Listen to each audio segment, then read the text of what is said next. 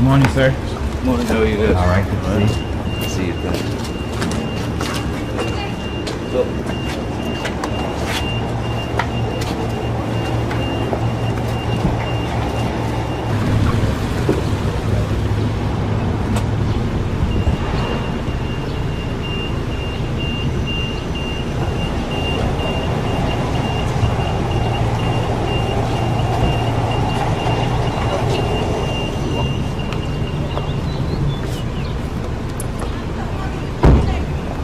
I'll get Okay, thank you. the water in the door.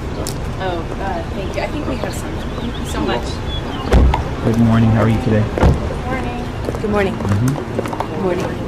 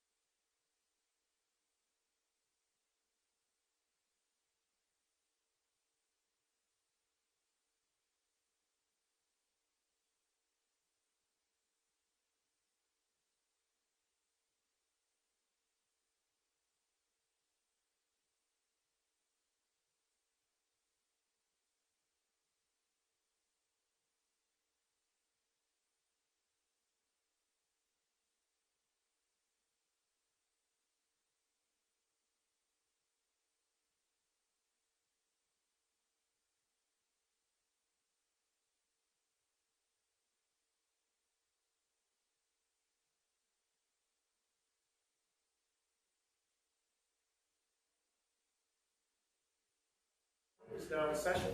The Honorable Penny Ascarati, presiding. Please be seated. Come to order. Good morning, Judy. Can you hear everything okay today? Okay, good. All right, good morning. Good morning, Your Honor. All right, do we have any preliminary matters before the jury comes out? Yes, Your Honor, we would just ask leave for Your Honor to please publish our agreed demonstrative. All right. There's no objection to that? People have changed places here. I just want to make sure I look in the right place. There you are. Okay, we're It's a good. blank screen right now, so we would ask to publish it now. Okay. I'm assuming it's, We tried it out beforehand. It seemed to work. if it's a blank screen, it's hard to see if it's working or not. Understood. It is published, Thank you. but it's just a blank screen, I guess. Okay. We're going to hope that's it then. All right, thank you. Anything else we have? All right, we're ready for the jury? Yes, sir. Okay, great.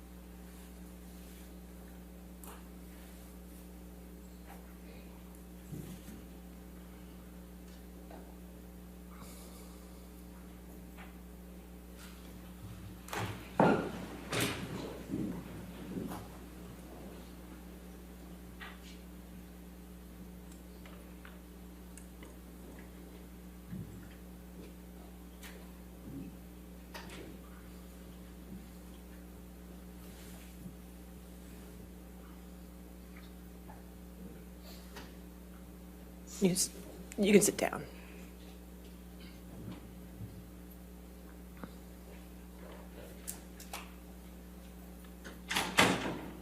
All right. Good morning, ladies and gentlemen. If I could have you move your water down by your chair, just not have anything there. If we get electronics, if we mess up the electronics, I get in trouble. So thank you. I hope you like the seat that you're in. I'd like you to stay in that seat for the duration. I'd appreciate it. I hope you had a good evening. All right. Thank you, and thank you for being punctual today. I appreciate it. You can have a seat. All right. Are we ready with opening statements? Yes, Your Honor. All right. Go ahead, sir.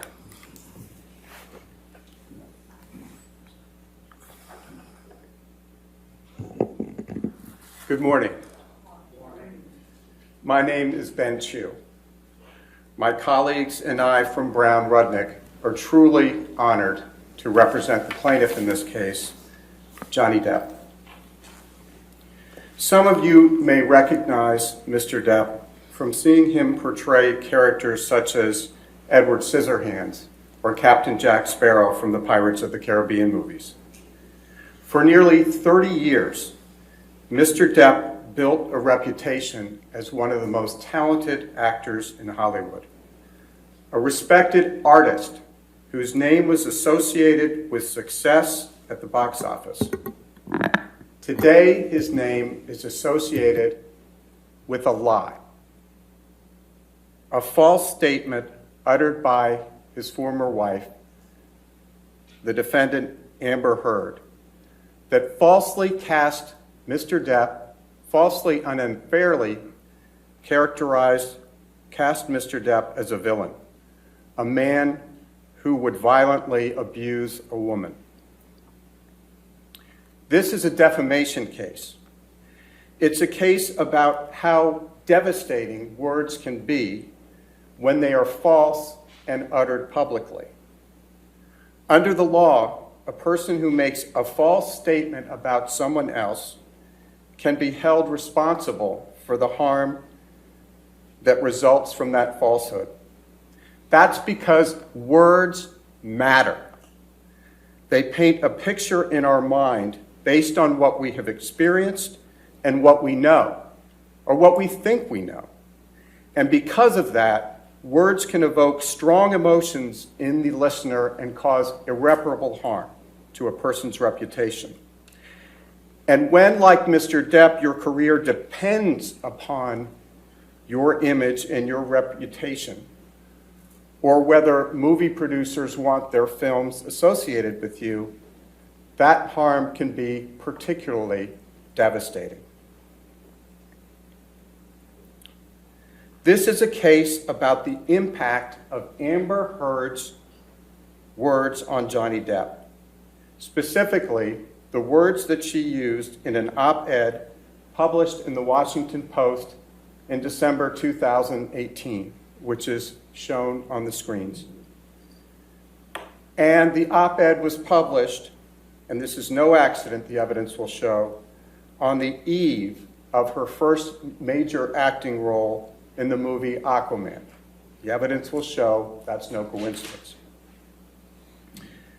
The evidence will show the words that Ms. Heard used, which are the subject of Mr. Depp's defamation suit against her. And there are three statements that we respectfully ask each of you to focus on. Statement number one, quote, "I spoke up against sexual violence and faced our culture's wrath." Statement number two, 2 years ago, I became a public figure representing domestic abuse. And I want to repeat that because you're going to hear that throughout the case, because the timing here is critical. 2 years ago, I became a public figure representing domestic abuse. Statement number three, quote, "I had the rare vantage point of seeing in real time how institutions protect men accused of abuse," unquote. Ms. Heard did not use Mr. Depp's name in the op-ed. She didn't have to. She didn't have to because the evidence will show that everyone in Hollywood, where Mr. Depp and Ms. Heard both have their careers, and many others outside Hollywood, knew exactly what she was talking about when she used the word 2 years ago. I became a public figure representing domestic abuse. That's because, as the evidence will show, and you will hear, 2 years earlier, on May 27, 2016, Ms. Heard had publicly accused Johnny Depp, her husband at the time, of domestic abuse. You will learn during the trial that Ms. Heard's actions were prompted by Mr. Depp's request for a divorce. He wanted out, which drove her to concoct, to make up a story that was, at first, designed to keep him. And then, when he made it clear that finally, after all he had endured, he was done, was designed to recast herself as an abuse survivor, with Mr. Depp as the alleged abuser. The evidence will show that 6 days after Mr. Depp requested a divorce, and he did so politely, and 3 days after Ms. Heard's lawyer threatened Mr. Depp with claims of abuse if he did not agree to her financial demands, Ms. Heard arrived at the courthouse in Los Angeles, California, to file for a restraining order alleging abuse. Ms. Heard, the evidence will show that Ms. Heard showed up with a mark on her face that mysteriously appeared 6 days after she last saw Mr. Depp. And 6 days before, she publicly filed a request for a domestic violence restraining order alleging abuse. The evidence will show that her publicist and the paparazzi were there at the courthouse to document the event, to make sure that Johnny Depp's name was forever associated with the image of an innocent, battered woman. It was a jolt. It was a shocking story, splashed across front pages across the country. No one had ever, in 5 decades, accused Johnny Depp of being violent with a woman. No one had ever accused Mr. Depp of being violent with a woman. He had been in other long-term relationships. He had children. Objection, Your Honor. Excuse me. May we approach?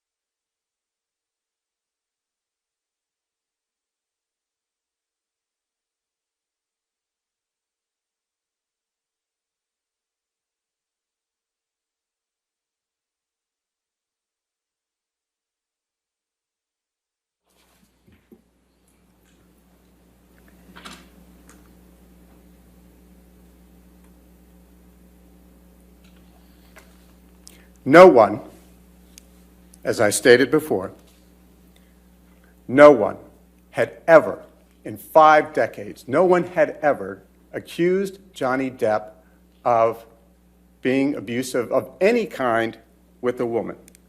That's why it was such a jolt. He had been in other long-term relationships, as I said. He had 2 children. And no one had even suggested ever that he was capable of something like this. By choosing to lie about her husband for her own personal benefit, Amber Heard forever changed Mr. Depp's life and reputation.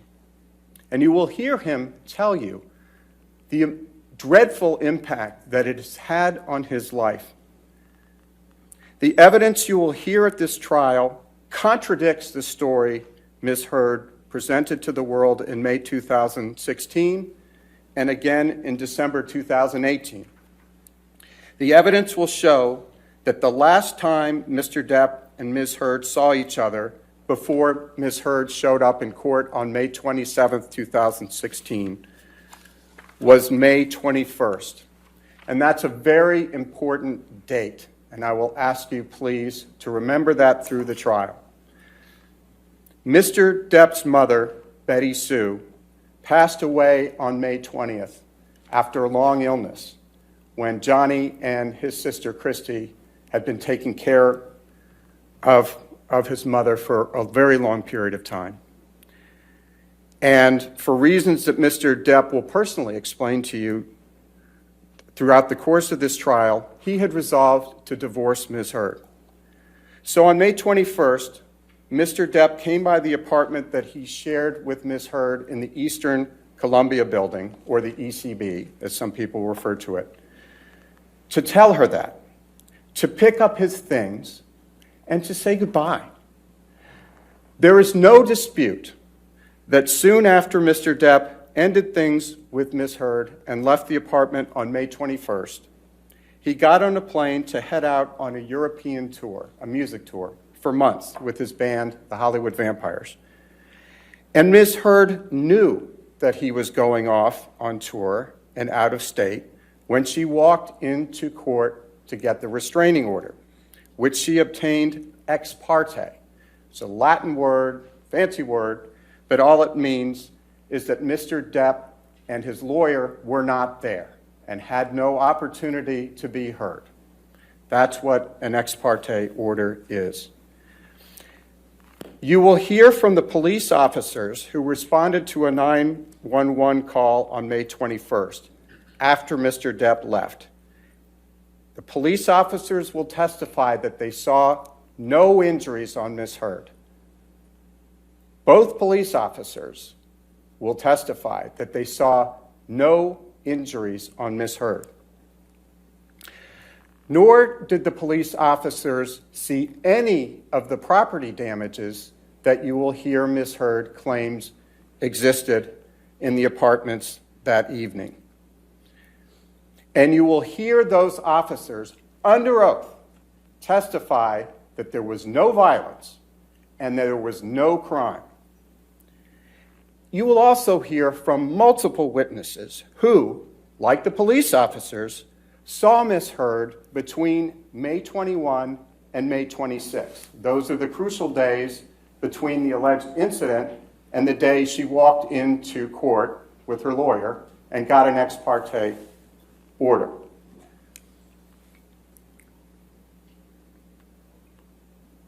And those witnesses will testify that they saw her without any marks, any signs of injury on her face.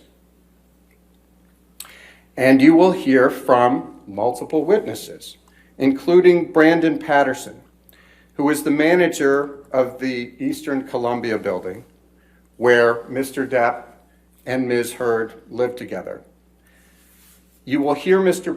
Patterson say that he saw, and others will say as well, that they saw a surveillance video from the week of May 21st that showed Ms. Heard's sister, Whitney, throw a fake punch at Ms. Heard's face. Now let's just stop there. This is a surveillance video you will hear about where the sister of the alleged victim threw a fake punch at her sister, which allegedly occurred, this incident, only a couple of days earlier.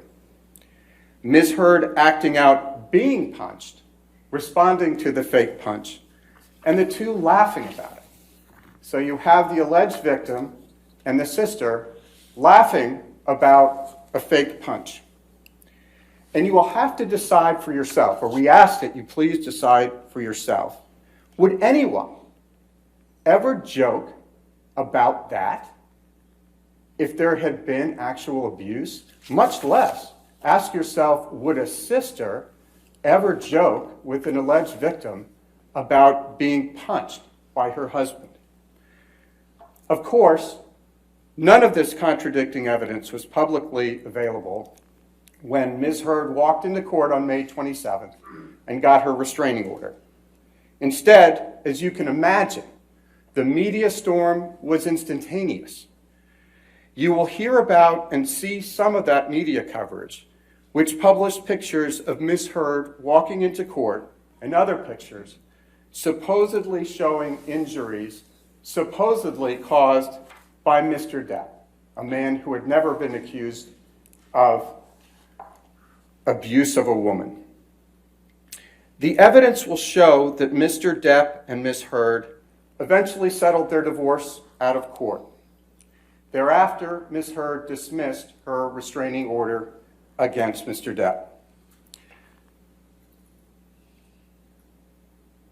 But Ms. Heard's false claim that Mr. Depp had abused her remained in the public sphere. It didn't go away. The images were permanent. And the evidence will show that 2 years later, which is why we're pointing to that reference in the op-ed, in the wake of the Me Too movement, and just before the release of Ms. Heard's role in the movie Aquaman, Ms. Heard chose to remind the world about the festering allegations, this time under the banner of a international newspaper, The Washington Post. In the op-ed, in her op-ed, Ms. Heard again painted herself as the innocent victim of abuse, but this time with a wider audience primed to take action against industry powerhouses accused of abuse.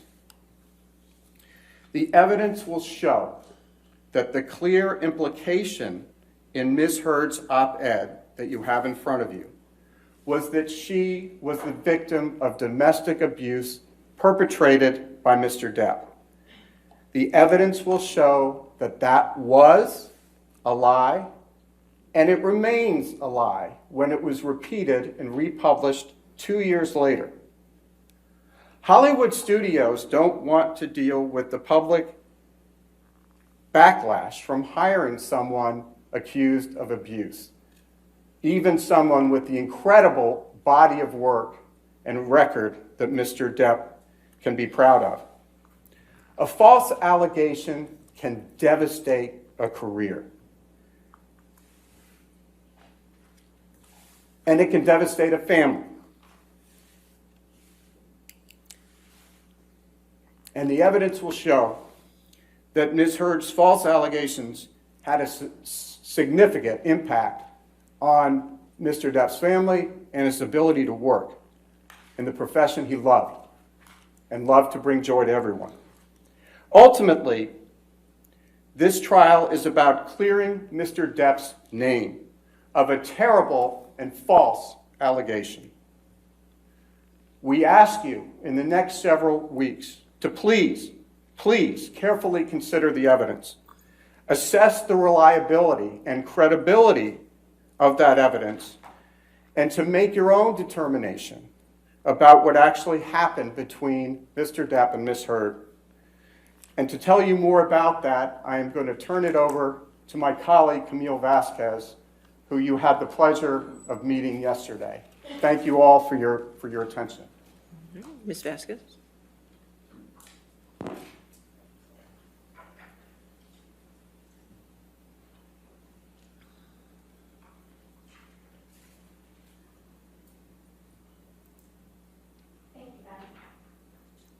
You might have to turn it up a little bit.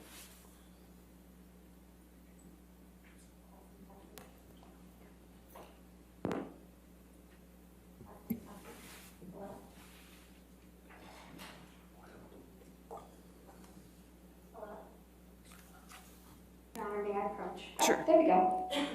Just heard myself. Thank you. Thank you, Ben. And good morning. Good morning.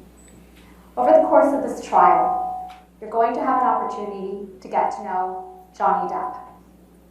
Not the characters he's portrayed, but the man himself. You will hear from Mr. Depp directly, but you will also hear from his friends, his family, and employees. You will hear from people who have known him for decades. They have seen him at his best, and they have seen him at his worst. And they will tell you, each of them, that he is a kind soul who has never and would never raise a hand to a woman.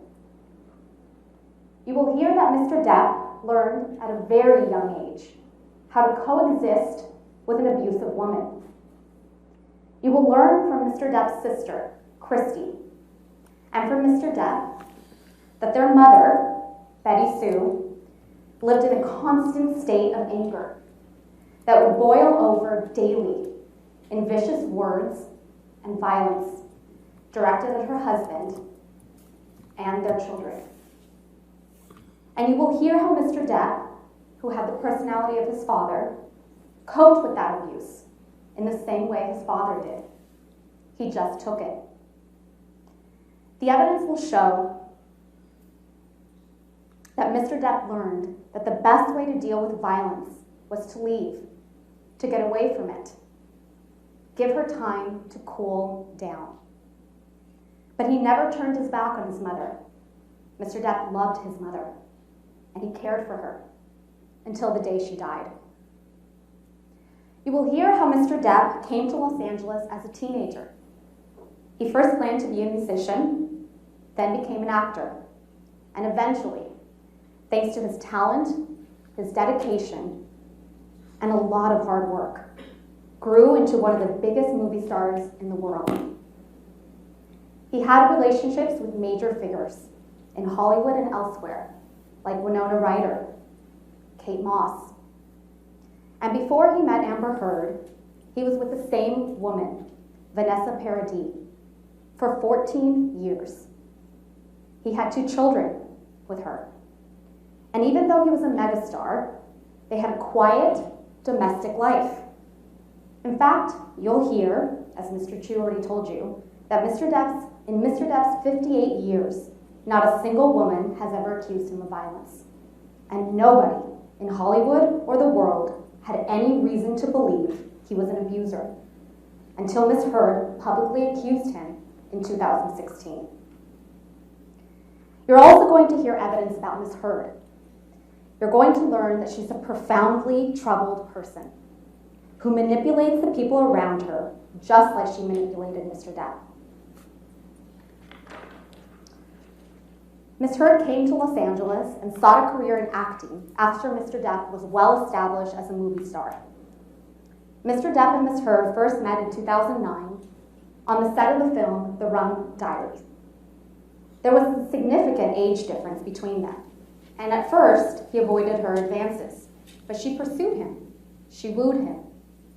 The evidence will show that Ms. Heard went to great lengths to win him over by playing the doting girlfriend, and it worked. He fell head over heels in love with her. Those who watched this relationship develop saw red flags all over the place. You will hear from them in this trial. And over time, the real Ms. Heard began to emerge. She would berate him, scream at him. He would try to appease her, and sometimes, just sometimes, things would get better. But it would always happen again. The evidence will show that Mr. Depp started coping with Ms. Heard in the same way he did as a child. He would try to get away, avoid the conflict. But his trying to leave enraged Ms. Heard. She would resort to physical violence, throwing things at him, hitting him. She would tell him he was a coward. She would tell him he wasn't man enough because he wouldn't stay and fight with her. You will see that Ms. Heard equated anger and violence with passion. She would apologize with poetic excuses, as if the violence just proved how fierce and overwhelming her love for him was. And you're going to hear that when Ms. Heard got violent, Mr. Depp would just retreat, just as he did with his mother. He would try to leave, to get away from her. In her words, Ms. Heard's words, he would split. Mr. Depp would often retreat into bathrooms, lock the doors, wait out Ms. Heard's aggression, but his leaving just provoked her more. You will hear from Mr. Depp's security people, like Sean Bett, about how they often had to remove Mr. Depp from scenes with Ms. Heard, screaming at him, chasing him, trying to keep him from leaving.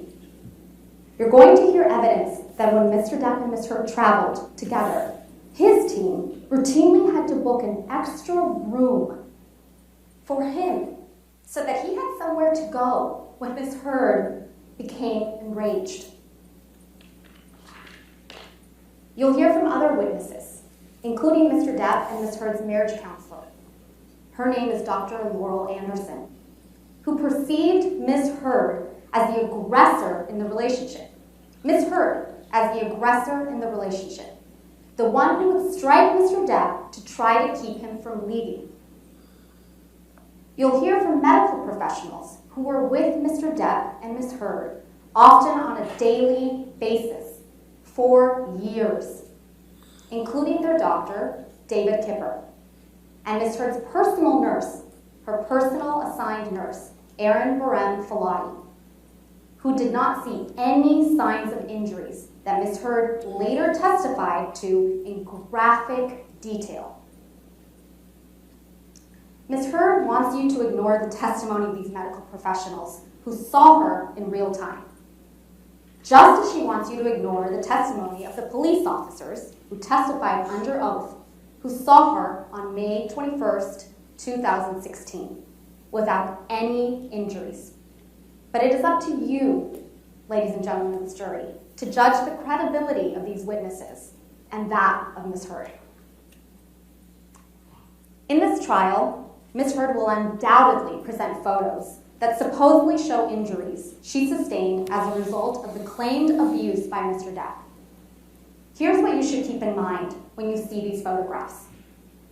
First, the evidence and expert testimony from a forensic pathologist, a doctor, will show that the injuries reflected in these photographs are not consistent with the brutal allegations of abuse Ms. Heard has alleged.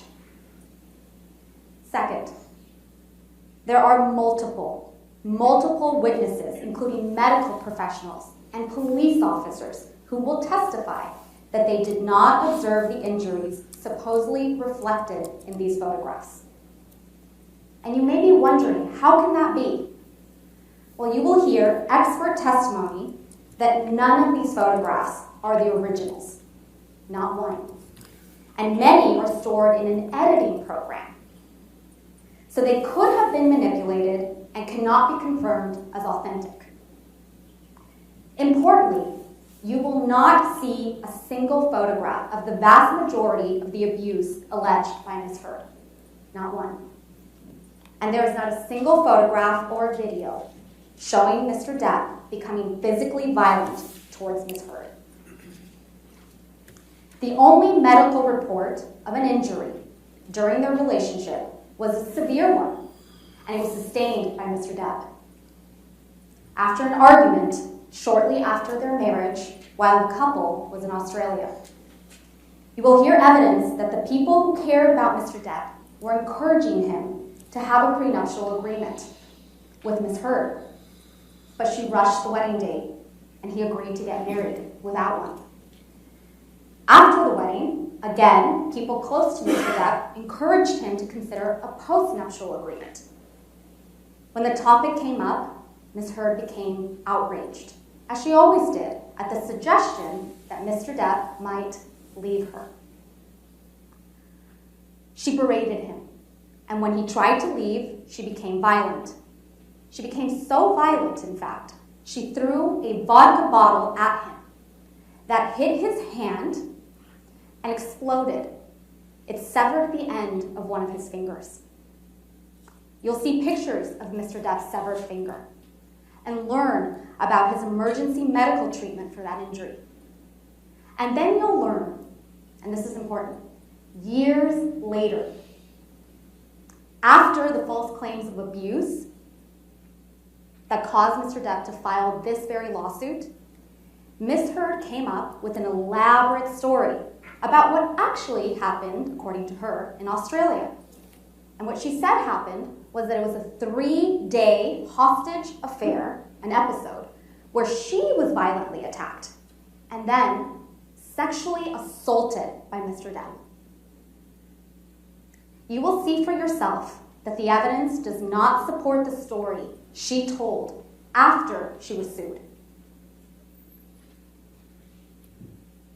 You will learn that there came a time when Mr. Depp was done, and you'll learn from him, and he will tell you why. The evidence will show that on May 20th, 2016, Mr. Depp's mother, Betty Sue, passed away. You will hear from Mr. Depp that his mother's passing was a wake-up call that helped confirm what he already knew, that the relationship with Ms. Heard wasn't working, and that Ms. Heard was not going to change. If you've ever lost a parent, you understand how much this experience can change your perspective on what is important for your own well-being. So Mr. Depp resolved to finally divorce Ms. Heard and told her that very day that he would do so respectfully and, most importantly, discreetly.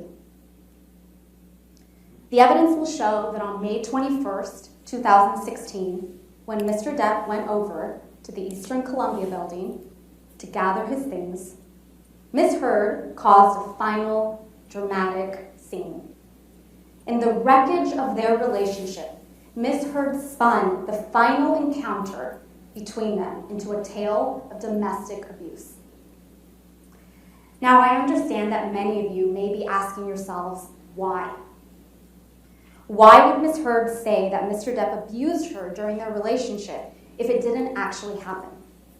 Why would she make up the detailed, dramatic tales of abuse that you will surely hear in this courtroom over the coming weeks? By the end of this trial, you will have the answer to that question. The evidence will show exactly who Ms. Heard is.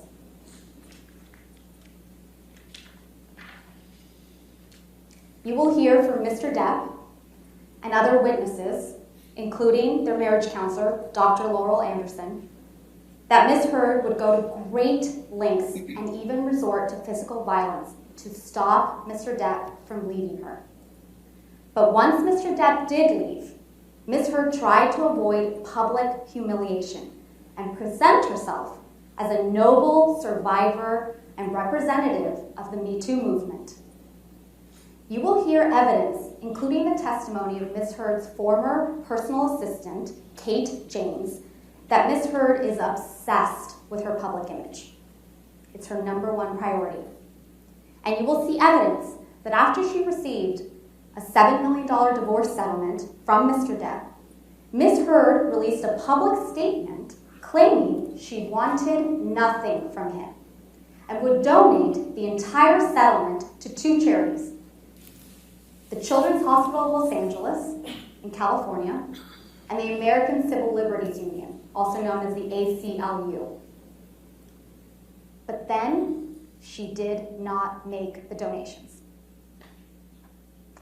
Quite simply, Ms. Heard had publicly cast herself in the role of a domestic abuse survivor. There was no going back. When Mr. Depp finally stood up and fought for his good name in court by filing this lawsuit, Ms. Heard, because she couldn't back down, went all in. After this lawsuit was filed, and it's important, the timeline here, after this lawsuit was filed, Ms. Heard started making up more and more alleged incidents of abuse. And if you'll recall, ladies and gentlemen, the headline of the op-ed references sexual violence. But Ms. Heard had never made that accusation against Mr. Depp. It was never part of her allegations of abuse. So what changed?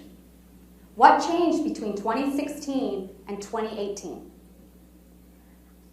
We submit to you, and the evidence will show, when she realized the seriousness of what she had alleged, she panicked and she alleged sexual assault. Ms. Heard and her lawyers are going to tell you some truly horrific tales of abuse before this trial is over. But the horrific details are designed. They're designed to shock you and to overwhelm you. They are designed to be explosive. And they are designed to distract you from the evidence and, most importantly, from common sense. That tells you, the common sense and the evidence will tell you that it is all a lie. That none of this, not one single alleged incident of abuse, could have happened as Ms. Heard claims. Ms. Heard's pattern is consistent. She tells a lie, then covers up that lie with still more lies in a constantly changing, evolving, ever more dramatic story. You're going to hear a lot about Mr. Depp during this trial. Ms. Heard is going to tell you a lot of things about him. That he abused drugs and alcohol. That he used bad and offensive language. And it's true that Mr. Depp has had real struggles with substance abuse in his life. He's not denying that. You may know people close to you who have struggled too. But struggling with drugs and alcohol doesn't make you an abuser. He has also used some very colorful language. He uses words that I don't use, and you probably don't use. And he uses them frequently. Mr. Depp, like all of us, is not perfect, but he did not abuse Ms. Heard. All of this is just meant to distract you from what this case is about. This case is about what Ms. Heard said in her op-ed. The evidence will show that Ms. Heard painted a picture of herself as a heroic, innocent survivor of abuse by Mr. Depp, a beaten woman who finally stood up to her tormentor. The evidence will show that Ms. Heard used her allegations against Mr. Depp to raise her own profile and to advance her own career. The very same day that the op-ed was published, under the title, quote, "I spoke up against sexual violence," end quote, she posted that article that's now displayed on your screens and the title on her Twitter page, right along with an announcement that she was becoming an ACLU ambassador on women's rights to make sure that, quote, women and girls can live free from violence, end quote.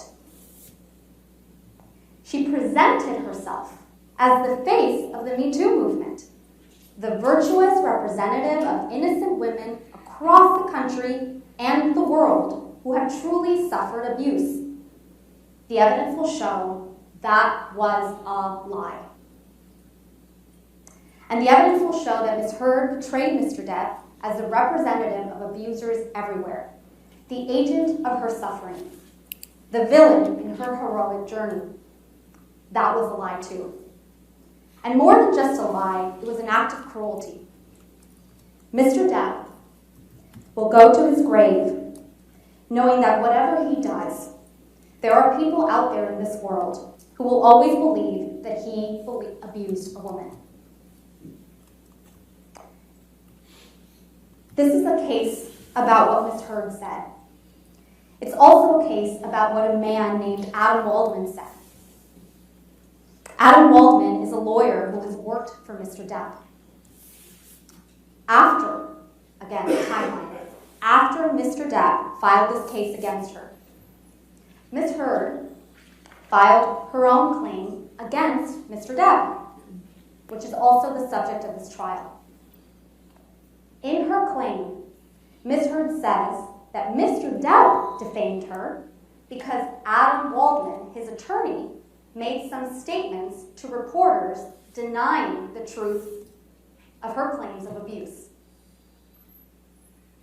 Adam Waldman is not in this courtroom. Ms. Heard chose not to name him in her claim. And I won't take up too much of your time with a discussion of her claim against Mr. Depp, except to say a few things. The evidence will show that those statements weren't even made by Mr. Depp.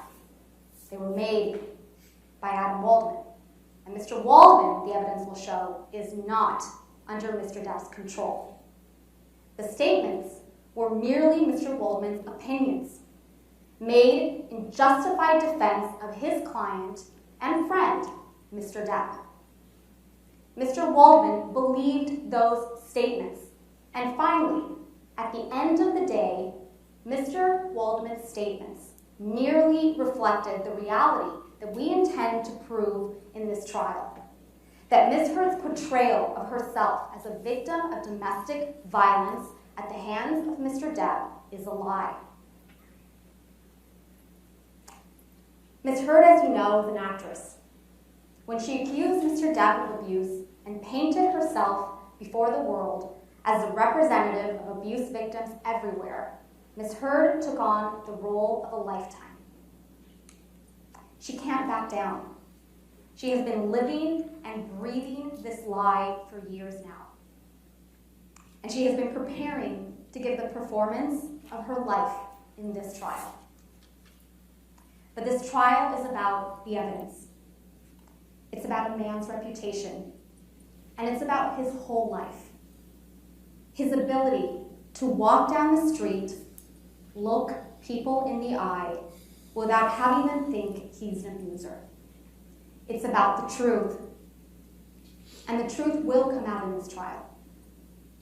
At the end of this trial, we will ask you to render a verdict for Mr. Depp. We will ask you to tell the world that he is not the abuser she described, and that she is not the victim she portrayed. And we will ask you to tell Ms. Heard that what she did was wrong. Thank you very much. Thank you, Ms. Vasquez. All right. Ladies and gentlemen, it's a little early, but maybe we should go ahead and take our morning break, just since it's a natural point to have a break before we have the second opening statement, okay? So why don't we go ahead and take a 15-minute recess. Just remember, do not discuss the case and don't do any outside research, okay? All right, you're free to go.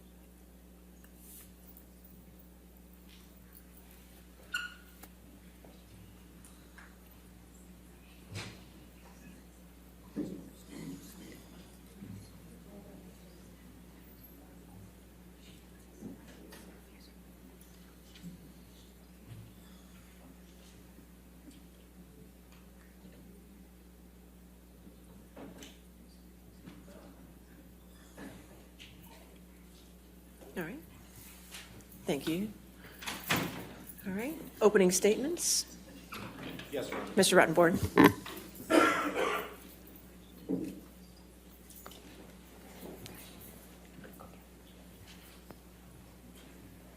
May I approach? Yes, sir. Good morning, everyone. My name is Ben Rottenborn, and together with Elaine and Adam, I represent Amber Heard. In a few minutes, Elaine will get up here and she'll introduce you to Amber.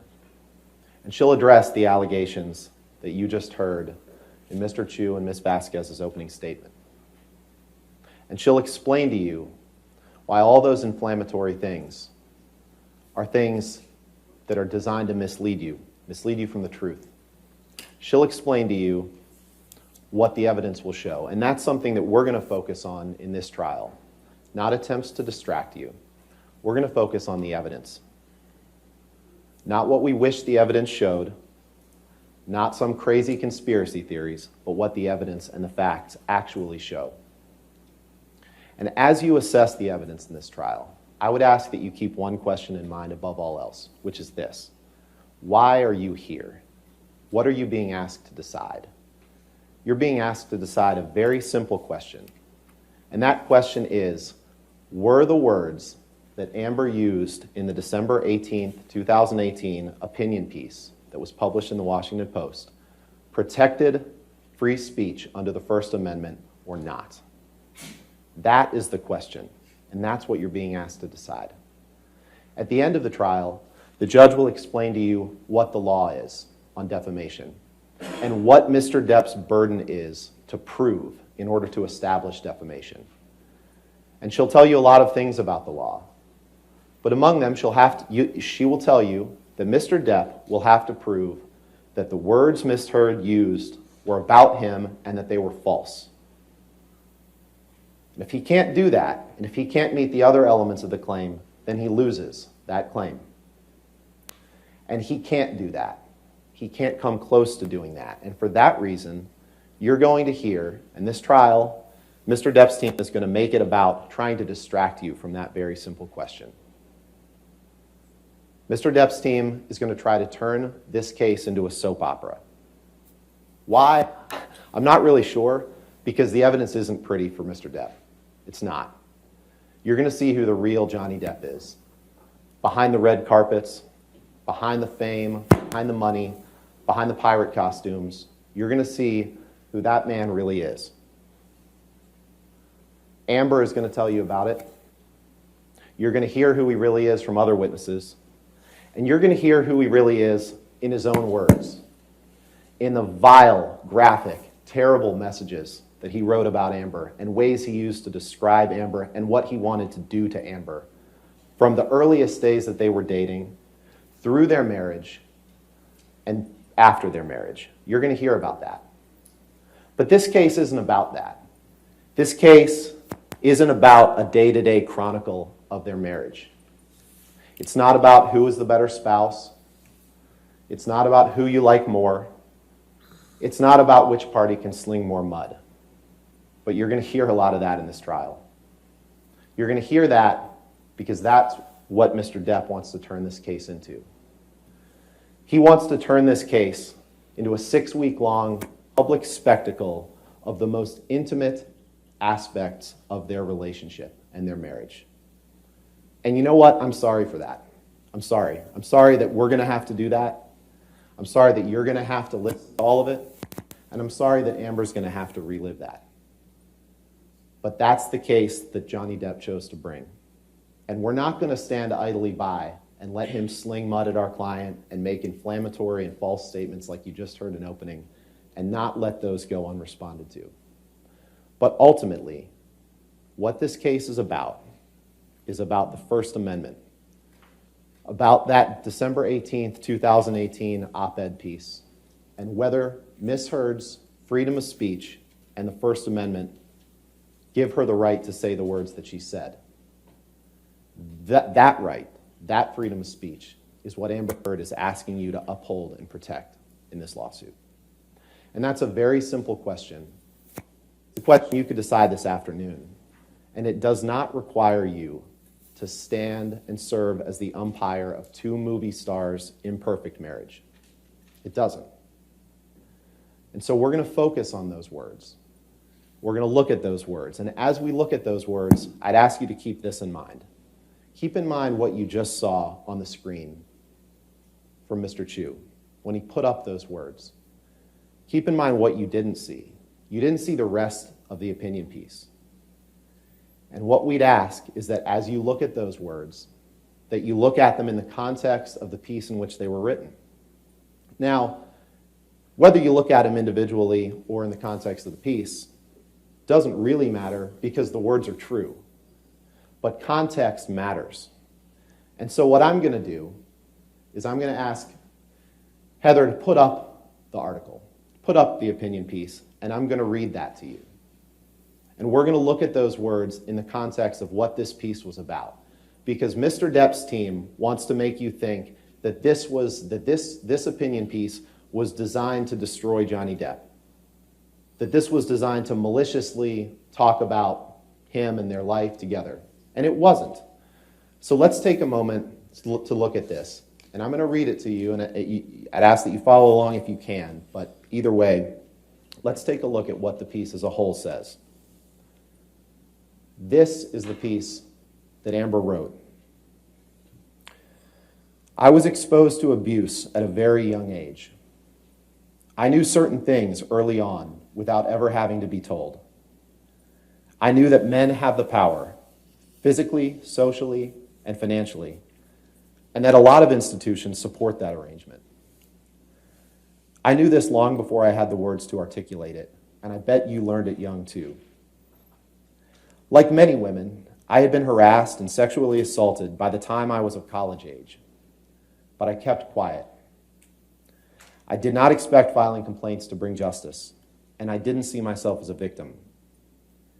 Then, 2 years ago, I became a public figure representing domestic abuse, and I felt the full force of our culture's wrath for women who speak out. Friends and advisors told me I would never again work as an actress, that I would be blacklisted. A movie I was attached to recast my role. I had just shot a 2-year campaign as the face of a global fashion brand, and the company dropped me. Questions arose as to whether I would be able to keep my role of Mira in the movies Justice League and Aquaman. I had the rare vantage point of seeing, in real time, how institutions protect men accused of abuse. Imagine a powerful man as a ship, like the Titanic. That ship is a huge enterprise. When it strikes an iceberg, there are a lot of people on board desperate to patch up holes, not because they believe in or even care about the ship, but because their own fates depend on the enterprise. In recent years, the Me Too movement has taught us about how power like this works, not just in Hollywood, but in all kinds of institutions, workplaces, places of worship, or simply in particular communities. In every walk of life, women are confronting these men who are buoyed by social, economic, and cultural power, and these institutions are beginning to change. We are in a transformative political moment. The president of our country has been accused by more than a dozen women of sexual misconduct, including assault and harassment. Outrage over his statements and behavior has energized a female-led opposition. Me Too started a conversation about just how profoundly sexual violence affects women in every area of our lives. And last month, more women were elected to Congress than ever in our history, with a mandate to take women's issues seriously. Women's rage and determination to end sexual violence are turning into a political force. We have an opening now to bolster and build institutions protective of women. For starters, Congress can reauthorize and strengthen the Violence Against Women Act. First passed in 1994, the act is one of the most effective pieces of legislation enacted to fight domestic violence and sexual assault. It creates support systems for people who report abuse and provides funding for rape crisis centers, legal assistance programs, and other critical services. It improves responses by law enforcement, and it prohibits discrimination against LGBTQ survivors. Funding for the act expired in September and has only been temporarily extended. We should continue to fight sexual assault on college campuses while simultaneously insisting on fair processes for adjudicating complaints. Last month, Education Secretary Betsy DeVos proposed changes to Title IX rules governing the treatment of sexual harassment and assault in schools. While some changes would make the process for handling complaints more fair, others would weaken protections for sexual assault survivors. For example, the new rules would require schools to investigate only the most extreme complaints, and then only when they are made to designated officials. Women on campuses already have trouble coming forward about sexual violence. Why would we allow institutions to scale back supports? I write this as a woman who had to change my phone number weekly because I was getting death threats. For months, I rarely left my apartment. And when I did, I was pursued by camera drones and photographers on foot, on motorcycles and in cars. Tabloid outlets that posted pictures of me spun them in a negative light. I felt as though I was on trial in the court of public opinion, and my life and livelihood depended on myriad judgments far beyond my control. I want to ensure that women who come forward to talk about violence receive more support. We are electing representatives who know how deeply we care about these issues. We can work together to demand changes to laws and rules and social norms, and to right the imbalances that have shaped our lives.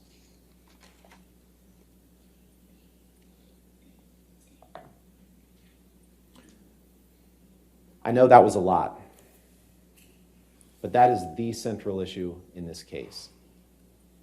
Are those words that Amber wrote, are those protected by the First Amendment? And the answer is very clearly yes. So let's talk about that article for a minute. First of all, the article doesn't mention Depp by name. It never once contains his name in that article. It is not about Amber's relationship with Mr. Depp. There are no details of any abuse in that article. The article is about proposed legislation and strengthening of government laws and policies designed to protect abuse victims and people who report abuse. That's what the article's about. And it was written in the midst of a social movement in which the American Civil Liberties Union, the ACLU, asked Amber to use her platform to speak on these important issues. And that's what she did. To do so, she drew on her experiences as someone who had reported domestic abuse. And there's no question, there is no dispute that she did in fact report domestic abuse in 2016. Depp's side admits that. She talked about her negative personal experiences and her reactions and opinions after being someone in Hollywood who reported abuse and the consequences that flowed from that. She talked about what she experienced in the days and months following reporting that abuse. That's what the article is about. The article isn't about Johnny Depp. The article is about the social change for which she is advocating and that the First Amendment protects. And so I hope you remember, as this case goes on, that you saw from Mr. Chu only the 3 statements in isolation, because they want you to forget that. They don't want you to pay attention to what the article is about. Now, if it had been Amber's intention to use this article to detail the abuse that she suffered and that you'll hear about over the course of this trial, believe me, the article would have looked very, very different. She could fill a book with those details. She probably would have started out by calling out Mr. Depp by name. She probably wouldn't have published it in the Washington Post. She would have described in great detail the man who has described himself, the violent side of himself, as the monster. That's what she would have done. The monster. She would have told you about the monster. But she didn't. That wasn't the point of this article. And she was careful to avoid that, even having her lawyer review the article to make sure that it was okay. And she relied on that lawyer's advice, and you'll hear testimony on that during the trial. But because Johnny Depp brought this case and asked for it, all of that is going to come out. Just know that Amber Heard never wanted to unearth for the public who the real Johnny Depp is. But that's going to come out over the course of this trial. I'd like you to also take into consideration who isn't here today. You don't see the Washington Post sitting here as a defendant in this courtroom. Depp didn't sue the Washington Post. He had no interest in doing that. He only sued Amber. He could have sued the Washington Post. They published the article. But he didn't. And he chose to bring Amber to court here in Virginia, where she has no ties, has never lived, he's never lived, where they never spent any time, because he wanted to make her life hard. He wanted to ruin her life. He wanted to destroy her. That's what he did. And I wish I could say that that's surprising. It's certainly disturbing, but it's not surprising, because the evidence will show that for years, all Mr. Depp has wanted to do is humiliate Amber, to haunt her, to wreck her career. That's what the evidence will show in his words. That's what he wanted. But he made a mistake bringing this case in Virginia, because you're the people who are going to hear this case. A qualified, prepared jury who respects the First Amendment. And with that, even though we've looked at the article as a whole, I'd like to spend a few minutes looking at the individual statements that were made, just as Depp's side showed you, because I think it's important to do that as well. Can we pull up slide 1, please?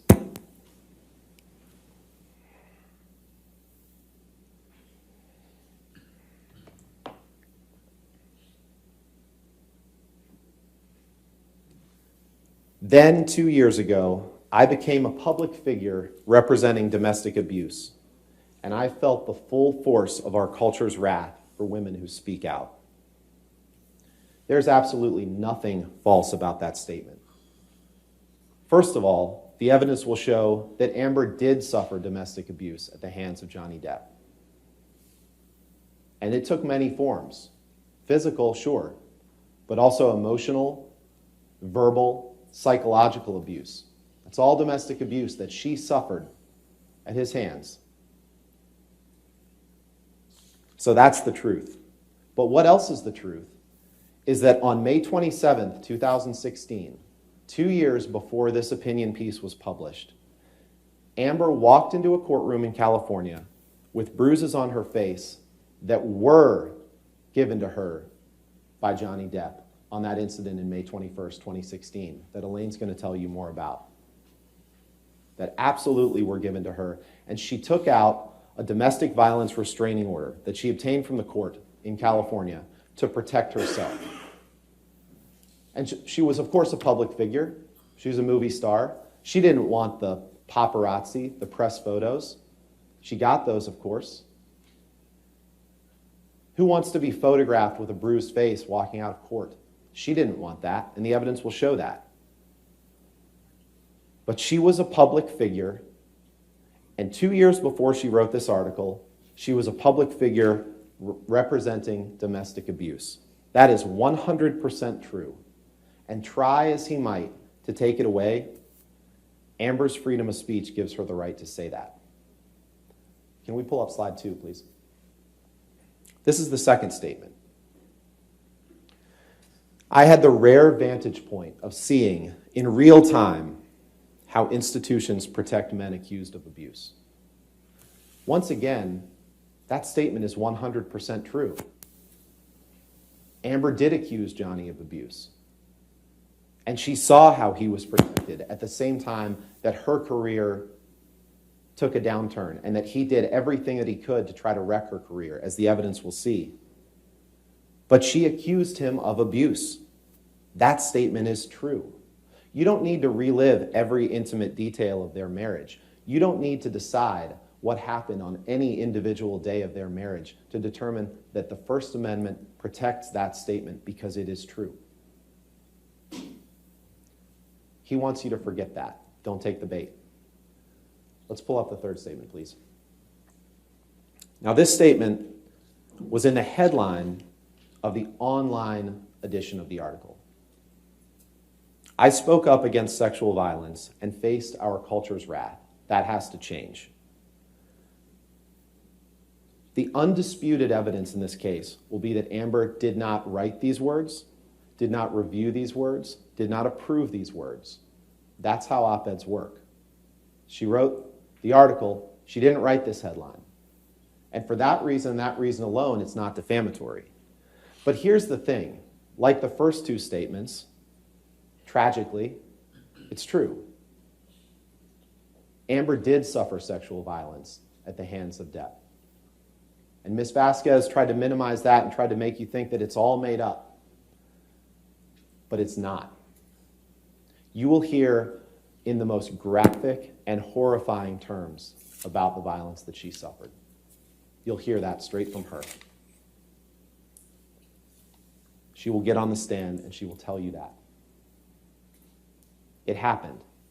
And by taking out that domestic violence restraining order, by obtaining that from the court, she did speak out against it and all the other abuse that she suffered. And she said, enough is enough. I need to protect myself. She didn't want to do that. She didn't want to be forced to get that restraining order, but she did.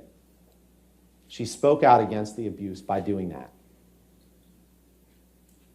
And the evidence will show that she did face her culture's wrath, perhaps illustrated no more clearly by the fact that she's here today facing this lawsuit brought by an obsessed ex-husband hell-bent on revenge.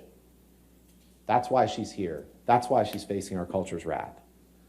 And as you consider whether these statements are true, I'd ask you to keep this in mind as well. The evidence will show that in May of 2016, when she obtained the restraining order, Mr. Depp never denied the allegations. And in fact, he signed a statement that Amber hadn't made any false statements for financial gain. He signed a statement saying she hadn't made any false statements. And you'll see that in evidence in this trial. And it was only 2 years later, as his career was in free fall and her career was taking off, that he pounced, that he chose to bring this lawsuit after saying that she hadn't made any false statements. And one thing that you'll be instructed at the end of the trial, but that Mr. Depp's side will try to distract you from, is that any damages that he suffered and any defamation has to flow from that 2018 opinion piece. This case isn't about the statements made in 2016, even though they're true. This case is about the December 2018 opinion piece. That's what the case is about. And I have to say, it's pretty ironic that a piece that briefly discussed Amber moving on from Johnny Depp, that briefly discussed her life experiences after Johnny Depp, is the very vehicle that he uses to try to keep her from moving on, to try to keep her from living that life, rather than give her her life back, rather than take personal responsibility for his own actions. It's ironic that he uses that piece to do that. But like I said, it's not surprising because you will see clear and graphic evidence of his intentions, dating back years. Now, in 5 or 6 weeks, Elaine or I will get up here at closing argument and we'll remind you what this case is about. We'll remind you that this case is about one piece of paper. Amber's words in this article that wasn't about Depp, wasn't about her marriage, wasn't about her relationship, that it was about life after that. It's about the freedom of speech. It's not about the soap opera that Depp will turn this case into. It's not about who you like better. It's not even about whether you agree with the words that she wrote. It's about her right to speak them. Now, before I sit down, I'd like to briefly discuss some of the damages that Depp alleges in this case, because he can't win the case if he can't show damages. And the evidence will show that he has not suffered 1 cent of damages from this op-ed. Not one.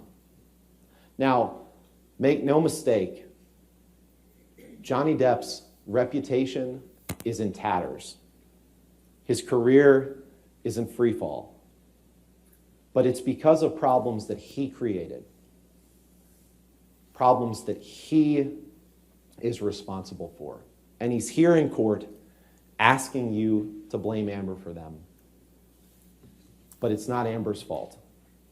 They're from the choices that he made. You'll hear a lot of evidence in this trial about those choices. You'll hear evidence of crushing drug and alcohol abuse.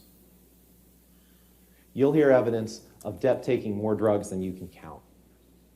You'll hear evidence that before one of the instances of abuse, a cross-country plane flight in May 2014 from Boston to Los Angeles, when he kicked Amber in the back on a private jet. You'll hear evidence that he had had no food for days, that he had used cocaine, that he had had half a bottle of whiskey, that he had had countless Red Bulls and vodkas, that he had taken pills, and on the plane decided to top all that off with 2 bottles of champagne. You'll hear evidence of that. And he blacked out on the plane, and he abused Amber and didn't remember anything about it when he woke up. You'll hear evidence of drug binges with his good friend Marilyn Manson. You'll hear evidence of that 3-day blackout in Australia that Ms. Vasquez tried to minimize and tell you was false. A 3-day blackout in which he abused and sexually assaulted Amber, all because she had the courage to confront him about his drinking. Imagine that. A concerned spouse confronts her husband about his drinking and gets rewarded with that. That is what the evidence will show. That is what happened to my client. That 3-day blackout that led her to be so in fear for her life that she barricaded herself in her room. That same 3-day blackout that kept him from being able to do what he was in Australia to do, which was to film Pirates of the Caribbean 5. His behavior on that trip, both before the blackout and during it, kept him from being a reliable actor. He showed up late to the set, and after that blackout, he was gone from the set for a long time. Now, he did cut off his finger, but the evidence will show my client did not do it. And just imagine this, what Ms. Vasquez is trying to get you to buy is that Amber Heard somehow developed a major league level fastball and cut off his finger with a bottle. You'll see the evidence. You'll see that that doesn't make any sense. And you'll hear from Ms. Heard's experts who testify, including orthopedic hand specialists who testify there was no way that that happened. You'll also see pictures of what Mr. Depp did after he cut off his finger, when he dipped it in blood and paint and wrote graffiti all around the house. That's what you're going to see he did. And you're going to ask yourself, how can someone that is blacked out, how can they deny that they abused someone? How can they deny what they were told that they did? He has no credibility when he gets up here now in this court and tells you he didn't do this or do that when he was blacked out. So just remember that. Those were problems that he created. You'll hear evidence that the same addictions that led him to abuse Amber also led to the demise of his career as an actor. Like I said, as you saw with Disney, the evidence will show with Disney, he was unreliable as an actor, and those same self-destructive tendencies led to financial distress. Quite simply, he was running out of money, and that distress fueled his abusive tendencies toward Amber. And it led the public to think less and less of him. And you will see a parade of witnesses who testify in Johnny's case that all have one thing in common. They all rely on him. They're all on his payroll for the most part, or they rely on him for some sort of luxury in their life. And you'll see that of these witnesses. So in a lot of ways, Amber previewed the parade of witnesses when she said in her op-ed, and I'm going to read from it and quote it here. She said, you remember when I said this, "Imagine a powerful man as a ship, like the Titanic. That ship is a huge enterprise. When it strikes an iceberg, there are a lot of people on board desperate to patch up holes, not because they believe in or even care about the ship, but because their own fates depend on the enterprise." Remember that as Depp's witnesses take the stand, none of whom know what happened behind closed doors between him and Amber, none of whom can testify to that. But remember that these are people who care about their own financial well-being, just as Amber previewed in that article. And they know what happens to people who stand up to Depp. They know what happens because they've seen it. They've seen it with Amber, and they've seen it with other people in his life who had the courage to ask him to change and who he lashed out against. These are people who helped enable the man who describes himself as the monster. Make no mistake, this man's poor choices have brought him to this courtroom. His own bad behavior, his own refusal to commit to sobriety, his own violence, his poor choices. And the people who have spoken up against it, they're the ones that have suffered the consequences. You'll hear evidence that he fired his longtime agent, that he got rid of his business managers and his law firms that had represented him for years. And no one has suffered from his refusal to take accountability more than Amber Heard. You'll hear evidence that 2 years before the op-ed, 2 years before that, Mr. Depp brought someone else into his life who helped convince him to blame other people. That man, Adam Waldman, who Ms. Vasquez introduced you to, had never met Mr. Depp while he was in a relationship with Ms. Heard, or while he was represented by his agents or his former business managers. But he convinced him that all these bad things that are happening in his life, he helped convince him of this, were other people's fault. And you'll hear evidence of that. Rather than take responsibility for cleaning himself up, Depp chose to blame other people. That's why we're here. And the evidence will show you crystal clearly that the op-ed had nothing to do with damages that he suffered. He's going to try to make it sound like this caused him to lose Pirates of the Caribbean 6, which is a movie that hasn't been made, but that Disney wasn't going to cast him in it because of Amber's article. But there's no evidence of that. The evidence will actually show that months before the op-ed, it was reported that Disney was considering dropping him from Pirates 6. The evidence will show that Disney had a dossier on him that had articles from the press, had other information about Mr. Depp, and they didn't have this article at all in their files. It didn't register with them, just as it didn't register with the public. The public had known since 2016 what Amber had to say about Johnny Depp.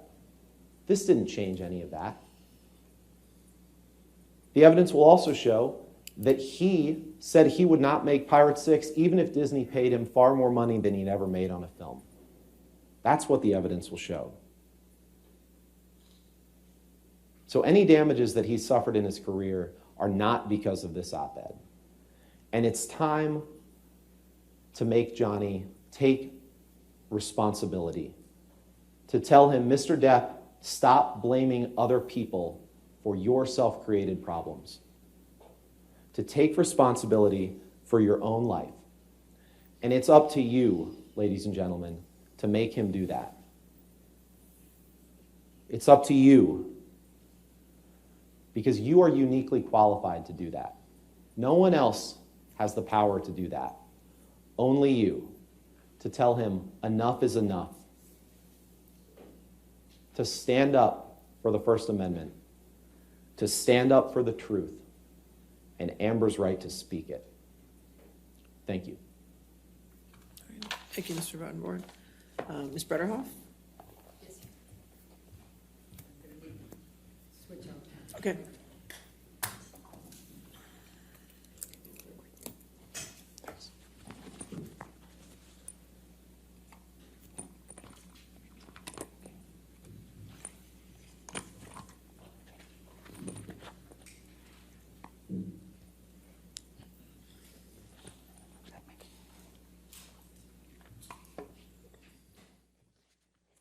you. Good morning still. It's good to see you all again, and thank you again very much. Ben told you we will be relying on the evidence rather than the hyperbole and the personal attacks, and he was right. The evidence in this case, simply put, is overwhelming and compelling. In the 6 weeks, we're going to try to show you as much as we possibly can. There are many, many, many photographs. Now, you heard Ms. Vasquez try to say, you can't trust those, it's not the originals. She's got that wrong. It's not from the original devices. Ms. Heard took all kinds of photographs, and her friends took photographs, and all of those remained on the cloud, and all of them have been imaged, and all of them have been examined by their IT experts, and they cannot discredit one photograph. Then she says, and it's got a photo editing thing. Well, all iPhones have the photo editing. It's where you can make it a little lighter or darker. You can move it to the center or not. That doesn't discredit the photographs, and we will have an IT expert who will testify that all of these are legitimate, authentic photographs. Not only that, but Ms. Heard produced all of her different devices over the years, including her most recent laptop, and they were pulled from many, many sources, and all of them are identical. So if she was going to go in and try to manipulate, she would have had to do it everywhere. And Ms. Heard will tell you she doesn't have that level of talent. There may be a couple of you on the jury who have that talent. She does not have that talent. They're all very legitimate photographs, and listen carefully to the evidence from the experts, and you will find every single piece is authenticated and is true. And they show bruises, and they show cut lips. They show hair pulled out of her hair. They show all kinds they show two black eyes when he headbutted her. Those are all going to be there. We also are going to show you a video, and I'll talk about the time frame of it.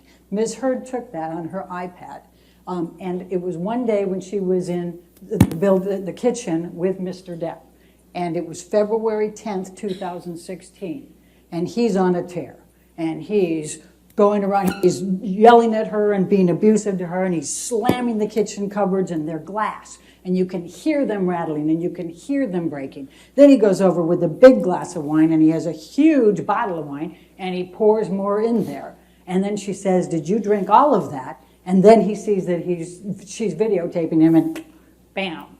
That's going to be a pretty graphic one for you to see. Then you're going to hear audio tapes, which are pretty significant too. Ben told you about the May 2014 Boston plane incident, we call it, where he kicked her, where he was so drunk and he blacked out. Well, Amber audio taped him when he went to the back of the plane and passed out and was moaning loudly. You will hear that. You will also hear some other audio tapes that are very significant. One of them in Australia, at the end of the 3-day hostage situation. You will hear, apparently Mr. Depp turned on Ms. Heard's iPhone. She was never allowed to have a password, by the way. He would never let her do that during their relationship, but he must have inadvertently turned it on. There's 5 hours of audio tape.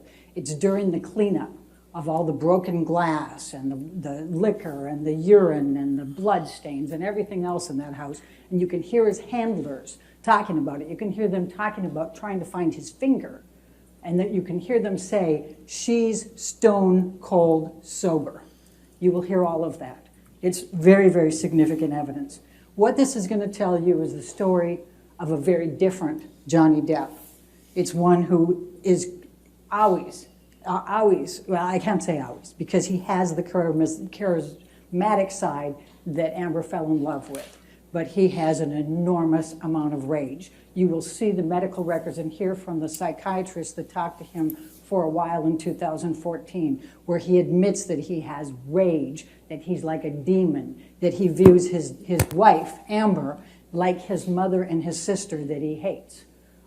That's what you will see. You will see that. And it'll be fueled by the alcohol and the drugs. Ben told you a little bit about that. You're going to see a list of his prescription drugs that his concierge doctor and team, who charge him $100,000 a month and have since 2014, and they are still his concierge doctors. That's the list of the medications he takes in one day that they prescribe. That doesn't include the cocaine. It doesn't include the ecstasy, the MDMA, the mushrooms, and all of the others. Now, it's during these rages that Mr. Depp engaged in verbal, emotional, physical, and sexual abuse of Amber. Let me introduce you to Amber, the lesser-known person here, and I know when we were doing the voir dire, none of you had even watched as much as 3 of her movies, so I'm going to tell you a little bit about Amber. She's 35 years old. She's from Austin, Texas. She grew up outside of Austin, Texas. She has a daughter, Una, who turned 1 last week. Amber grew up in an area, her father was a construction worker, primarily a painter, but he would break horses as part-time. They lived out on a ranch area. Her mother, Paige, who died 2 years ago at age 63, dropped out of medical school to marry Amber's father. She worked for the state of Texas in internet communications. They grew up very poor. Amber has a sister, Whitney, who's 16 months younger than her. And you will see and hear from Whitney later because unfortunately she also witnessed some of the abuse. Amber rode horses with her father. She tried to work with him to help him break the horses. She remembers having a broken arm at least 4 times, being in casts during that time. But there were some things she learned from breaking those horses that was very significant. Her father taught her she couldn't show fear, she couldn't show pain, and she couldn't show emotion. That's how she could break those horses.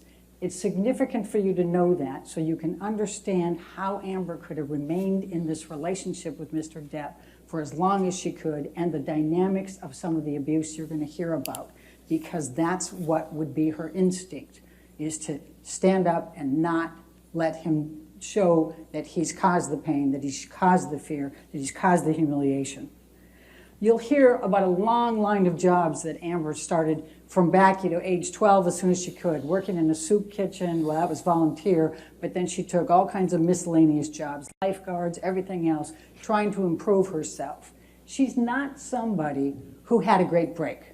What happened was she got recognized by a Hollywood agent who expressed some interest in her. She took her $180 that she'd saved up and she went to LA. That's all she had to her name. The testimony will be she worked all kinds of different jobs when she was in LA, anything that she could get. And she would go on, but she didn't have a vehicle, so she would go on buses, and she'd go up to six different auditions in one day. She'd have a map, and she'd have the bus, and then she would just go around. She had a big sweater, so she could change underneath it to whatever the role was, so that she could get things. And she wasn't going for famous actor roles. She was taking one-liners, she was taking extras, she was doing anything she could to make money to survive. And then you know what she did with it? She gave a bunch of it back to her parents. She started helping support them. Then when Whitney graduated from high school, she brought her out to LA and put a roof over her house and put her through community college. She took care of her family with what she made. When she met Johnny Depp in 2009, when he hired her for Rum Diaries to star across from him, she felt like she was pretty successful. She'd starred in some roles. She had an apartment. She had a vehicle, a Mustang. She could go to Starbucks. She could afford Starbucks. She viewed herself as doing pretty well at that point. Now, during the Rum Diaries, she got to know Mr. Depp. Not true that she was pursuing him or anything else. She was in a long-term relationship with Tasha Van Ray, and he was in a long-term relationship with Vanessa Paradis. Neither of them had any kind of romantic relationship at that time. When she departed from the Rum Diaries in 2009, Johnny started pursuing her. In fact, he sent her a number of gifts. One of them was a guitar, and she returned it. Now, 2 years later, fast forward, that's when the press junket started. And that's when she had to come back and meet with him, and they ran on the press tours. At that point, she had ended the relationship with Tasha Van Rie, and he said he had ended his relationship with Vanessa Paradis. So during the press trips, that's when they started dating, and by both accounts, fell madly in love. She loved the side of Johnny that we see in the movies, the charismatic one, the charming one, the generous one. That's the man she fell in love with. But sadly, the monster came in the way. And that monster would come out when he was drinking and when he would take the drugs. Amber will never forget the first event of abuse. She was sitting in his house in Sweetser on the sofa, and he was across from her. And they were talking about a tattoo that he had that had Winona Ryder forever. He had altered that to Wine Forever after he broke up with Winona Ryder. Just an aside, he had Slim, which was his nickname for Amber. When they broke up, he turned it to Scum. But in any event, he had that on there, and Amber thought he was making a joke when he was talking about it, and she laughed. And he up and slapped her. Now you see the rings that Mr. Depp has on him. It hurts when he slaps. And she was stunned. She had no idea what to think. And she kind of laughed, thinking, well, maybe that was a joke. What just happened? And he slapped her again. And then she just froze and just looked. And then he hit her again, and this time it knocked her right off the sofa onto the ground. And she remembers her face was in this dirty, filthy carpet. That's what she remembers and fixated on, the dirty carpet. And she's thinking, oh my God, I have to leave. I have to leave. But I love him. I have to leave. But I love him. And she sat there for the longest time. She laid there for the longest time. Then Johnny came off the sofa, got on his knees, started crying, told her he was very, very sorry that he had done this. It would never happen again. And he said some very significant words. I thought I had put the monster away for good. That's what he said to her that day. Well, Amber ended up leaving that day, and she went out to her car, her Mustang, and she remembers that it was cold, and she sat in the car for the longest time, and she remembers watching her breath because it was cold, and she was thinking, I have to leave him, but I love him. She just kept thinking that. She finally drove away. But Amber made the mistake that millions before her and millions after her have, who are victims of domestic abuse. She chose to stay and try to fix the problem, and thinking that she could do that. So she stayed. Now Amber was also, she grew up in an abusive family. Her father abused her mother, and sometimes she and Whitney. So she had that cycle in there, just as you've heard that Johnny had that cycle in his house. And so what's the normal to them is a little bit more difficult than some of us can understand. You will hear expert witness testimony about the cycles of violence and what happens with these people and how they react and all the dynamics of thinking they can fix them. She thought all the way through she could fix them. If she can just get them sober and clean, then everything was going to be that wonderful side that she fell madly in love with. And she kept trying, and she kept trying. She went to Al-Anon meetings. She went to therapists. She tried to do couples therapy. You'll hear about their tape recording sessions to try to resolve fights or de-escalate them so he wouldn't get mad at her for anything. But you'll hear that he gets mad at her for all kinds of things. But he didn't want her to work. Here she's a budding actor who wants to be out there and succeed, and he doesn't want her to take roles. He starts controlling what she wears. He starts looking at her lines when she tries out for places. He nixes any romance scenes, sex scenes. He gets mad and accuses her of sleeping with every single one of her co-stars. It became a cycle of that, a control as well, emotional abuse as you go. But what's also significant in that is the property damage. And that's a hard one for Mr. Depp to be able to escape when he's claiming that he's such a docile thing and that it's all misheard. You're going to see pictures. He writes on mirrors, horrible things to her, writes on lampshades, on clothing, on countertops. In Australia, when you heard Ben talk about Australia, he wrote the third day as Amber comes out after she's barricaded herself and gone through a lot, and I'll back up on that in a minute. She comes out, he's got mashed potatoes spread across the top. He's written along the wall of the staircase going down all kinds of nasty things about her, and Billy Bob Thornton, the last one she was in a co-star with, and fucking ambition and all kinds of things like that. And then he's written on the lampshades downstairs, and then he's got more on the mirrors. And then, on top of it, you've got all the broken glass everywhere, and you've got the liquor everywhere, and it's just, and then he's tried to urinate messages to her. That's the Johnny Depp. That's the other side.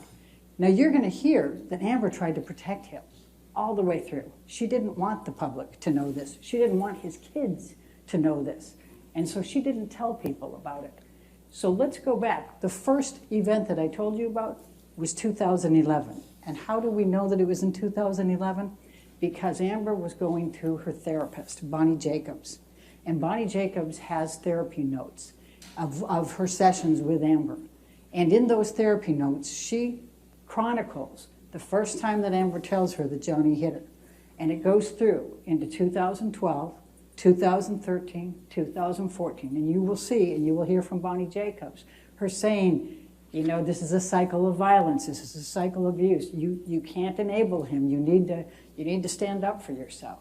Amber will testify about how Johnny would get so drunk and so drugged out that he would vomit all over himself and worse, lose control of his bowels. She would clean him up. And you'll see Bonnie Jacobs in these notes saying, don't do that. You're enabling him. Don't do it. Leave him there. But what would happen was his handlers would then take care of him if she left him. So that's the story you're going to hear on that. Let me just tell you about a few of the events, and I'm going to start in Australia. That's the 3-day hostage. She gets there. Now, you will hear Mr. Depp testify under oath that for 15 to 18 months before the March 2015 Australia event, when he's there filming, that he's been sober, clean and sober. Then you'll see all the text messages for the last 18 months in which he's scoring drugs, in which you'll hear testimony from people in which he's gotten drunk and you know, taken all kinds of different drugs. The whole time. He doesn't get clean and sober. But he claims that he was clean and sober, that she came there. This is a month after they just got married. She flew in from filming The Danish Girls. She's there, and he claims that he was just sitting there calmly, and she was haranguing him. So he took a shot glass of vodka. And when he did that, she got mad, took the bottle of vodka, was 8 to 10 feet, about where I am from you, and hurled it at him, and it happened to just take off the bottom part of his finger. And then he says she came and burned a hole in his cheek. The testimony is going to be that he self-mutilated on a number of occasions and burned himself in the cheek and also cut himself. But Amber never did that. And you're going to hear from the experts testifying about this finger injury and how fantastic this version is. But the other part of it was he was with Marilyn Manson for the week before, scoring on cocaine. You'll see text messages of him getting it from his handlers, the cocaine and the liquor. And you'll hear so much before that. But Amber gets there, and instead what he does is he takes 8 to 10 tablets of ecstasy almost immediately. And the next 3 days are just a cycle of very, very, very violent activity by him. Amber keeps trying to calm him down. She tries to get him to eat. She tries to get him to sleep. She tries to do these things. And he would just, he was, at times delusional, paranoid. He would be, mad at somebody else. Then he'd be mad at her.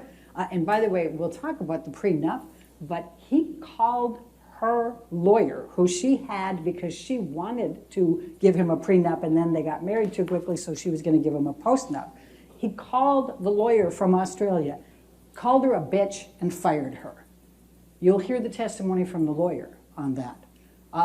That's the type of Johnny Depp that was there. And he didn't want the postnup. He didn't want the prenup. But now they're going to tell you that it was her that was mad. You're going to hear she had a lawyer, and she was cooperating completely on that. So as you go through those 3 days of Australia, some pretty horrendous things happen to her.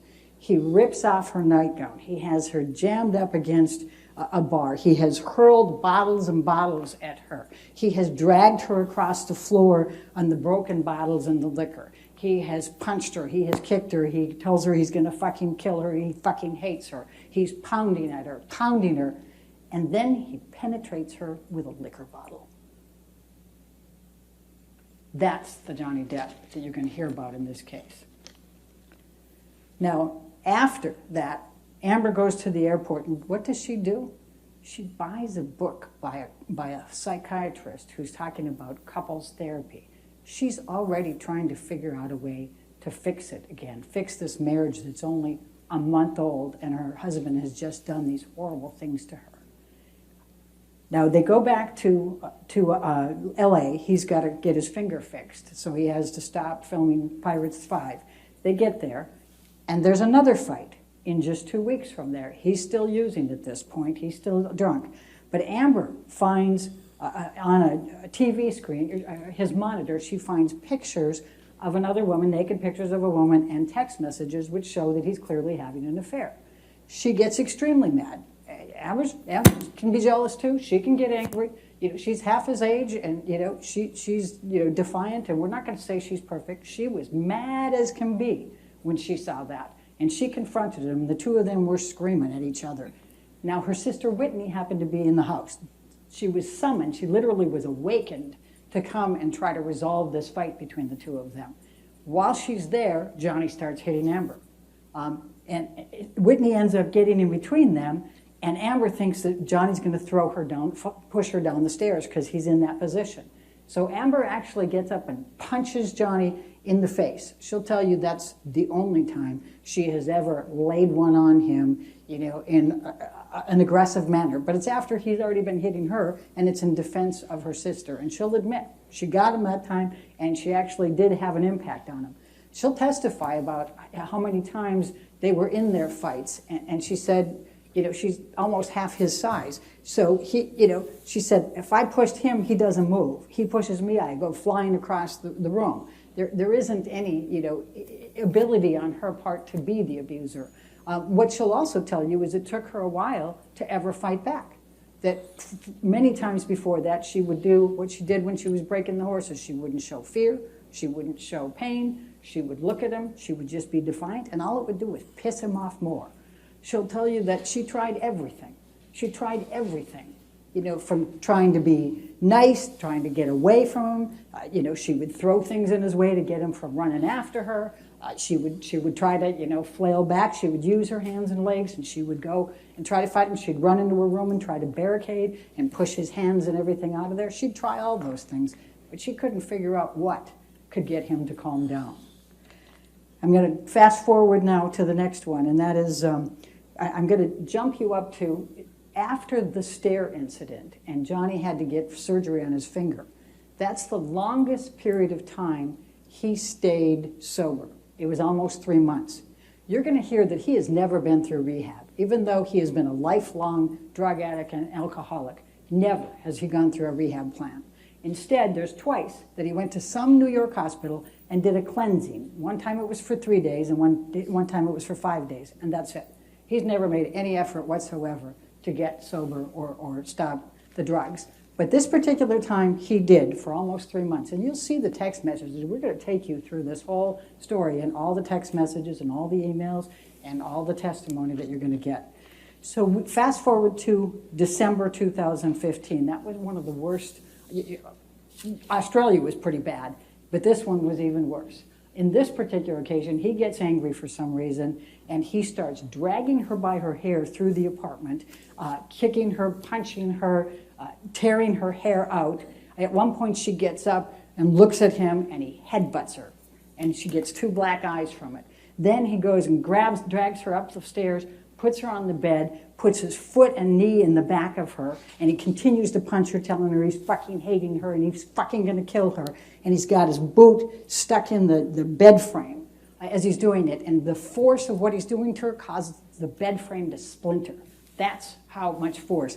She is suffocating in the pillow, and she believes truly she's going to die on this one. She wakes up to her friend being there. She doesn't know how long that she was unconscious or subconscious. She doesn't know.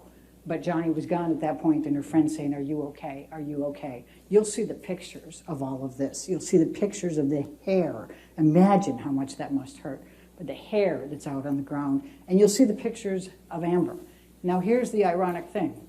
The next day, she's got to be on the James Corden show. And you can see the text messages. She's not sure if she can go. She's worried. She's got 2 black eyes. She's got a split lip. She's got bruising. She's got her hair missing. But her friends rally with her. She's got a makeup artist you're going to hear from, Melanie Iglesias, who does the best job of makeup you could imagine to get her through the James Corden show. And she does it. But you'll see the pictures, the before, and you'll see them then. And that's the resilient Amber who says, I'm going to go do this anyway. Now, her friends, she tells Io, you're going to hear about Io Tillett Wright. He was in New York. She texted him and said, Johnny beat me up really good this time. Can you help? And he says, I was filming something. I stopped. I got the first flight out of there. I'm flying from New York back to L.A. I see her on the James Corden show. I can see the swelling because I know her well. I can see the swelling. And then he said somebody touched her and she flinched on the show. He said, that's not like Amber. He got there. They hadn't cleaned up all the mess. He sees the hair. He sees the splintered. He sees all of the other things. And he is so upset. He was a good friend of Johnny's as well. He'll testify about all of his friendship with Johnny. But he put his foot down on that one and said, you need to have consequences. You cannot do this to Amber anymore. I am not your friend anymore.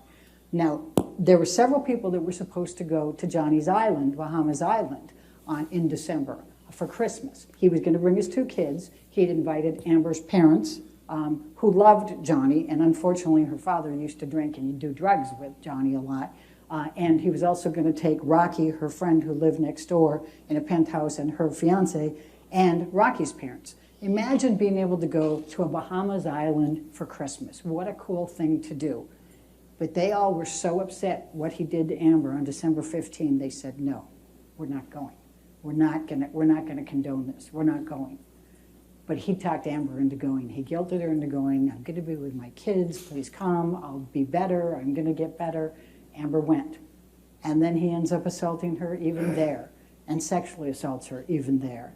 Now, you'll see a video from them of the Bahamas, the place that they stayed in on his island. And the video just conveniently leaves out the wardrobe in the bathroom where he committed the assault. He just goes around and makes it look like it's a one room and his kids were there and there's no way they could have done that. But you'll hear the testimony and you'll see the pictures. Then from then on, things really were bad for Amber, and she was really considering leaving him at this point. And she was talking to her friends and confiding. You'll see, the medical records. And in February 2016, I told you you'll see that video. That same night before the video, he called Io Tillett Wright and left him a voicemail message that he said was just absolutely delusional. It was crazy. He was pretending like he was the property management.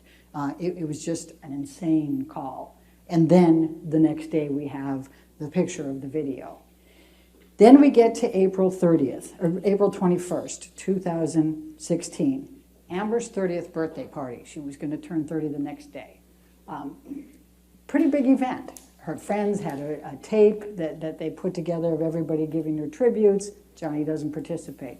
They have a dinner and a party for her that night. Johnny says, I have a business meeting at 7 p.m.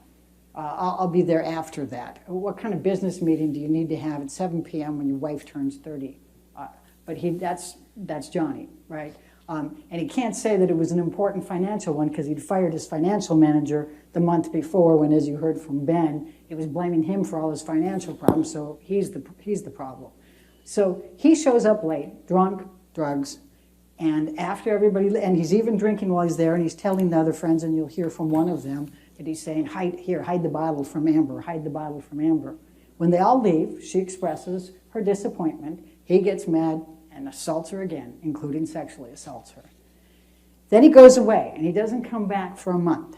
Now, this is an important event, May 21, 2016. This is the last one, and this is the final straw that leads out to the DVTRO, the Domestic Violence Temporary Restraining Order. So he says he's coming over to get some clothes. He's going to go out on tour. She says, okay. He comes over, and his mother died the day before, and he's already in a state. He's been drinking. He's clearly high.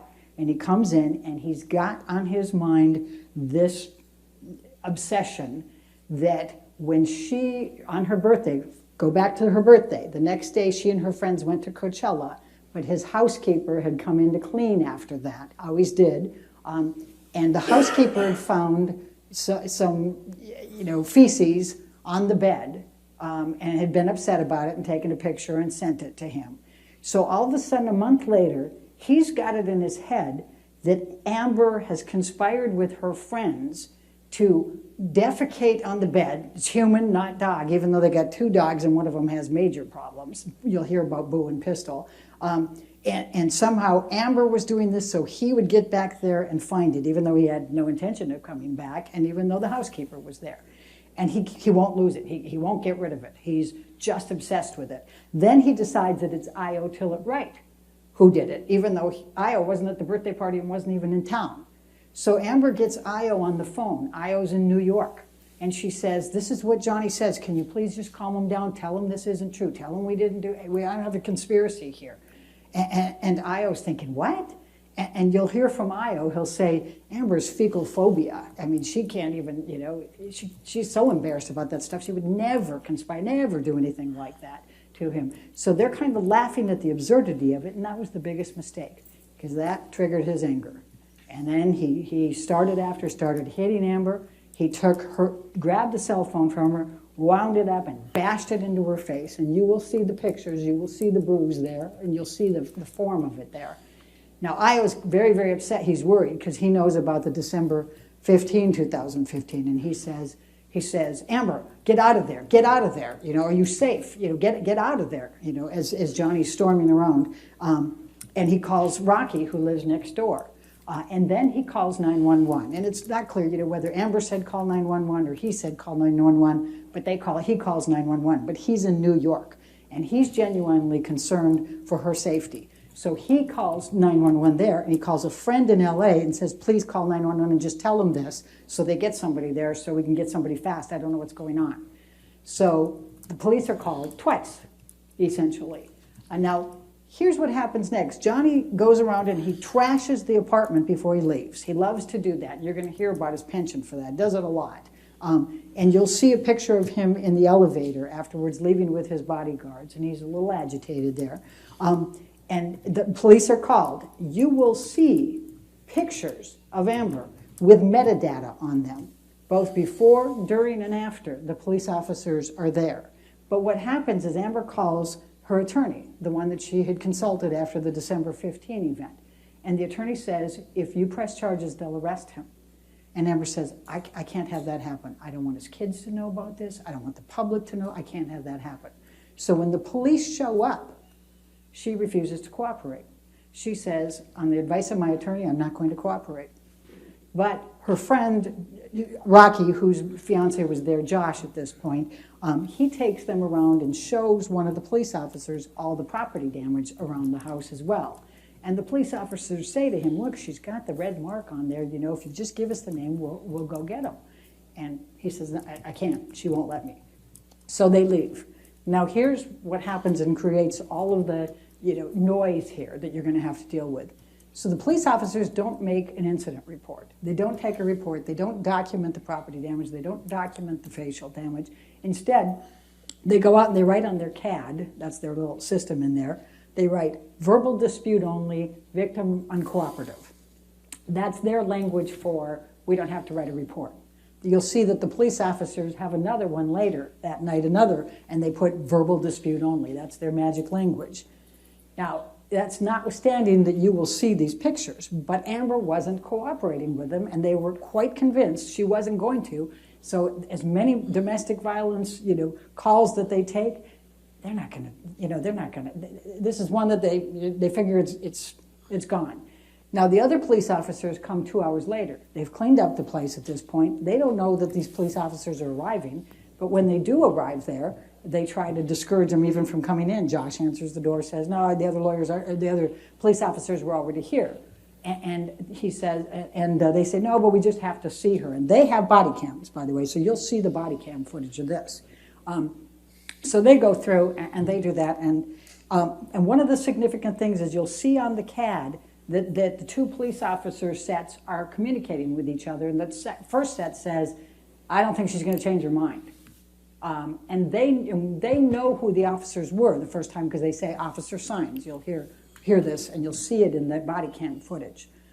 So they go through. Amber says, no, everything's fine. You can see on there, and they leave.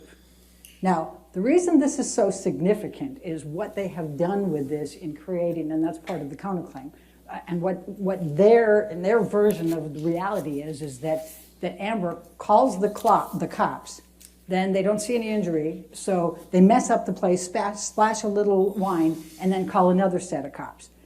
Does that sound like the situation here? No. And it's really important to look at the evidence and think about this. You'll hear from many, actually, I don't know how many of the police officers we'll put on, but we have, between 4 and 6 LAPD police officers and experts who will say those police officers, even when she declined to cooperate, should have taken a report. They should have documented it. That was police policy. So when faced with this big public DVRO and all of the publicity later, now they go back to the police officers and say, hey, wait a second, you didn't take a report, you said it was a verbal dispute only. They're stuck. If all of that was true and they admitted it was true, then they violated policy by not doing the report because they were supposed to take a report.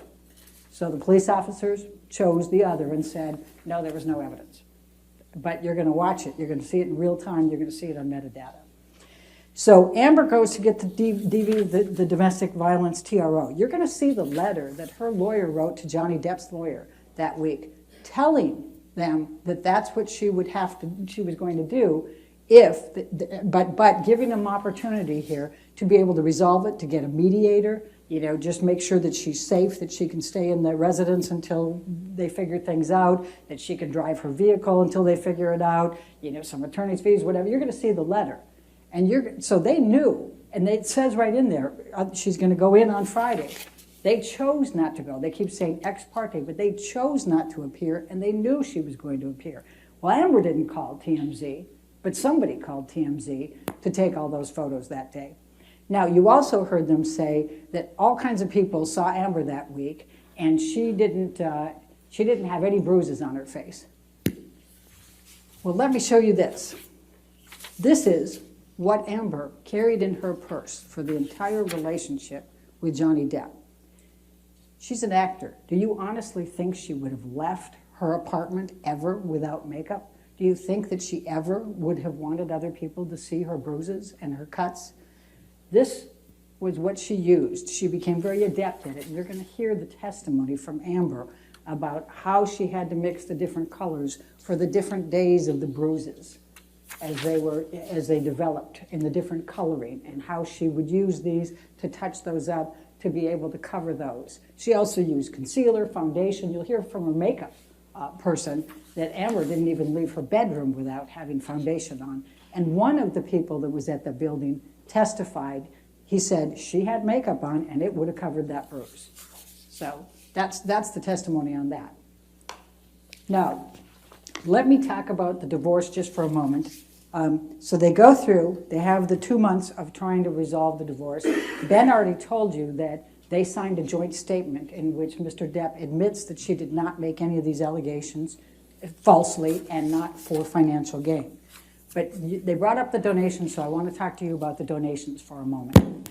Now, here's the story. Amber didn't have a prenup. She didn't have a postnup. She was more than willing to do that. But as I told you, Mr. Depp fired her lawyers and said, only till death.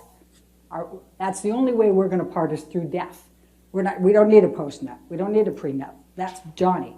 It's true his advisors were all telling him, get one. And she said, I'll get one. And she hired a lawyer. But anyway, she didn't have a prenup. So what you're going to hear is that meant no matter what, whether it was abuse, adultery, irreconcilable differences, abandonment, doesn't matter. She's entitled to 50% of everything during that marriage. Well, he did Pirates 5, and he did 2 other movies during that time, and you'll see that he made $65 million during those 2 years. Half of that is 32.5. Amber didn't want that. You'll see a letter, you'll see an email from her lawyer that she forwarded on to her agent, who became Johnny's agent later, saying, I want you to sign this because you're entitled to a whole lot more than $7 million. And I don't want you to come back and sue me for malpractice. That's what her lawyer tells her. And then her lawyer says, I offered them even less than I demanded less than they offered. In other words, the $7 million was less than Mr. Depp's team was even offering to her. And she said, I just want to be left alone. I just want to get out of this marriage. I don't want it. I'm not doing this for financial gain. So she didn't take the money. So she said, I'm going to donate all $7 million of this to charity, half to the ACLU, half to Children's Hospital. And then what happened was, and by the way, the $7 million was paid out over time. It's installments. It was over, you'll see the documents, but it's over a couple of years, right?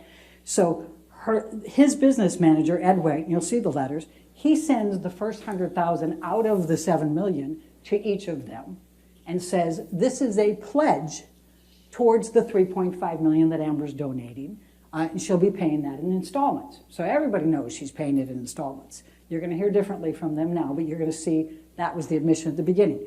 You're going to hear from Children's Hospital and the ACLU that they assumed this was a pledge paid over a period of time because that's what they do because of tax deductions and things of that nature. So Amber she makes a $250,000 payment to Children's Hospital. Then she also makes a $250,000 payment to Art of Elysium, which is another charity that she worked for and used to feed and used to do a lot of arts work with the Children's Hospital. She pays $350,000 to the ACLU. Now, in addition to that, she also was dating Elon Musk by this time. You'll find out that Mr. Depp is obsessed with Elon Musk. But she's dating him, so he gives $500,000 to both of those charities in her honor. Now, she doesn't claim that's part of the $7 million. But what happens is that she makes her payments up through 2018. Mr. Depp sues her March 1, 2019 in this litigation. She can't afford right now to be making those pledges. She's got to defend herself. But she has every intention of continuing to make those payments. She has been a lifelong person who has served charities. She used to volunteer at Children's Hospital 3 times a week when she could. She's very much that kind of person, and she intends to. And both ACLU and Children's Hospital will tell you they have no reason to believe she won't be good on her pledges. There's nothing that required her to do a certain amount at a certain time, and she will give it to them once she's able to afford it again. Now, let me talk about the counterclaim for a minute. And then I have to promise to let you go at some point, don't I? So Mr. Depp has decided, you heard from Ben, you're going to see some really, really terrible text messages from Johnny Depp on how he viewed Amber Heard. He calls her some horrific names. But in the summer of 2016, he vows he's going to haunt her. He vows she's going to suffer global humiliation. He says he's going to live in her and she will never forget him. And he meant it. So, in the summer of 2018, you heard Ms. Vasquez say he wants to clear his name, he can't be called a wife beater, etc. But an article, an op-ed appeared on the Sun Times in London. They called him a wife beater. It was written by Dan Wooten, the CEO, or the chief editor of the Sun at the time. And he is writing because Johnny Depp is being cast in Fantastic Beasts 3. And so the article is, why is J.K. Rowling genuinely...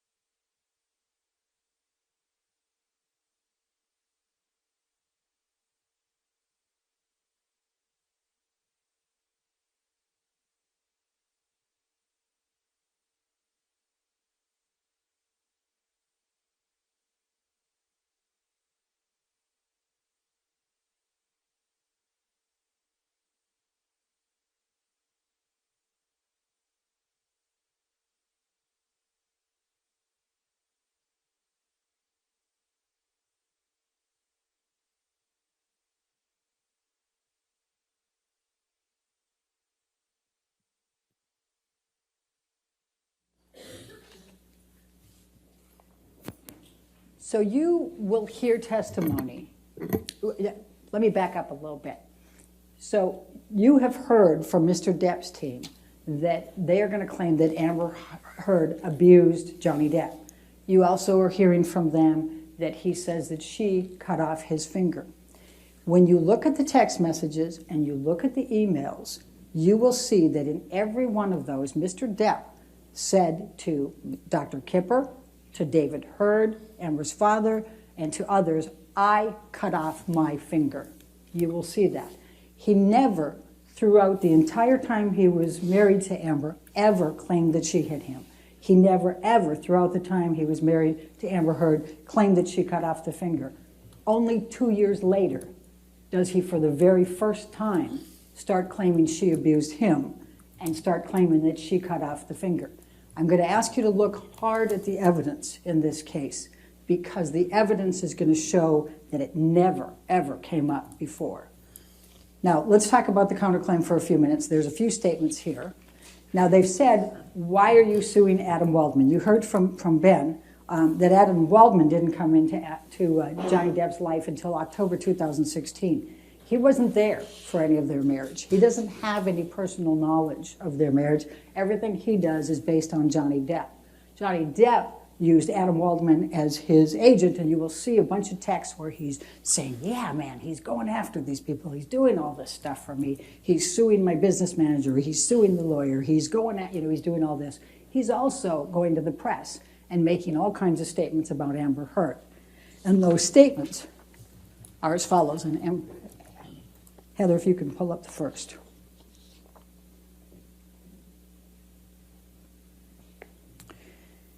The first one is Adam Waldman, Depp's lawyer, said afterwards, Amber Heard and her friends in the media use fake sexual violence allegations as both a sword and a shield, depending on their needs. They have selected some of her sexual violence hoax facts as the sword, inflicting them on the public and Mr. Depp.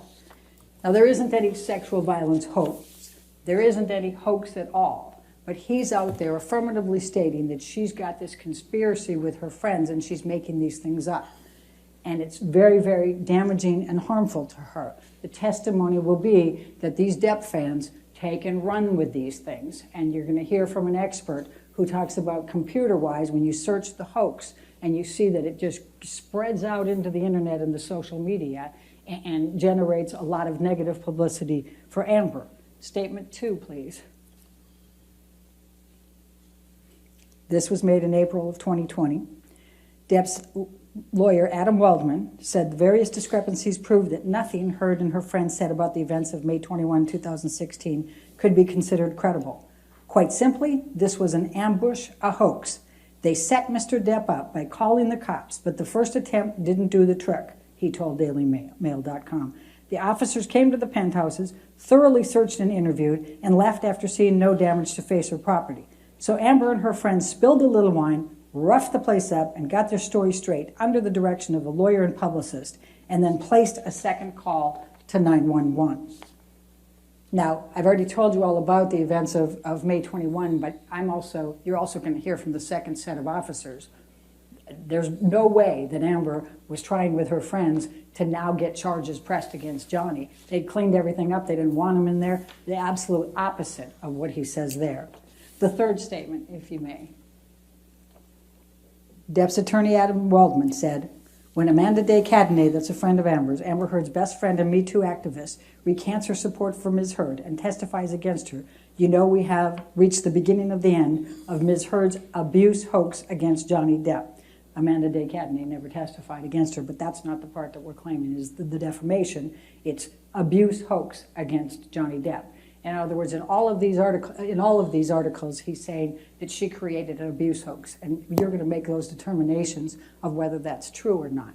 But what we're going to show you is that that not only was tremendously damaging to Amber emotionally, and you're going to hear from an expert on domestic violence and intimate partner violence, IPV, about how those triggers happen when you have somebody who's gone through all of this and she's trying to heal and she's trying to get past this, and then bam, you come in there and you inflict this and put this out in the public, and everybody runs with it. There's over 1 million, we're going to tell you about 1 million different searches on the Twitter from these different hits, how that impacts her emotionally every time somebody calls her a liar for what she went through and how hard she tried to protect Johnny Depp so that his children and the public never found out about that Johnny Depp, and how much that has harmed her, and how much emotionally that's impacted her and re-triggered. But we're also going to talk to you about the reputational damages for that. Amber made it through the divorce. Then she got cast in Aquaman. A few of you saw that. That was a blockbuster. It was the highest grossing movie in DC Films history ever, up to this point. It hit over $1 billion in a very short period of time. It was a mega hit. She was moving forward.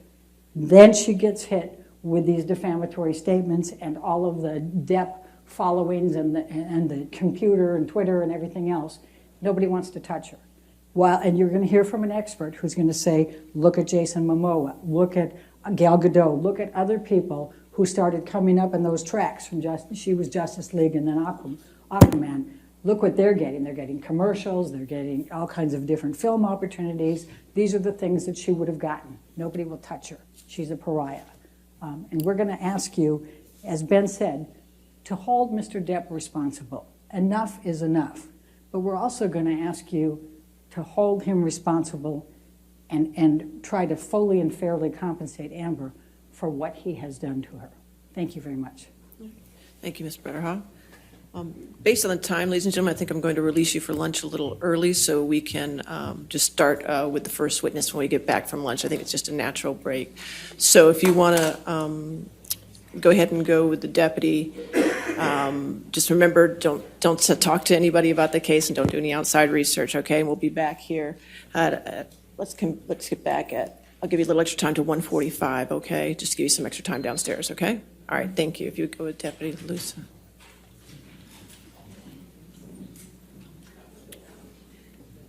All right.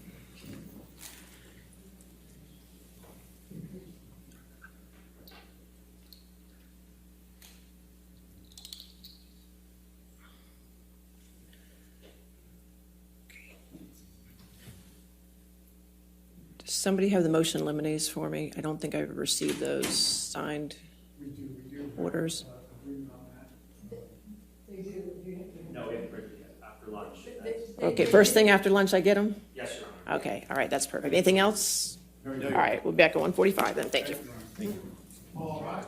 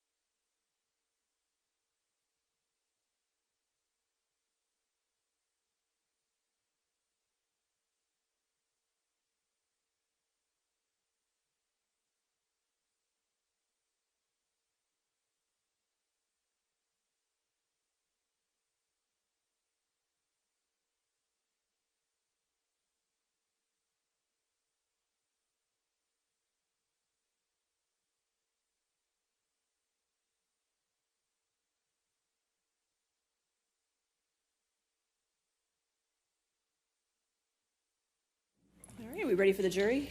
Or do we have the motion in limine? Okay, if I could just get those, I'd appreciate it.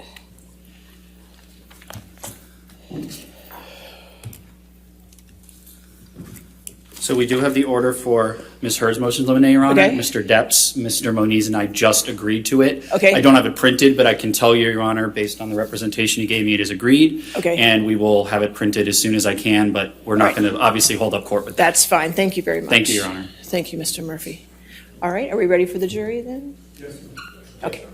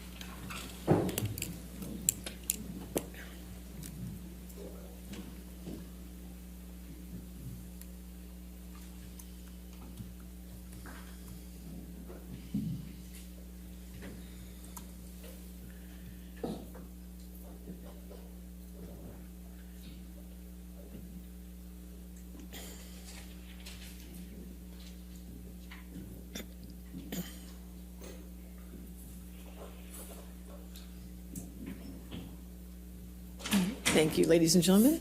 All right. Your first witness? We call Kristen Dombrowski. Kristen Zambrowski? All right, Kristen Zambrowski. Is she outside? She is. Okay. Kristen Zambrowski.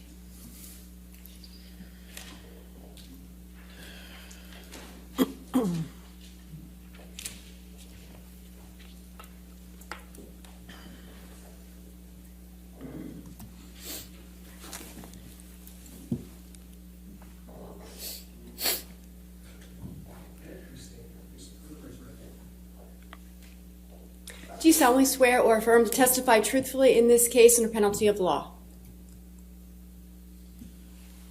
You have to verbally answer, ma'am. Yes. Okay, thank you.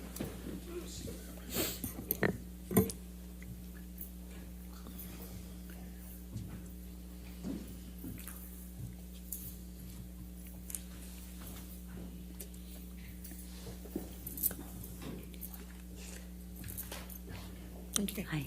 Yes, sir. Good afternoon, Ms. Dombrowski. Would you please state your full name for the record? Elisa Christine Dombrowski. Ms. Dombrowski, what relationship, if any, do you have with Johnny Depp? He's my younger brother. How much older are you than Johnny? 2.5 years. Ms. Dombrowski, I'd like to ask you a few questions about your and Johnny's childhood. Where did you all grow up? We were born in Kentucky and we moved to Florida when we were kids. Who lived in your household with you and Johnny? Our mom, our dad, we have an older brother and older sister, and Johnny and I. Who was the youngest child in your family? Johnny. Would you please tell the jurors what your relationship with Johnny was like when you were growing up? Johnny and I were very close. With having the older brother and older sister, we were the two younger ones, so we were really close, and we basically were together all the time. We played together. We played Hot Wheels. We, played Batman and Robin, where we each had a role in that. And he's probably going to be embarrassed I say any of this, but, we practiced, karate kicks with each other and chopping. We were just friends. We were like best friends. What was Johnny like as a young boy? Objection, Your Honor, 404. If you want to approach.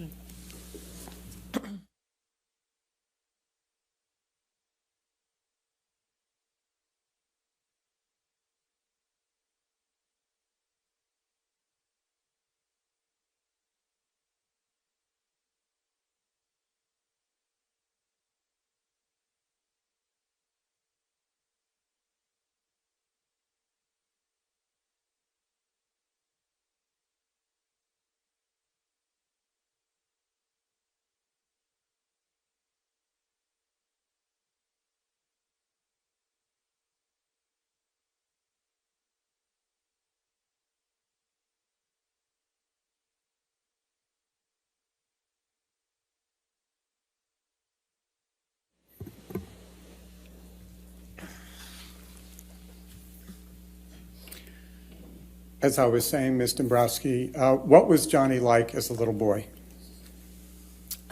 He was a shy, sweet little boy. He had a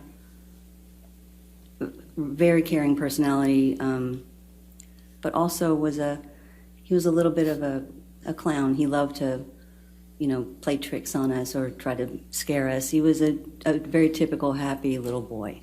Objection, Your Honor. Move to strike 404.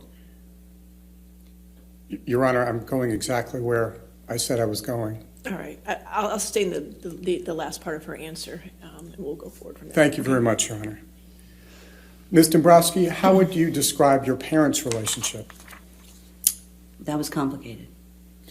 Would you please explain to the jury what you mean when you say your parents' relationship was complicated?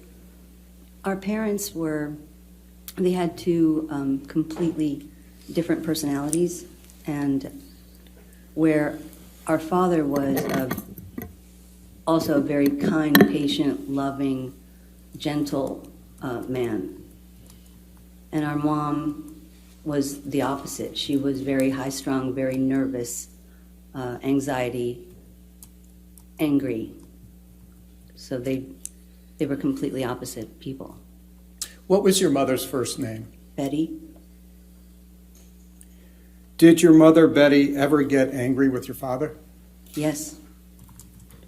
How would your mother express her anger toward your father? She would scream, she would yell at him, she would hit him, call him names, that kind of thing. Did your father ever hit your mother back? No, Dad never reacted when Mom would hit him or scream at him. If he didn't hit her back, how, if at all, did he react? Basically, he would let her scream and get it out or hit and be done. And the way that you dealt with my mom, the way that he dealt with my mom was he always tried to keep the peace. So he never wanted to, he didn't want to engage in anything. So he was very, he would step back, and whatever it was that she was angry about, he would try to go ahead and make sure that he took care of whatever she was insisting that he do. Is it fair to say he did what she wanted? Yes, it's very fair to say he did. What, if anything, did you and Johnny do while your mother was hitting or attacking your father? We would leave the area. We would run and hide. We would go to our room, either we would go to our room together or, depending on where we lived, if our room was close, we would sort of run off and get away from it. How did your mother treat you and your brothers and sisters? Well, there's a similarity, I'm sorry, in how she treated Dad. Again, she was very anxious, high-strung. She screamed, she yelled, she hit, she threw things. She called us names. We each had our own little special set of names. Some we wouldn't repeat, but so she gave each one of us a name. My name, for example, was Violet, which to some people it wouldn't seem like it's anything, but Violet was my father's mother, and my mom hated my father's mother. So that was my special name, one of them. Did your mother have any special names for Johnny? Yes, she did. She had a few. Again, some to not repeat. Her favorite, I think, was she called him One Eye. And she called him that because when he was young, the doctors thought he had a lazy eye, so they would put a patch on his good eye so that they would strengthen the other eye. So she used that as, a way to find a new fun name for him. How did Johnny respond when your mother would call him One Eye? He didn't respond in any negative way. Those names were just a way of life. We got used to them. We accepted all of it. Putting aside the names, did your mother ever get angry with you? Yes. Did your mother ever get physical with you? Yes, she did, but I was also very quiet, very shy, and I learned early on to stay back. So I was more in the background because I would constantly sort of stay in the background to stay away from trouble. Ms. Dombrowski, when your mother did get physical with you, what forms did that take? Well, she would hit us. She would throw things. She would have us go pick a switch, off of a tree, so that would be what she could hit us with, and make sure that we got one that was nice and green. So I'm sorry, I don't mean to interrupt. Why did it have to be nice and green? Well, if it wasn't a nice green twig, it would snap. Those didn't break. If you got a dry one, they snap. They don't work the same. Did your mother ever get angry at Johnny? Yes. Did you ever observe your mother hitting Johnny? Yes. How, if at all, did Johnny react when his mother would hit him? He was a typical little boy where if it hurt, he would cry. That was it. I mean, for the most part, you just wanted to get away from it. Did Johnny ever hit his mother back? No. What about when he got to be an older boy? Did he ever resist or hit her back? No. No. When he was older, even if she hit or threw things, he never went to that place. He would get away. He would, leave the area, go to his room. Ms. Dombrowski, did there come a time when you left the family household? Yes. When did you leave the household? I left when I was 17. I was pregnant and got married and moved out into my own place. How did it feel when you left the family to go out and go to your own place? I think there's a bittersweetness to it. I was really young. I had just turned 17. But I was so looking forward to this new life that I could create that was different from what we had at home. And so there was a part of me that was really happy to be able to do this, really excited. And there was another part that was sad because I left behind my little brother and my dad. If you could explain that a bit, how did, if at all, did your experience with your mother affect your ideas about what you intended to do with your own family?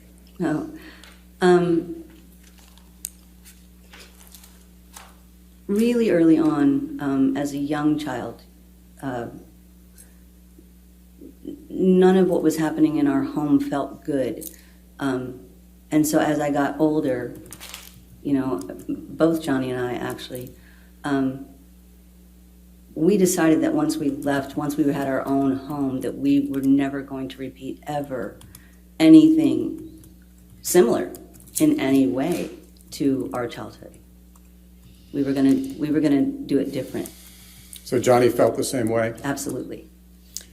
When you left the home to start your own family, who among the original 4 children were left at home with your mother? Johnny. Did there come a time when your parents separated? Yes. Would you please tell the jury what happened?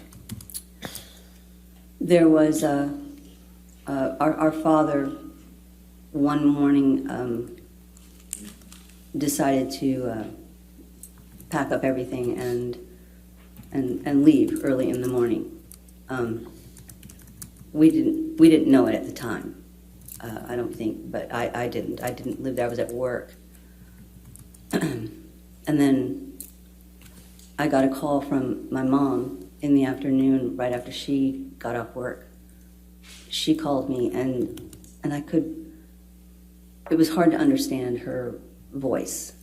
She sounded faint and kind of groggy, but she kept saying, "He's gone, he's gone, he's gone." And I was trying to get out of her, "Was it Dad?" And she said, "Yes, your daddy." And I said, "Mom, are you okay? What's going on? You know, did you take your pills?" Because she took what she called nerve pills, and she said she had.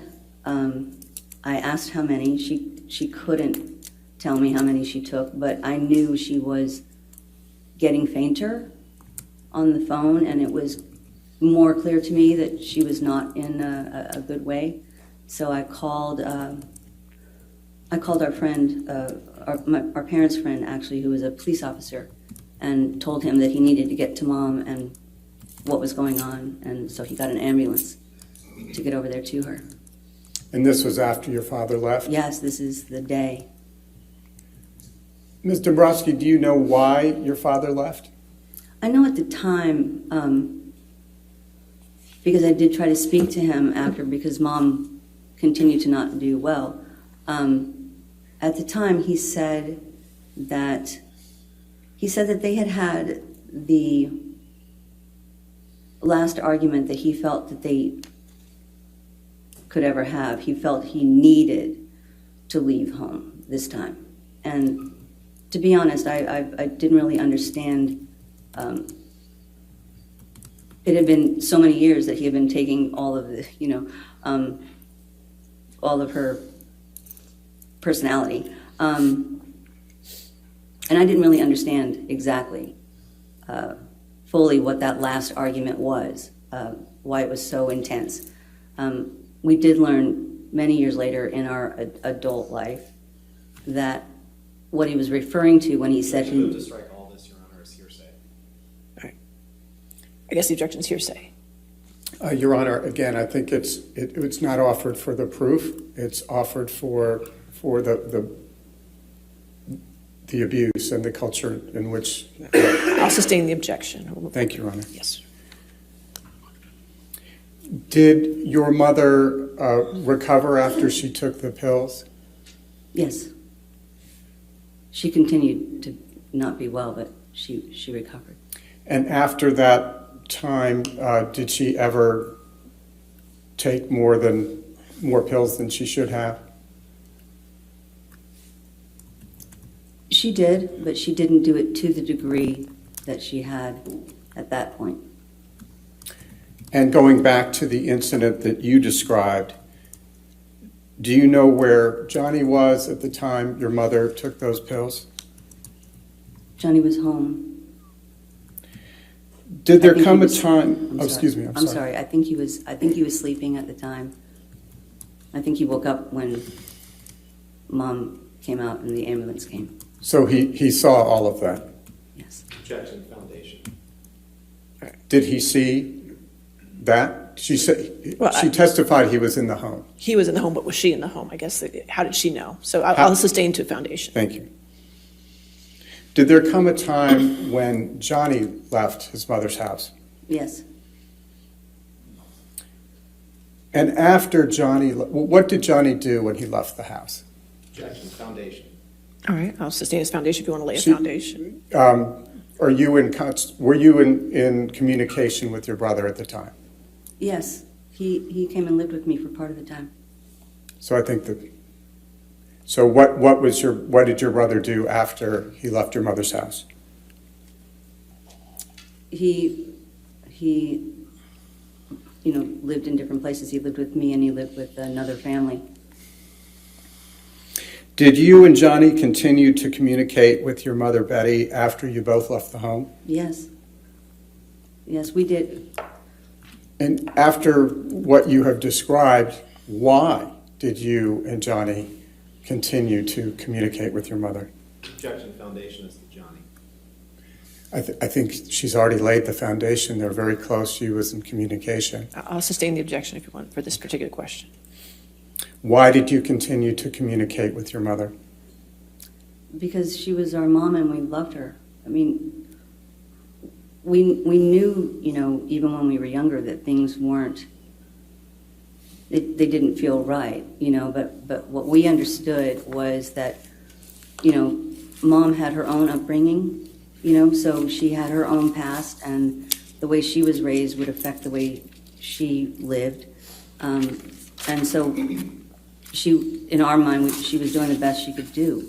You know, we sort of treated it like she did the best that she could do with the tools that she was given, you know, from her life in the past. And what we decided to do was we just decided to get new tools. We chose different tools from that. And when you say we, to whom are you referring? I'm referring to Johnny. Objection foundation. That's the I'll overrule that objection. All right, next question. Thank you, Ronnie. Did you ever live with your mother again after you and Johnny had left the house? I did live with her briefly. She had gotten diagnosed with asthma when we lived in Florida, and she needed to move to a drier climate. So Johnny moved her to California, to Palm Springs for the drier weather.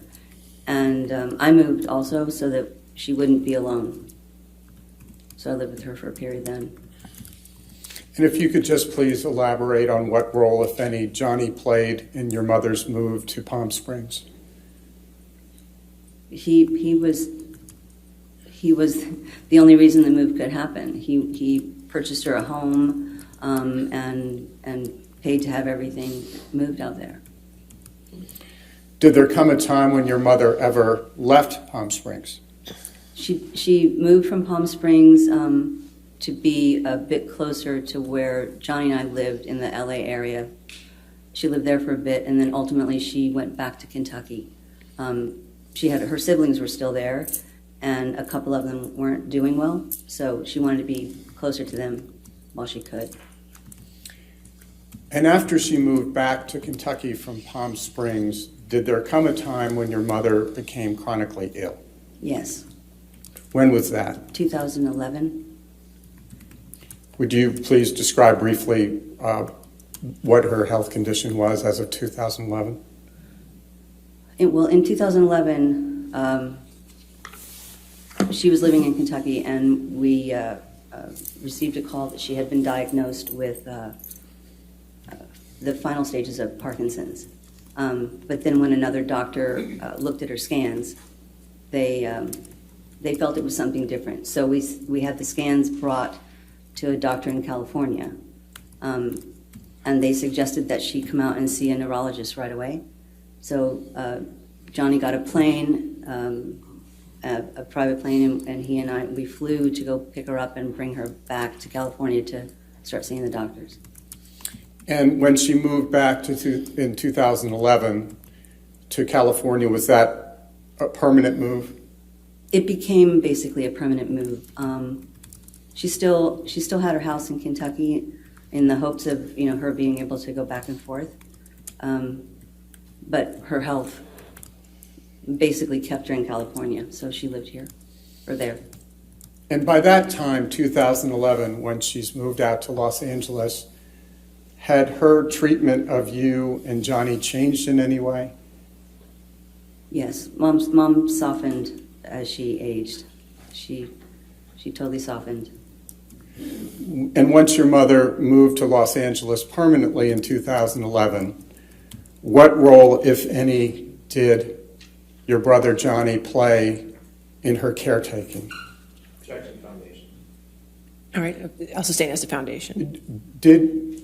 To what extent, if any, did your brother play any role in her caretaking? I think that's still a foundation objection. Do you have knowledge of whether your brother had any role in her caretaking? Yes. Would you please explain to the jury, because I think Her Honor needs to hear whether there's a foundation. Okay. I'm sorry. Yes, when we brought Mom out, over time, she had multiple other illnesses that came up, and Johnny he dealt directly with the doctors like we did.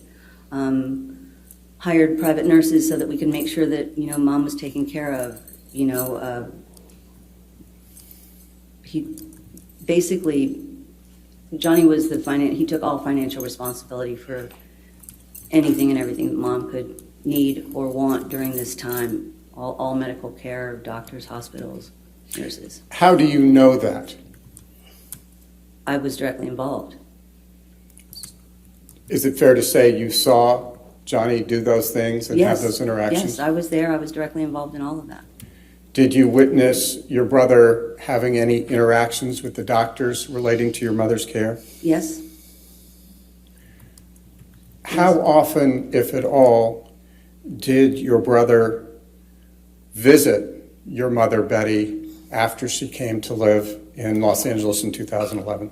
Objection, foundation. Were you ever present with your brother and your mother when you all were visiting? Yes. Mom lived in a house that was basically across the street from Johnny. It was a house that he has on his street. And I was there, quite a bit. Johnny was pretty much down there every day, a couple times a day. Mom, like, she would see them all the time. One of her favorite things was watching Johnny take the kids to school and waving at them because she never got to do that before. So, Who were your brother's kids? Lily Rose and Jack. We'll get to that in a little bit. Did there come a time when the family was considering putting your mother in a hospice? There was there were conversations with the doctors that we should start to consider that, since we weren't 100% sure with the variety of conditions that she had, what we needed to do. The idea of hospice was something that felt like, since we didn't know a time frame, the idea of introducing new nurses or something, at a certain point in someone's life where they recognize there's a difference, and that could be frightening for them. So we didn't want to instill any fear. Johnny's big on Mom not having fear. So instead, that's when we hired nurses, so that the nurses could be there 24/7. And and she would have people continuously throughout her life that she knew that they were friendly and cared for. Did you actually have a conversation with your brother about the possibility of your mother going into hospice? Yes. Did he express an opinion about it? Yes. Well, this is where it all comes from, because the idea of hospice, which is an amazing thing, but for someone who, when you don't know, with the variety of illnesses, you don't know what a timing is, the idea of introducing it, new people, is something that becomes almost a signal, and this was a very big discussion. This is why the nurses were hired. Was this just one discussion, or was it a series of discussions? Objection, calls for hearsay. I'm not asking for hearsay. I'm just asking about whether it was discussed once or a number of I'll times. overrule the objection. Go ahead. Was this just one discussion, or were there more discussions among you and your brother about how to best care for your mother? We had continuous discussions. As a matter of fact, I mean, there were daily updates. He knew every day everything that was happening with Mom. Whether he was in town, out of town because he was working or traveling, I made sure, because it's hard when you know that someone wants to be there and they can't. So I made sure to fill him in on Objection, everything. hearsay. It's not offered for the truth of it. I'll overrule the objection. Go ahead. Did you ever see Johnny's children, Jack and Lily Rose, over at your mother's house across the street from Mr. Depp? Yes.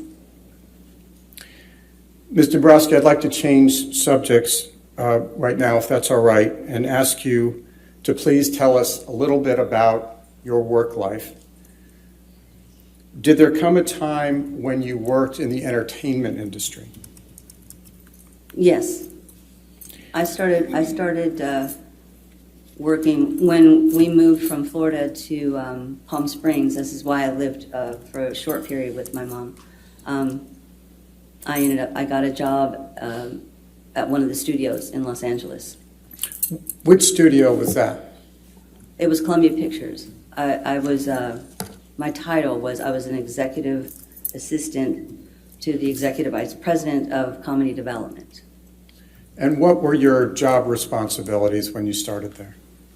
I handled my executives' daily schedule, meetings, budgets, scripts, phone calls, and then in addition to that, we had there were 4 other executives, and they had assistants. So my desk was also to oversee those assistants, and when we had writers come in, I oversaw those assistants as well. It sounds like a big job. It was a good job. How long did you work at Columbia Pictures Television in that role? I think it was about 1.5 years. Why did you leave after 1.5 years? Columbia itself started folding different departments, and our comedy development being one of them. And so some of the employees that worked there went to work for Sony or TriStar, other sort of arms of the corporation. And I was the last one there, sort of wrapping up the department to go on to my next job. So after you wrapped up the transition, the closing up of the department, what did you do in terms of your work life? I went to work with my brother. In what capacity? When you say your brother, to whom are you referring? I'm sorry? I'm sorry, when you say your brother, to whom are you specifically referring? I went to work with my brother, Johnny. What type of things did you do for your brother, Johnny? Similar things to what I was doing with the other boss that I worked for before, but with Johnny, he was, I was helping him anyway as a sister, bits and pieces before I started working with him. So there were things like travel and, meetings, setting meetings, making sure he had his, the scripts that were coming in and he knew, all the information about them. And, any kind of publicity stuff that he had to do. Because I really started to do this job with him because there was one time that I had gone to his house and I was helping him get ready to go on a trip, and his ticket, I read it out loud and it said standby. And I said, why are you on standby? He had no one looking out for that kind of stuff, so I did all of that. How, if at all, did your work for your brother change over time? Well, over time, it sort of grew. Well, not sort of, it did grow.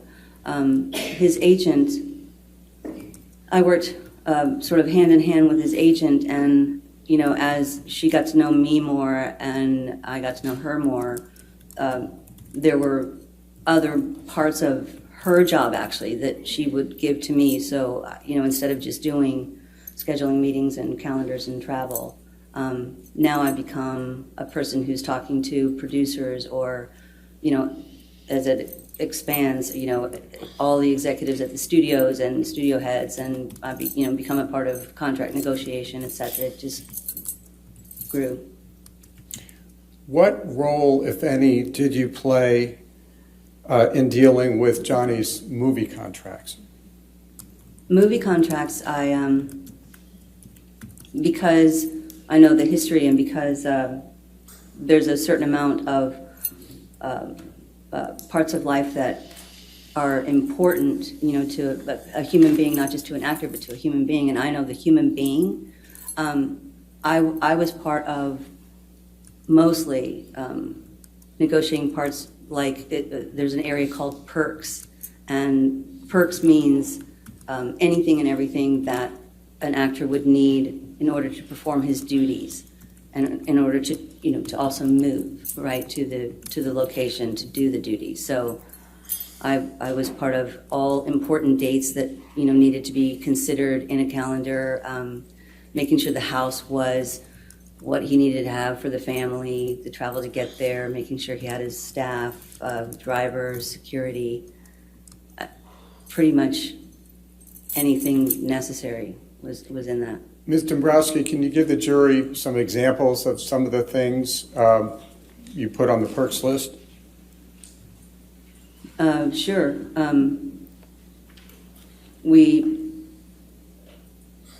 It was really important, as Johnny had a family, it was really important to be able to make sure that we were given the opportunity to find the right accommodations, and the accommodations for the children, a house that, could, give them a home away from home with a garden, all the travel to make sure that they all get there. There were really important dates that we carved out in every contract. For Johnny's kids, for their birthday, he never wanted to miss their birthday, so if he wasn't able to be with them because of filming, it was built into the contract that he had their birthday off, and he would have the day before and the day after, so that he'd be able to travel to get to them and then get back to working. So in addition to that, I mean, there's quite a bit.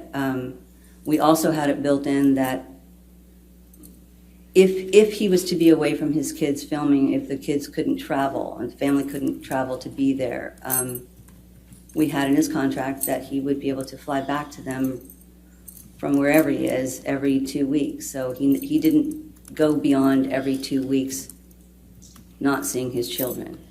It's that kind of stuff that, was important.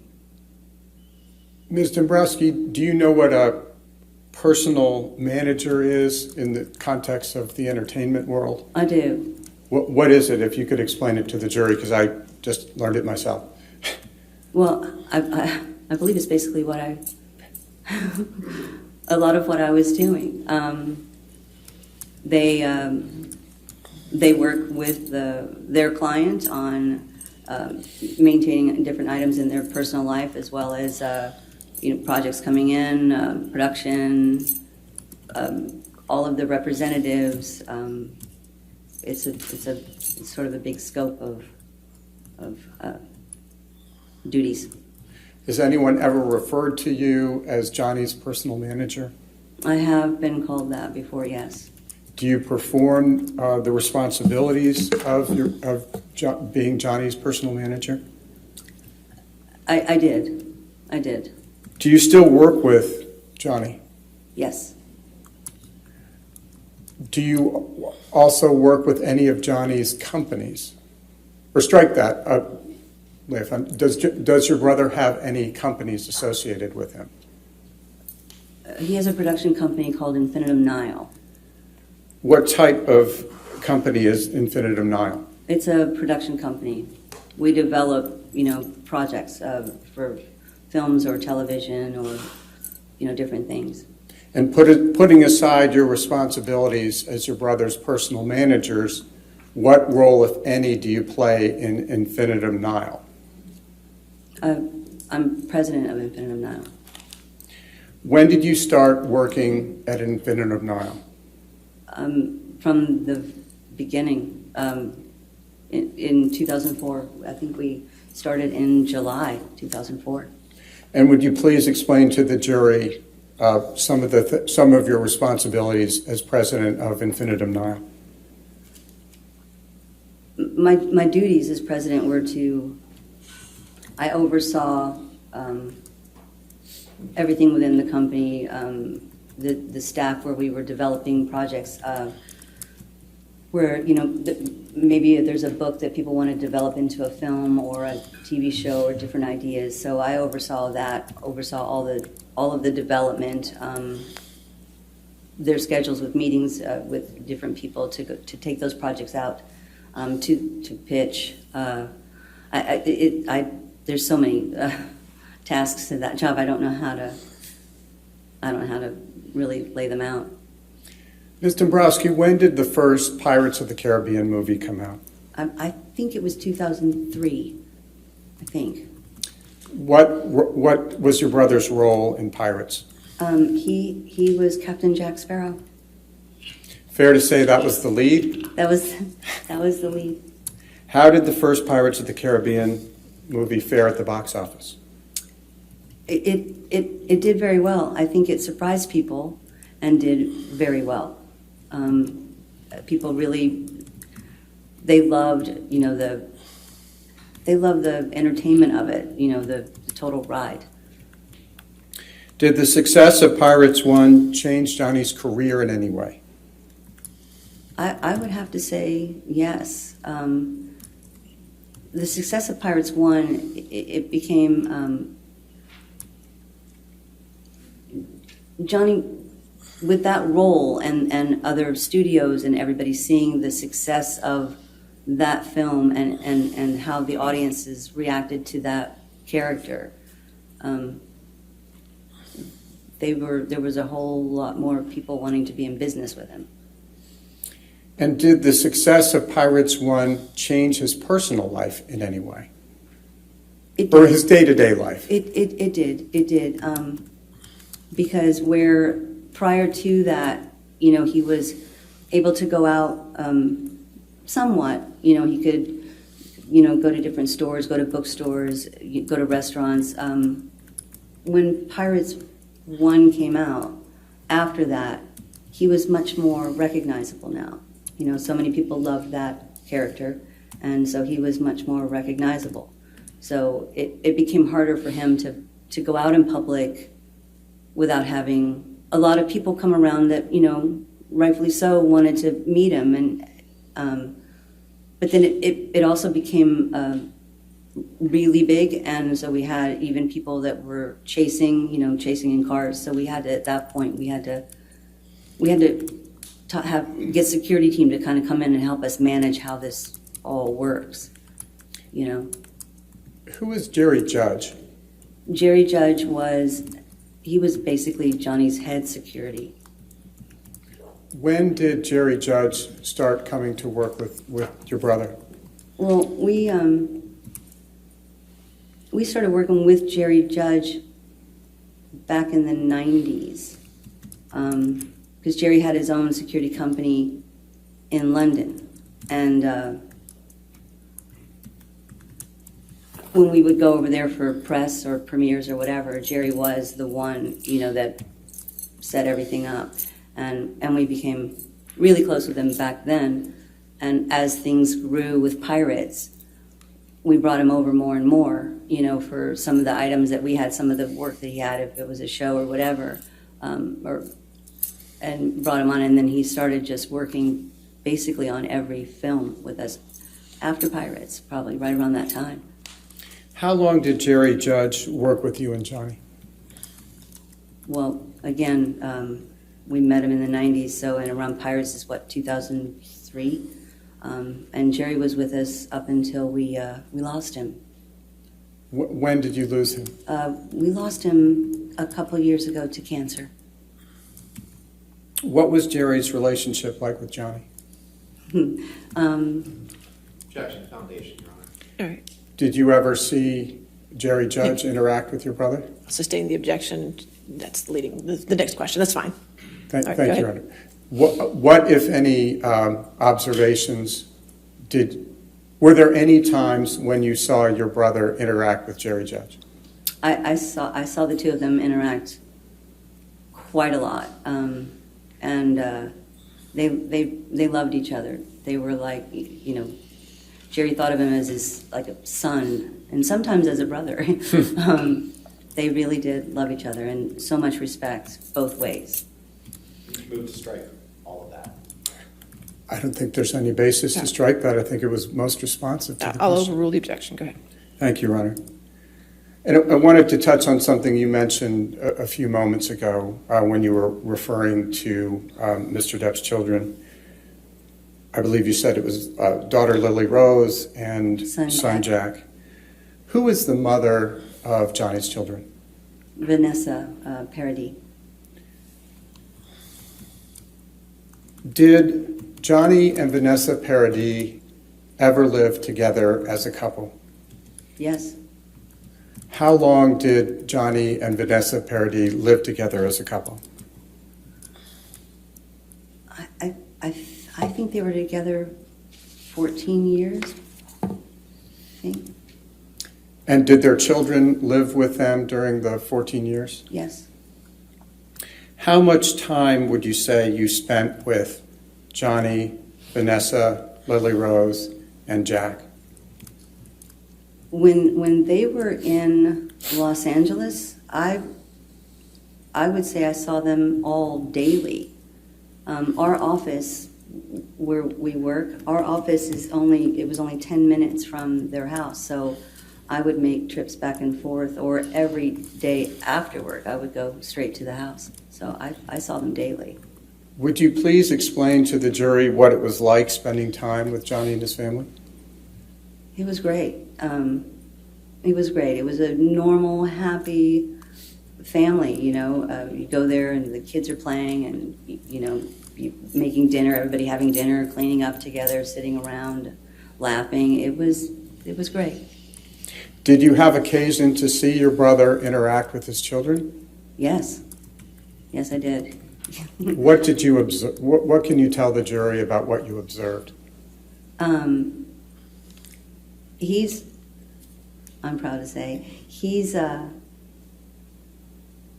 one of the most devoted fathers I think that I've ever seen. Like everything in life was about the children, but when he was with the kids, like the attention that he would give them, you know, it was just constant, playing with them, listening to them, you know, laughing with them, reading to them, Barbies, I mean, you name it, and he was there. Did you ever observe Johnny treating his children the way you saw his mother treat him when he was young? No. Have you ever seen Johnny hit either of his children? No. Have you ever heard your brother raise his voice at his children? No. You may have touched on it earlier, and if so, I apologize. But how, if at all, did Johnny communicate with his children when he was shooting a film? Objection, foundation. Were you? All right, I'll sustain the objection if you want to lay the foundation. Fair, understood. Okay. Did you have occasion to observe? Were you ever with your brother when he was shooting a film? Yes. Did you have occasion to observe your brother communicating with his children while you both were there on set? Yes. Yes. So with that, please go ahead. Excuse me, when Johnny was filming, most of the time, the family was with him. The family would travel and go, you know, it was like I said earlier, we would get a house and garden and all of that to make sure that there was a home. So his family was with him most of the time. What about when the children got older and they started going to school? Did that change in any way? It changed in that they didn't want to disrupt the children's lives when they were going to school. So if Dad had to go off and go work and the children stayed home, this is where we get into, we still maintained a home for the family wherever he was filming, you know, because they would, if they had the opportunity to come back and forth. But at the same time, Johnny would travel back every 2 weeks, you know, to see his kids. And when you say he would travel back, who was it who made those travel arrangements? I made the travel arrangements. Did you have occasion to observe Johnny interact with the mother of his children, Vanessa Paradis, over the 14 years they were together? Yes, I did. Would you please tell the jury what you observed about the interactions between Mr. Depp and Vanessa? This is directly relevant. I'll allow observations. I'll overrule the objection. Thank you very much, Your Honor. What did you observe about Mr. Depp's interactions with the mother of his children? They were a great couple. I mean, first you could see that they were friends. They were happy together. They got along great. It was a happy, normal. I'll sustain the objection at this point then. Thank you. All right. Did you ever hear your brother yell at Vanessa? No. Objection. Yes, sir. It's not leading. To what extent, if any, have Well, that wasn't the question, Mr. Chair. 404 is the main objection. Okay. I'll sustain on that objection. Next question. what, if any, violence did you observe between? I'll go ahead. Finish your question first. Well, if I think you're going to sustain the objection, perhaps I should read. Maybe we should move on. Yes. Okay. All right. Did Vanessa ever claim that Johnny ever physically abused her? No. Foundation calls for hearsay. All right. Hearsay objection. And 404. It's not offered for the proof of it's what she observed, what she heard. She was the personal manager, Your Honor. That would be hearsay. I'll sustain the objection. Thank you. Did there come a time when Johnny and Vanessa separated after 14 years? Yes. How would you describe their relationship today? Same objection, 404. All right. And calls for hearsay as well, and foundation. I don't think it calls for hearsay, Your Honor. She's his I sister. understand, but it's a character evidence issue, so I'll sustain the objection. Who is Amber Heard? My brother's ex-wife. When did you first meet Amber Heard? I first met her when she came to the office for casting on Rum Diary, probably late 2008, I think, somewhere in there. Did you see Miss Heard on set? Yes. What, if anything, did you observe?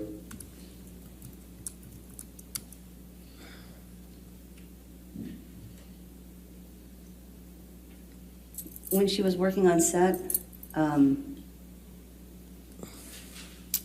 mostly observed, some of the, I was there for some of the scenes, and in between,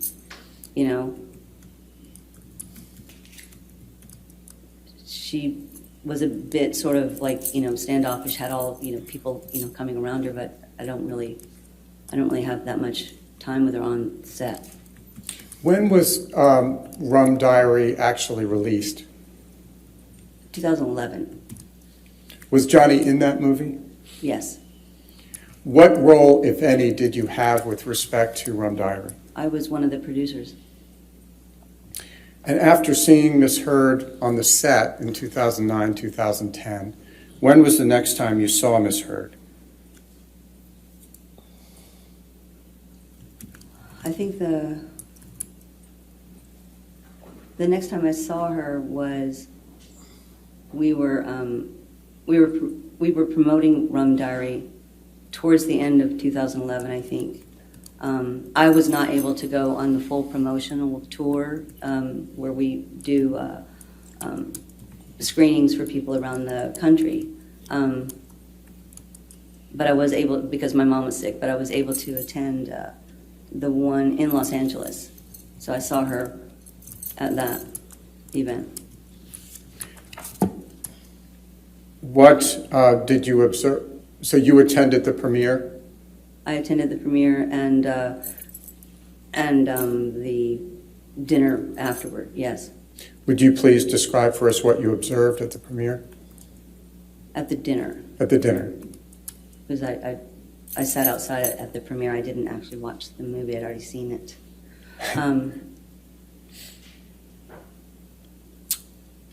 I sat at the same table with some of the other people involved in the cast. So I saw Johnny and Amber, they were seated together.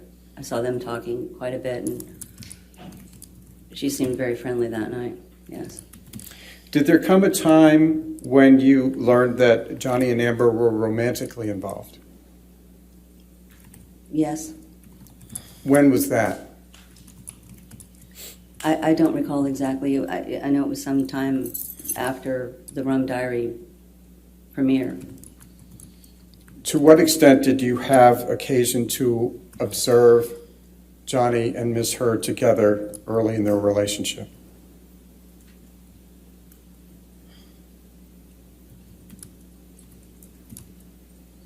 I would see them. There were times when she would come and visit our mom, I would see her then. I would see the two of them then.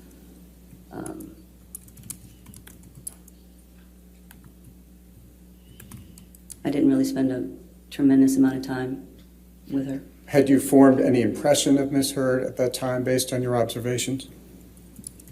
I did. I did. Look, I didn't know her very well, and I would spend time. Like I said, she would come to my mom's house. I sat with her and my mom. Object on 404. What was your impression of Amber? Based on her observation, she's describing what she observed, Your Honor. It doesn't matter. It's still 404. I don't think that's right, Your Honor. I think she's describing what she observed. Right. We want to approach for a moment. Let's start.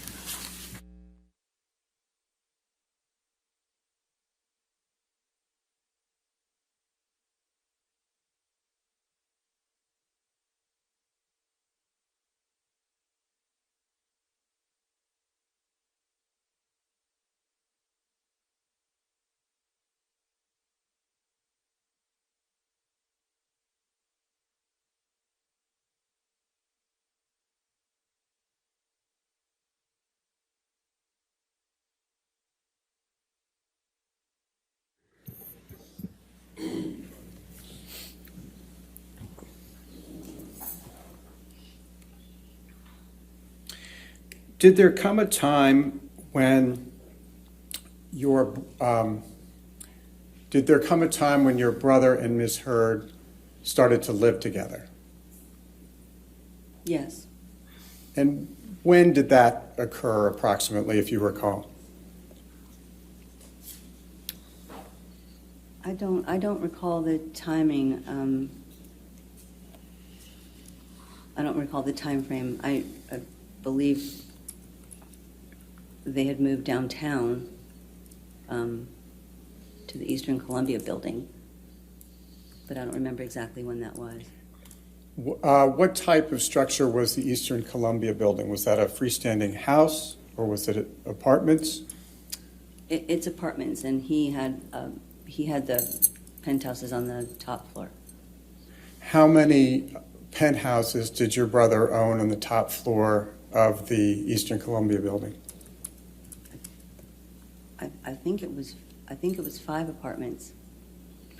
Do you know who lived in those 5 apartments when your brother and Ms. Heard went to live there? I know.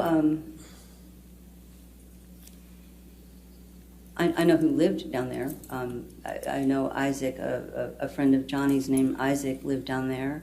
I know Amber's friend Rocky and her boyfriend lived in one of the penthouses. Amber's sister Whitney lived in one of the penthouses. When you say Rocky, are you referring to Rocky Pennington? Yes. And was her boyfriend Josh Drew? Josh Drew. Did Rocky Pennington and Josh Drew pay any rent to your brother? No, What about Miss Heard's sister, Whitney? Did she pay any rent to your brother? no. Do you know why your brother allowed them to live rent-free in his at the ECB? Because they were, Wait, hold on, I'm sorry, ma'am. I'm sorry. Foundation, we asked, do you know why? So if she knows, she can answer. Allow it all over. She was his personal manager. That's fine. Go ahead. Did you arrange for handling a lot of your brother's bills? I would give them to the business manager. Yeah. But I believe they were Amber's family and friends. That's why he let them live there.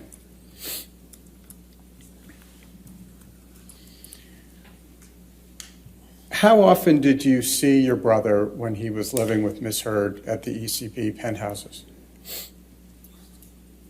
We didn't see him as often. I didn't see him as often. He pretty much stayed down there. He didn't come back, towards where we were in West Hollywood very often unless he had a reason to. And on those occasions when you did see your brother, what observations did you make?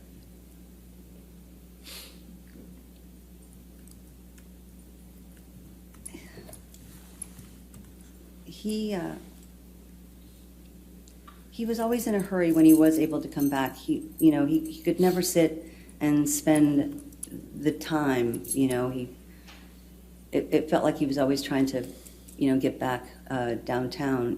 He just seemed so much sadder. He did not seem himself. He was always his person was much just sadder.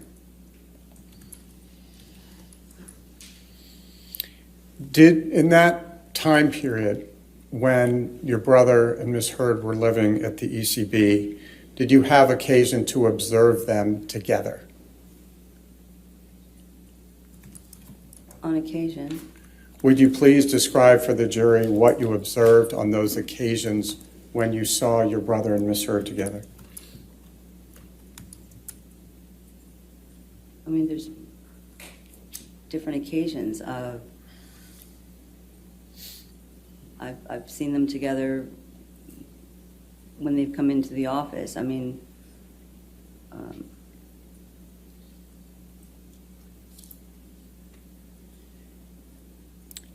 when you saw them together, did they appear to get along? Objection, Your Honor. Vague and leading. All right, I'll sustain this to leading. All right, next question.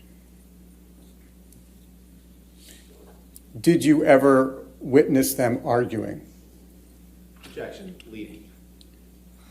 All right, I'll sustain this. I'll sustain this to leading.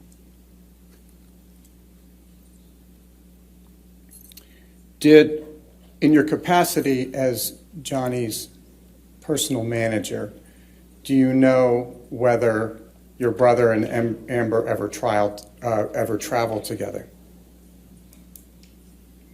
yes, they did travel together. There were, there were times when, when Johnny had to go do press or film, they traveled together. What type of travel arrangements did you make for the two of them when they traveled together?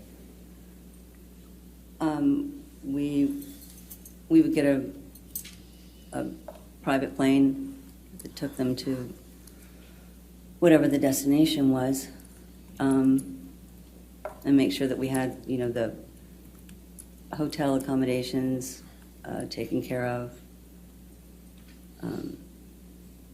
Part of what we did was to always make sure that we anticipated, everything. So we would do the travel, the hotels, cars, drivers. I would make sure that there was an extra hotel room, for trips when they would go. Why did you make sure there was an extra hotel room when Johnny and Miss Heard went on trips together? Because they're, Objection to the extent that the answer calls for hearsay. All right. I don't believe it does. Okay, that's fine. You can answer, ma'am. oh, thank you. I booked the extra hotel rooms because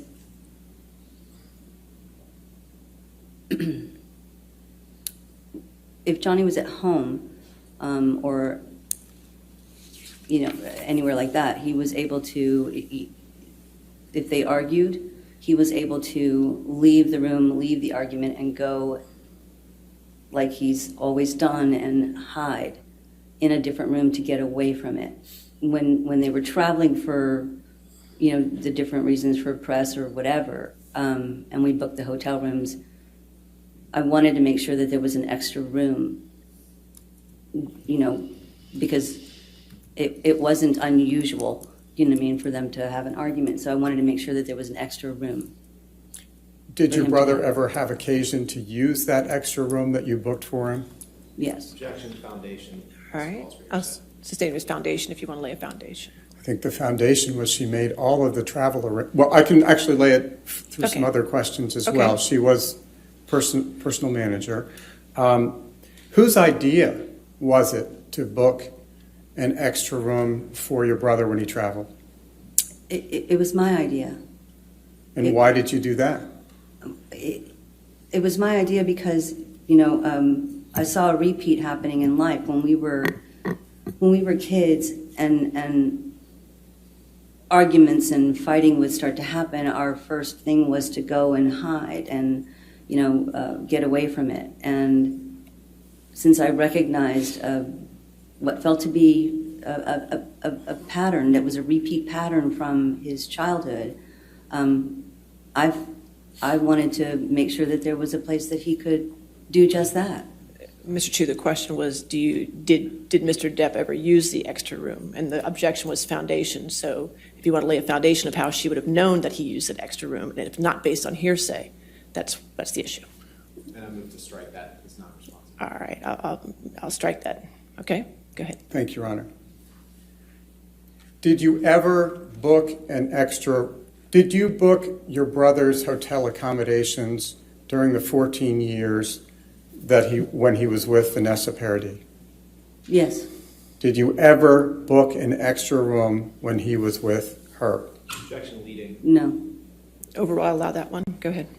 If you could repeat it, I don't think the jury heard that. I'm sorry. No, I did not. Did you ever hear your brother and Miss Heard argue? Objection calls for hearsay. Also, I'll overrule that. Okay. So you may answer that. No. Did you ever see or hear any physical altercation between your brother and Miss Heard? No. What can you tell us about what you did observe of your brother and Miss Heard together?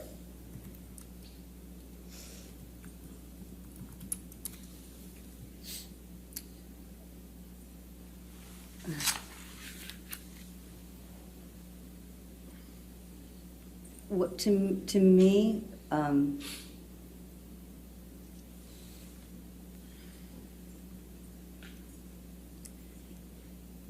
when I saw them, to me, he was always trying to make her happy.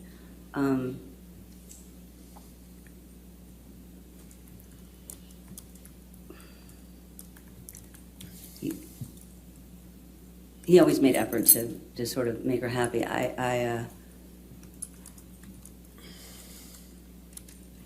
think she has a very strong personality, and my brother's personality came off much more soft at that point, to me.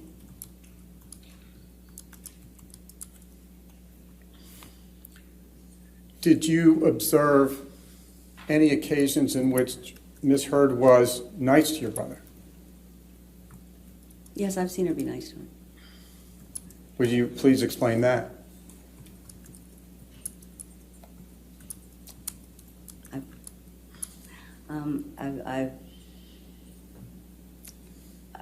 I've seen her be nice in offering to bring him a drink or get him whatever. I mean, just a typical nice. I've seen that. Have you witnessed any occasions on which Ms. Heard wasn't nice to your brother? I have, actually. Would you please describe those to the jury? Yeah.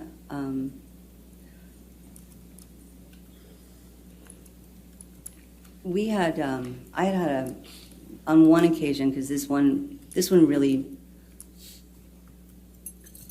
stayed with me. On one occasion, I was at the office and I'd had a meeting with Dior, who had wanted to sit with Johnny and talk about working together. And Amber had come in and asked if she was interrupting us, and we said no, and we weren't supposed to really talk about the meeting with anyone. But Johnny told Amber that I had just had a meeting with Dior, and that they were interested in him. Her reaction to that was she was in disbelief and sort of disgust, because she said, Dior, why would Dior want to do business with you? They're about class and they're about style, and you don't have style. So it was the insulting kind of taking away that one moment, that insult is there. I've seen the insults multiple times, actually. What, if anything, did you hear Ms. Heard say about Mr. Depp's physical appearance? She called him an old fat man.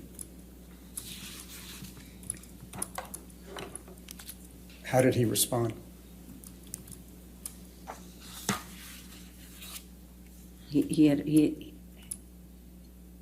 I believe he's heard her call him that himself. Now, Ms. Dombrowski, I'd like to ask you about a specific event that is relevant to this case. And just for the background, I'll say, did there come a time in 2013 when your brother was working with Keith Richards of the Rolling Stones on a documentary? Yes. Were you present? Yes, I was present at the... Was Ms. Heard there as well? Yes. If you could please tell the jury how physically close you were, or how far you were from Ms. Heard while the three of you were on the set. I was right next to her. They had gotten there, and I was close enough that I hugged her, and was standing next to her. It was a small set. And when you were standing next to her and when you were hugging her, what, if any, marks or physical injuries did you see? I didn't see anything.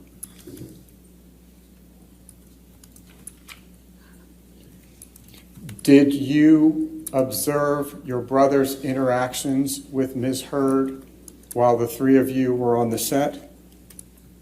Yes. What, if anything, did you observe her doing? They were fine. She was laughing and happy and holding his hand and leaning on him, hugging him. Did your brother hug him back or hug her back? Yes, but it was mostly her hugging. And switching subjects from that time on the set, did there come a time when you learned that Johnny was going to marry Miss Heard? Yes. And this is a little complicated, so I'm just going to ask you in a narrative form. I understand there was a wedding, and that there were a couple of ceremonies. If you could just please describe that to the jury. There was a wedding celebration that was put together on the island. So they had a wedding ceremony on the island. But prior to going to the island to do that, they actually got married in Los Angeles because they had to get married in Los Angeles because they couldn't get married, paperwork, etc. On the island. So they got married in LA. How did you learn that they were going to get married?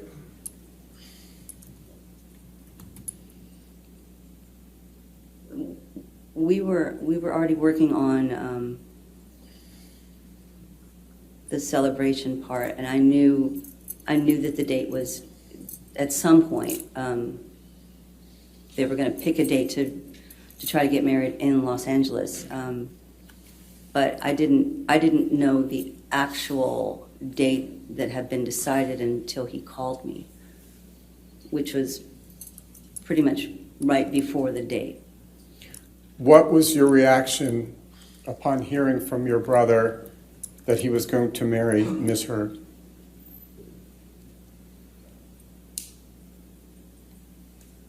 I was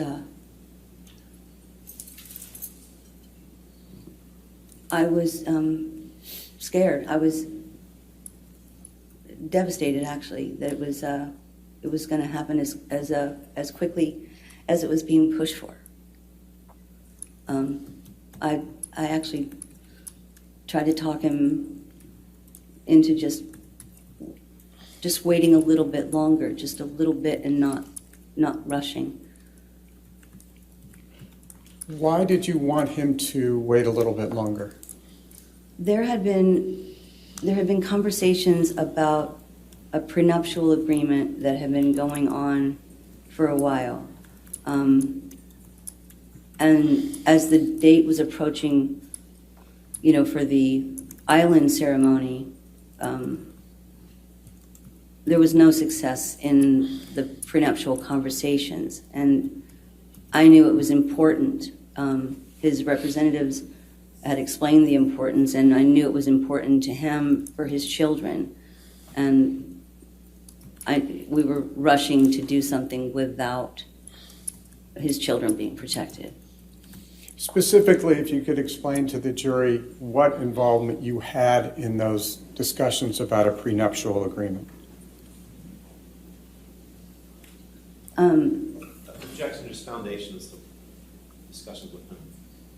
She's testified about her... I'll allow it. Go ahead. Thank you, Your Honor. I think, what was your involvement in the discussions involving a prenuptial agreement?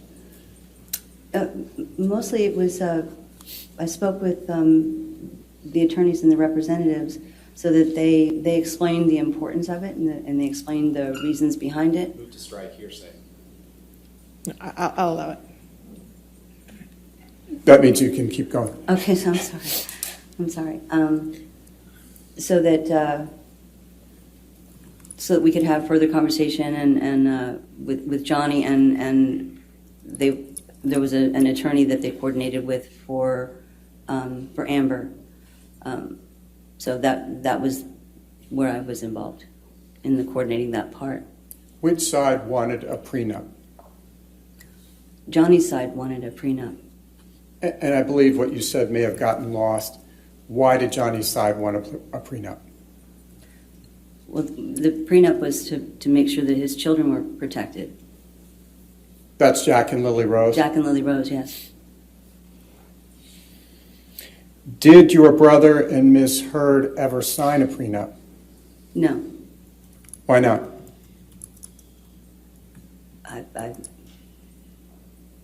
Amber didn't sign it. Did you end up, despite your misgivings, did you end up attending the wedding or the ceremony between your brother and Miss Heard on the island in the Bahamas? Yes, I did, but I also attended the actual wedding in Los Angeles. And that preceded the celebration in Yes. the Bahamas, is that correct? Yes. Did you have occasion to speak with Ms. Heard either at the ceremony, the formal ceremony in Los Angeles, or the celebration in the Bahamas? I did. At the actual ceremony in Los Angeles, they had the ceremony at our mom's house, and at that ceremony, I didn't have occasion to really speak with Amber. She, Rocky, and Whitney, I don't believe wanted necessarily to speak with me on that day. I did after the ceremony was done. I was standing not far from them, and they were having a conversation. They were having a conversation actually about, about should they leak the information that they had already gotten married at the house to the press, so that maybe they didn't have to worry about the island when they did the celebration.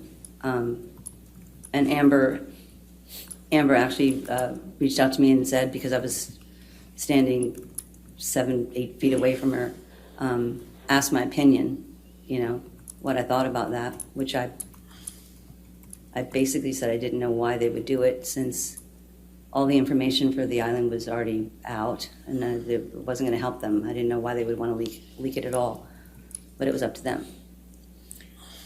I saw her on the island as well, but on the island she was actually extremely friendly when I got there, because if I'm honest, I debated going. I didn't really want to. I almost didn't, but I took my dad. Dad wanted to go, and I wanted to make sure that I showed up anyway, because I wanted to make sure that, honestly, that my little brother would know that I was always going to be around no matter what. But Amber was extremely friendly and thanked me for coming to her special day. It was a very big day for her.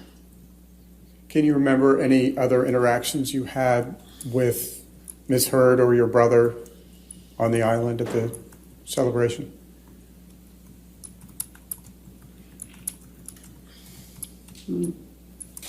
Interactions on the island? Not really. And when was the next time you saw Amber Heard after the celebration on the island?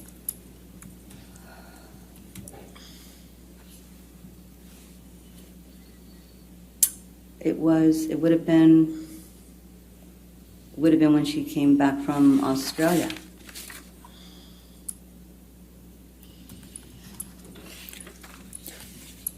And I will get to that, Your Honor. Is it possible for us to take a very quick break? Sure. You still have quite a bit of direct left, I assume? I do have a fair amount, Your Honor. Okay, all right. Ladies and gentlemen, why don't we go ahead and have you take your afternoon break of 15 minutes, okay? Again, don't do any outside research and do not talk to anybody about the case. I know you're going to hear me say it so much. Thank you. Thank you, Your Honor. All right. I haven't said yet. So let's see. I want to make sure. I haven't said yet. No, it's okay. I usually wait till the jury goes out so we can make sure.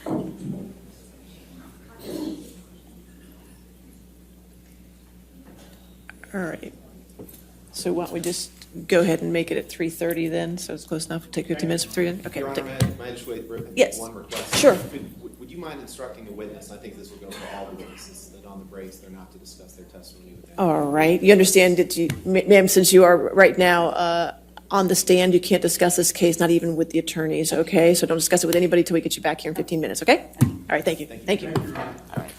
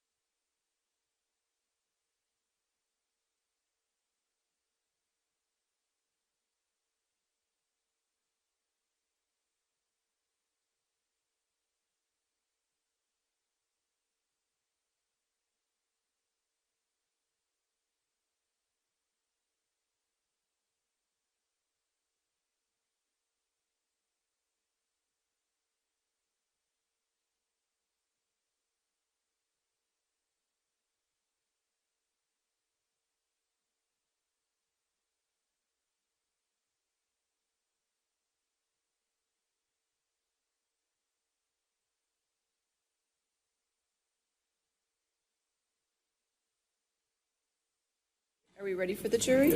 Okay, we ready? Okay. Before he takes the witness back, Okay. Your Honor, you'll be pleased, we have that second order fully endorsed. I so- am very pleased. Yes, I'll put it in both my- of them are completed. That's great. I'll have an entry for my diary. Won't you, Mr. Murphy? Thank you. Thank you so much.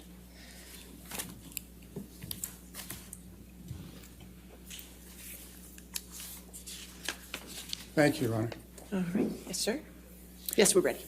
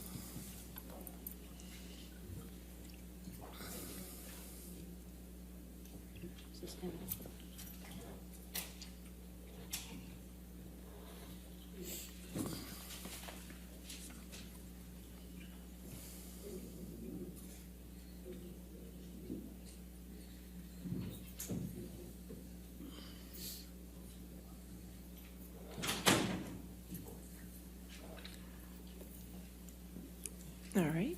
If we can just be seated and we're ready to start again. Okay, yes, Mr. Chu? Thank you, Your Honor. Good afternoon again, Ms. Dombrowski. I'm told that both you and I need to speak a little closer to our Oh, microphones. I'm sorry. Thank Okay. you. And when we took the break, I think you had just testified that the next time you had seen Ms. Heard was when she had just returned from Australia. Yes. What, if anything, did you discuss with Ms. Heard when she returned from Australia? We, excuse me, we met for dinner a late dinner, and she was telling me that she and Johnny had had a fight in Australia, and I was trying to talk to her about the idea that that kind of fighting is not normal. It's too much, you know. It's not okay. But she told me that I needed to basically get down off my cross and mind my own business. She said that Johnny liked that she was feisty. You know, she was feisty, and then he loved it. And that Jerry Judge and I needed to stay out of her marriage. So that was the basic conversation. Did you respond at all when Ms. Heard told you to get off your cross? I just kept saying that fighting is not normal. This kind of fighting is not normal. How close were you to Ms. Heard when you were having this conversation? We were right next to each other, right here. Did you see any marks or any discoloration on her face? No. Now, Ms. Dombrowski, I'd like to shift gears again and ask you about the period in April and May of 2016.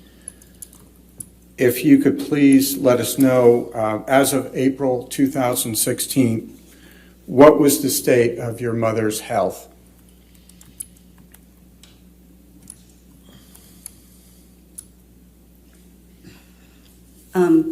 Excuse me. Mom had been, she had been in the hospital for quite some time, and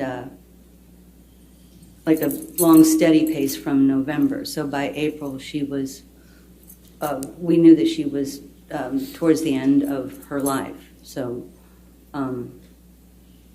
that's what April basically was, and it went into May. In May, we gathered everybody to come say goodbye to her. How often, if at all, did you visit your mother in April 2016? She was in the hospital, so I was with her pretty much every day. I was a 24/7 when I wasn't, at the office or something, Did you ever see Johnny at the hospital? Yes. How often did you see Johnny at the hospital in April 2016? I don't know how often I saw him. I mean, he would come and see her, regularly. Even before that, when there was a period we were trying to help her communicate, and he, brought in, different type tools, pens, pencils, drawing, crayons, just to try to help her communicate. He came as often as he could. He was there quite a bit. And when you said you called the family together in May, would you please explain what you meant? We were told by the doctors that Mom was at a point where there was nothing else that we could do for her, and so that we should start calling anybody that wanted to, come and spend a little bit of time and say their goodbyes. So we did that. We did that in May. But, And moving ahead to May 19, 2016, what was your mother's condition that day? she was basically in a coma. She was medicated and just on machines, life support, where it was slowly going away on May 19th. How do you know that? I was with her. Did you see your brother in the hospital that day? Yes. What happened the next day, May 20th, 2016? Well, Mom passed away that morning. We had all the family was there. Johnny was there with his kids until the wee morning hours of May 20th. My kids, my sister, we were all there spending our last bits of time, and everybody else had gone home. And Mom passed away probably a few hours after that, maybe 5-6 hours after that. Who was with your mother when she passed? I was. Who, if anyone, told Johnny that your mother had passed? Sorry. Take your time. I did. I called him and I called my our other siblings to tell them. And I'm sorry, I know this is painful. How did Johnny react when you told him that your mother had passed? Well, he was sad, but there was there's a relief that suffering is done. So.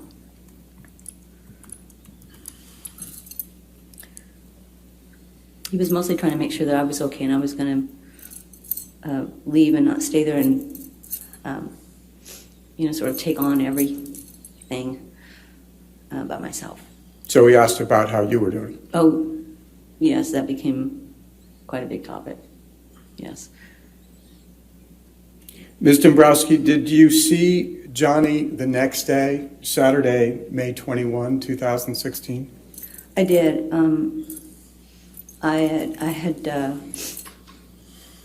I'd gone to his house the night we lost Mom.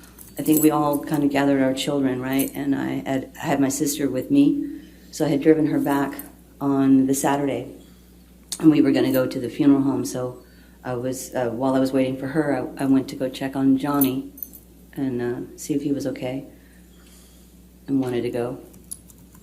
And did you check on Johnny Saturday morning, the 21st? Yes.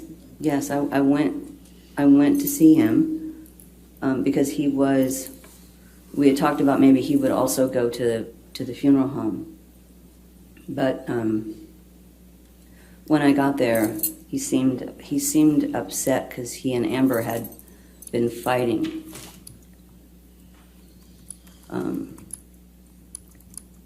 What else happened when you first met with your brother on the morning of the 21st when you were talking about going to the funeral home?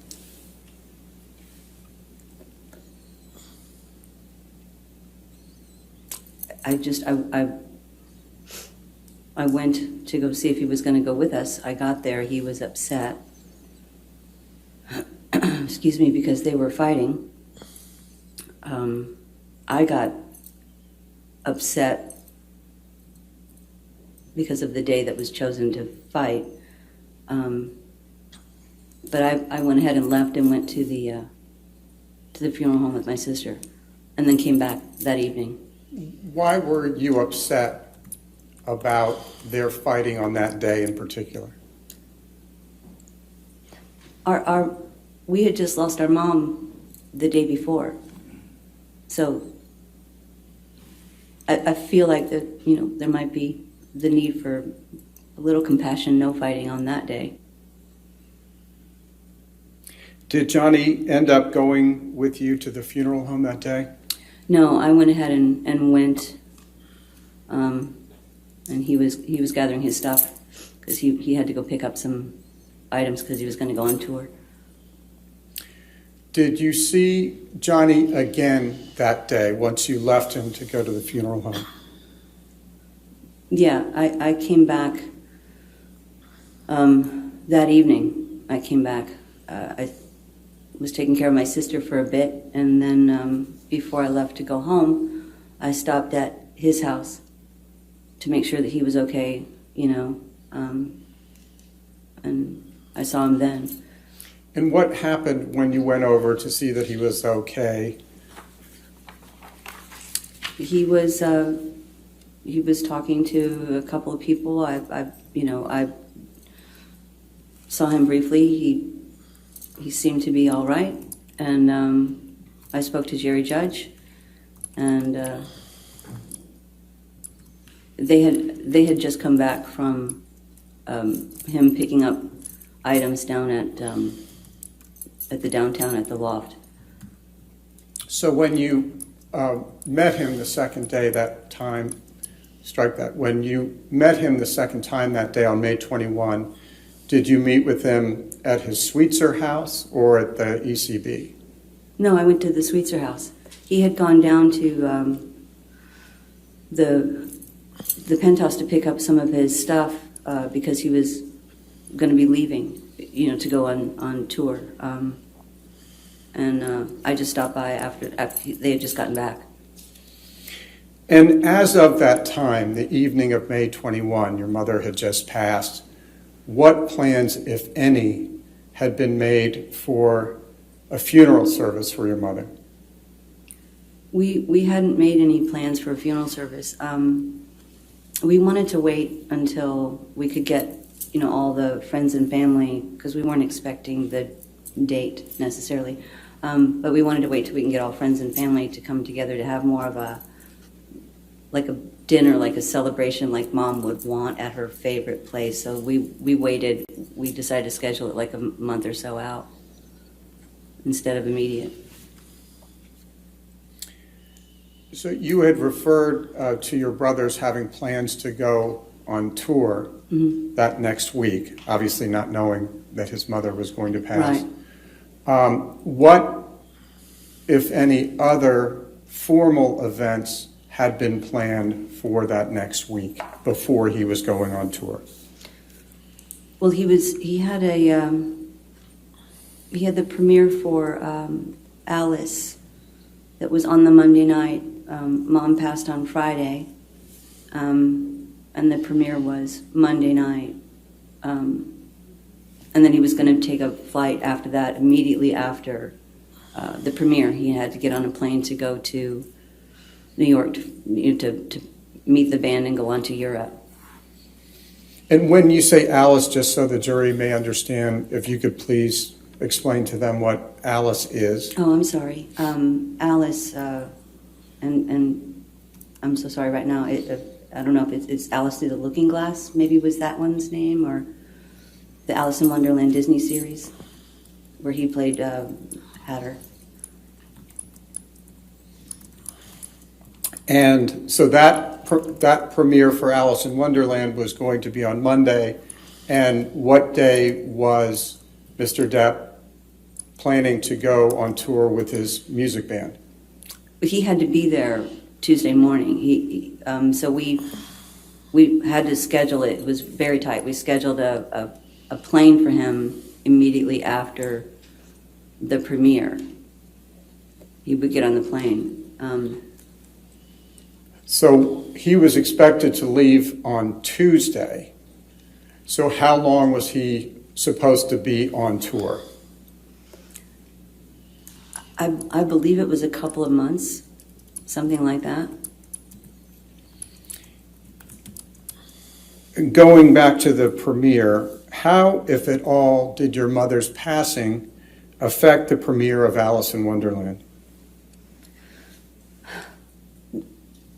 We didn't let anybody know that Mom had passed away. We kept that really close to just our, just family and friends, because he had to go do the premiere, and with the premiere, he's on the carpet, and on the carpet he does interviews, and it didn't feel right on many levels to have him where people knew that Mom had passed away, and while he's trying to do interviews to sort of, give their condolences and their sympathies and all of that. So we kind of kept it just with us so that it wouldn't become a worldwide thing, and he could just do what he was supposed to do and do his job. And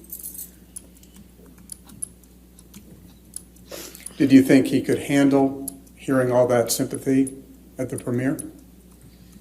I didn't think he should handle it. I thought it would be very hard on him. It would be very hard, question after question, and condolences.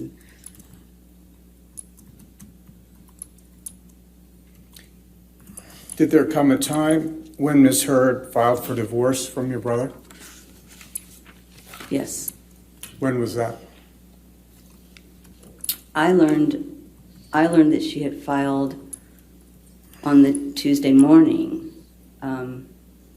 After that premiere, the Tuesday morning, I was at the funeral home, and I got a call from the attorney to let me know that she had filed.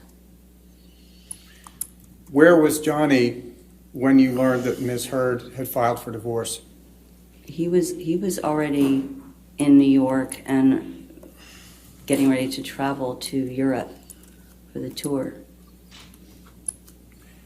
How did you react initially when you heard from Mr. Depp's attorney that Ms. Heard had filed for divorce?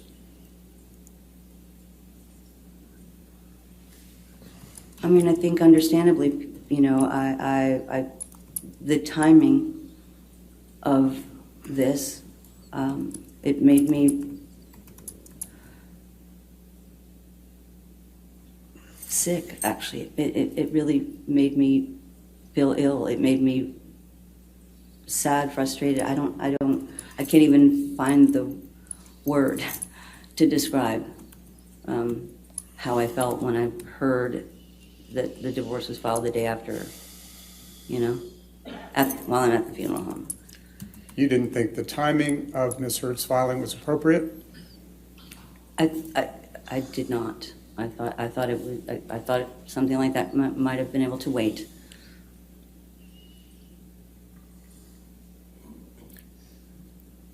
Did there come a time when you learned that Ms. Heard had also filed for a restraining order against Johnny? Yes. Yes, I think I heard that also from the attorney. I believe the day before. It was a Thursday, I think. I learned that one. So this was 2 days after your brother had left for New York? Yes. Yes, because I was shocked at that. I was shocked at that, and concerned that he was out of town and didn't know if he needed to be there. He was gone, and I was asking the attorney, and they said, no, he doesn't have to be there. No one has to be there. Amber won't be there. No one will be there, just attorneys. It's a very simple process. Did Johnny attend the restraining order hearing? No, he was not in town. He wasn't in the country. Did you see any press coverage of the restraining order hearing? Yes, I did. Would you please tell the jury what you saw or read? Objection calls for hearsay. Not asking for the proof of what was in the articles. It's a present sense impression. Relevant. Why is it relevant? All right, I'll sustain it to hearsay and relevance. Okay. Did you see was there press coverage of the hearing? There was a tremendous amount of press coverage. Did you read any of it? I did read some of it. I saw some of it. Putting aside the truth or falsity of what you saw, what did you see? Relevance And why is that relevant? and hearsay. Was the... All right, I'll sustain the objection. Next question. Okay. How did you feel when you read the press? Relevance. How the witness felt is irrelevant. What's the relevance, Mr. Shea? I think it's relevant to her testimony, Your Honor, but I can move on. Okay, I'll sustain the objection. Next question. Moving ahead 2 years in time, did you see Ms. Heard's Washington Post op-ed when it was published in December 18, 2018? Yes. What did you think Ms. Heard's op-ed was about? Relevance. It's entirely relevant. They're trying to argue somehow that people didn't understand what the op-ed meant. We heard an opening where there was... I want you to approach, yes, Your Honor. please.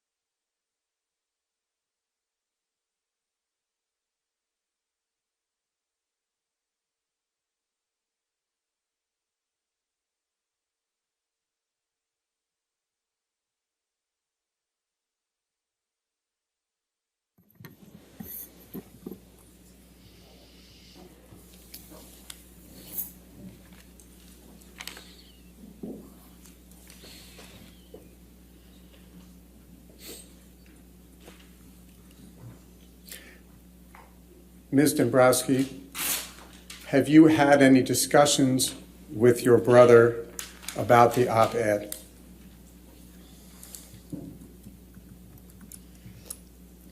Yes. I Object to anything after the yes is hearsay. I'm not sure if it is or not. It's a yes or no question. Okay, all right, next question.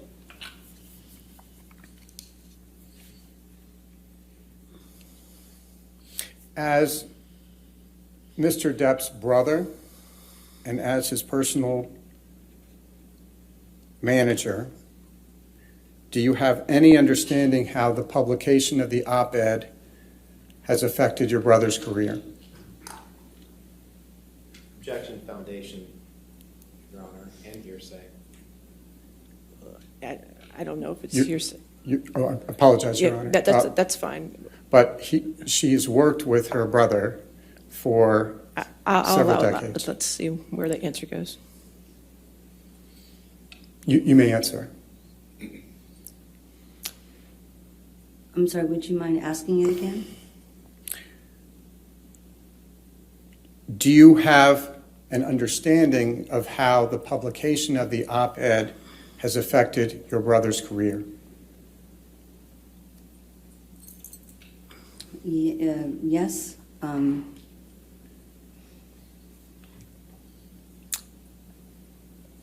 The op-ed is written with the way it was written, the wordings within the op-ed make it very clear of a time frame. Objection, Your Honor. Get the director to answer that question again. Maybe you should ask it again. How has the publication of Ms. Heard's op-ed, putting aside for a moment its relationship to your brother, its references to your brother, how has it affected his career? I believe there's a negative effect on anyone's career when there's accusations, as there have been. How has it affected him personally? Objection, Foundation. She's his sister, Your Honor. I'll allow it. Go ahead.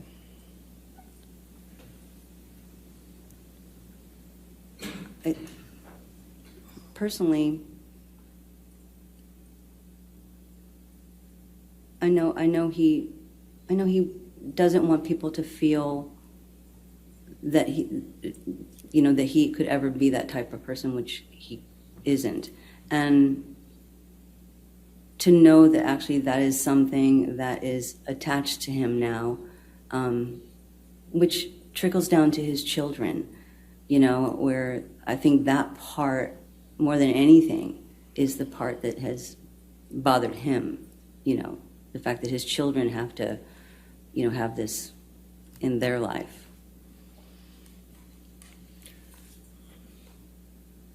Ms. Dombrowski, do you believe that your brother physically abused Ms. Heard? Objection, Your Honor. Relevance, Foundation. I'll sustain the objection.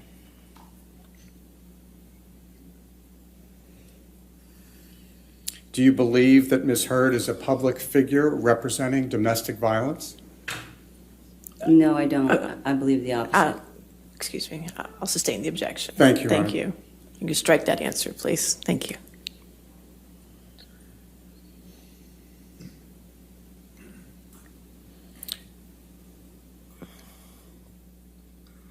As his sister and as his personal manager for decades, are you aware of any occasion on which any woman other than Ms. Heard has ever accused your brother of any type of physical abuse? Objection, Foundation, hearsay. I'll allow the answer. No.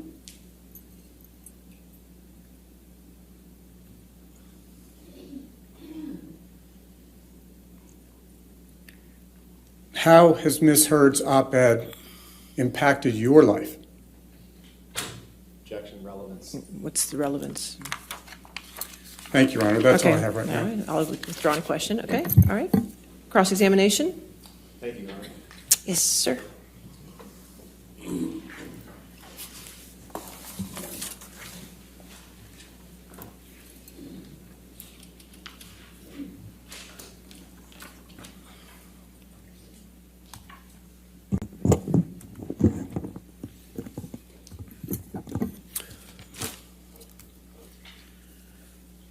Good afternoon, Ms. Dombrowski.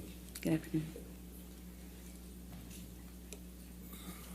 So I believe we covered some of this, but just want to make sure. So you're employed at a company your brother owns, right? Yes. It's called Infinitum Nile? Yes. Is that right? And it's Mr. Depp's production company? Yes. And you're the president of that company, right? Yes. And that is your only source of income, correct? I have other projects that I work on the side. It's your only job, right? It's my full-time job, yes. Right. And job-wise, you don't have any other sources of income other than Infinitum Nile, right? Other projects, I have the opportunity with other projects to make more money. Okay. All right.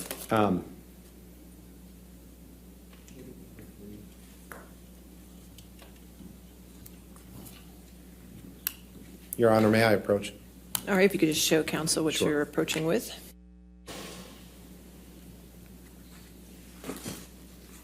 It's just a copy of your deposition. All right. You're just giving. I think he's just giving copies, Mr. Chu. Oh, I would assume it wouldn't be. Okay. Thank you. Yes, please.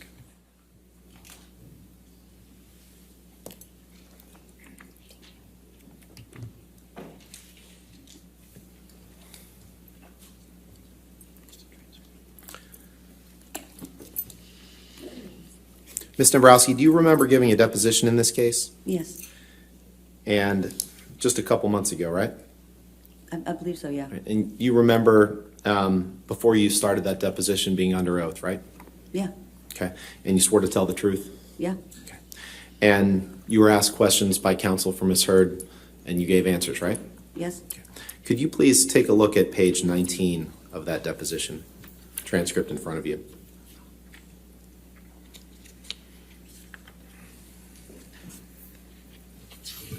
I'm sorry. Okay.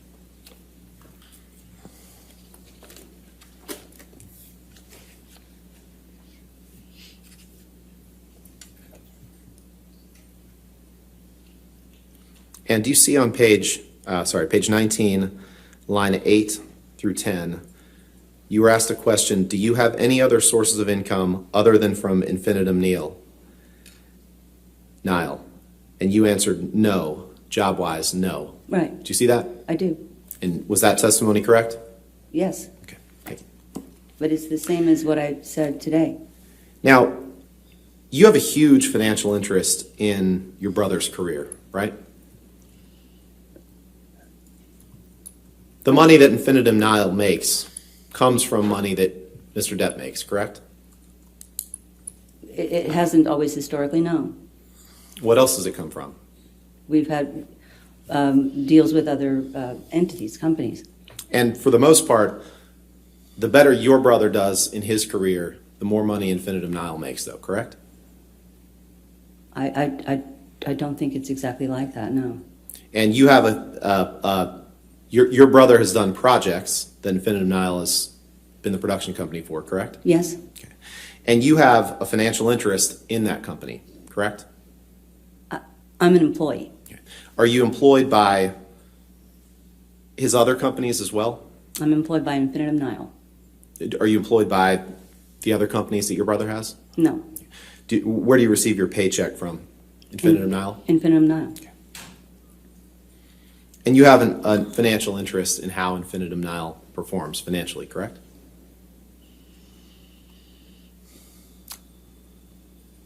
I have a salary that I get, so that's not a financial interest if you're asking if I get a piece of the pie. Yeah. No.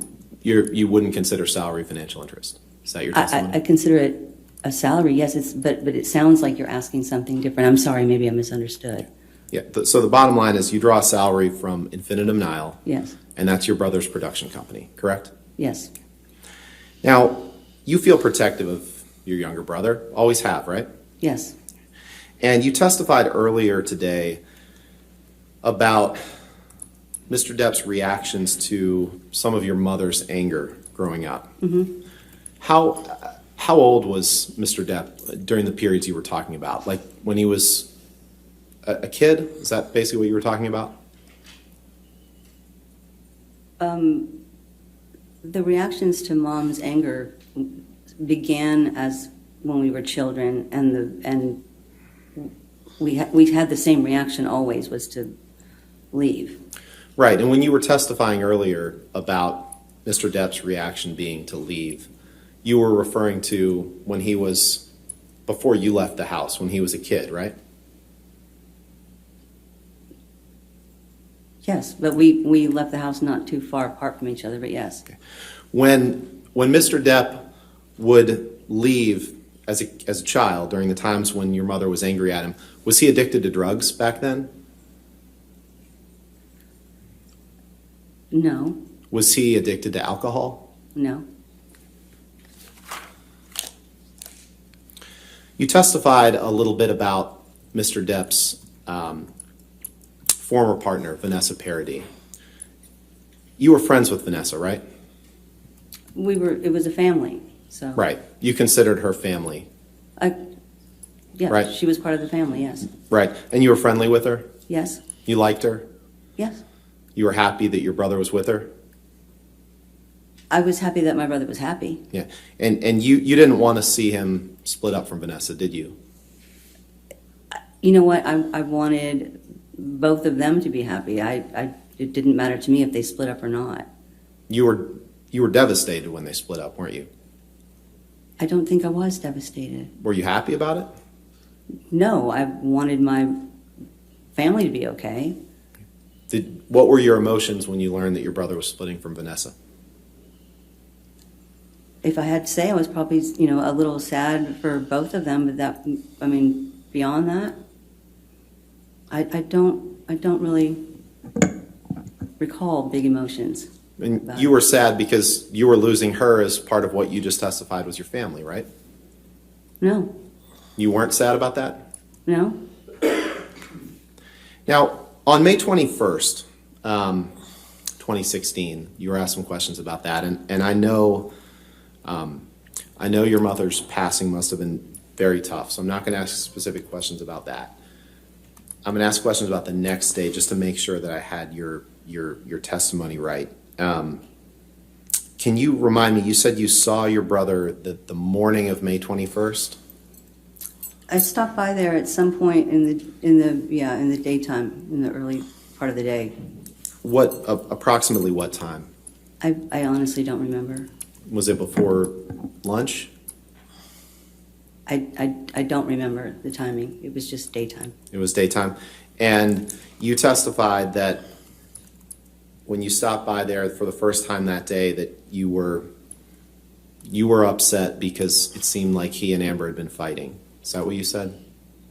I said that they had been arguing. And I've said that I didn't love that they were arguing on. It was a horrible day to argue on. And that was, your testimony was that you were upset that they had been arguing when you stopped by that during the daytime, right? Okay. Now,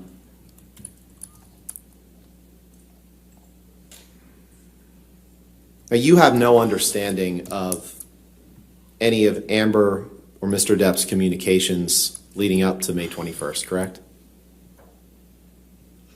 I don't know that I have a lot of that, no. Okay. But your testimony is that when you stopped by during the daytime on May 21st, that they had been fighting and that made you upset. Is that right? I'm just trying to understand what you testified to. It's not that it made me upset. I found it upsetting.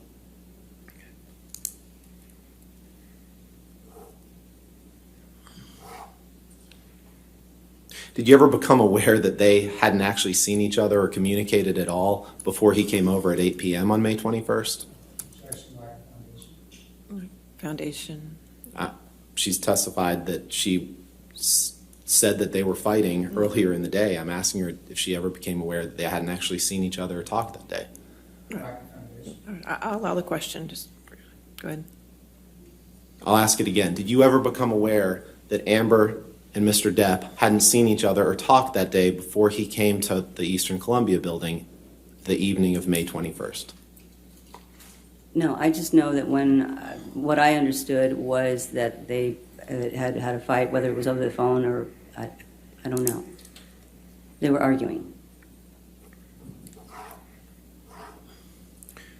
Now, when your mother was in the last days of her life in the hospital, Amber visited her, right? Amber did come one time by herself, if that's what you're referring to. She did come one time, shortly before Johnny was also coming. And she visited her actually more than one time, correct? I don't recall her visiting on her own more than one time, no. I remember her coming one time because I didn't know she was coming. And Johnny was actually also coming. Right. So they ended up there together. I guess I'm a little confused because you just testified that she only visited one time. Alone. This is what I'm saying. I only remember the one time alone, where she showed up alone. I only remember one time. And Johnny came shortly after she was there. And other times she visited with Johnny or other people, is that right? She visited with Johnny sometimes. Okay.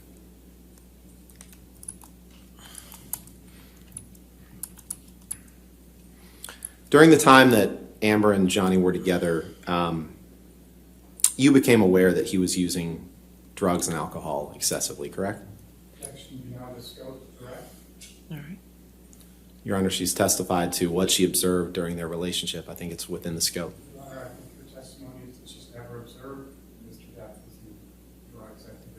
wants to go. No, I'll overrule the objection. You can ask the question. Go ahead.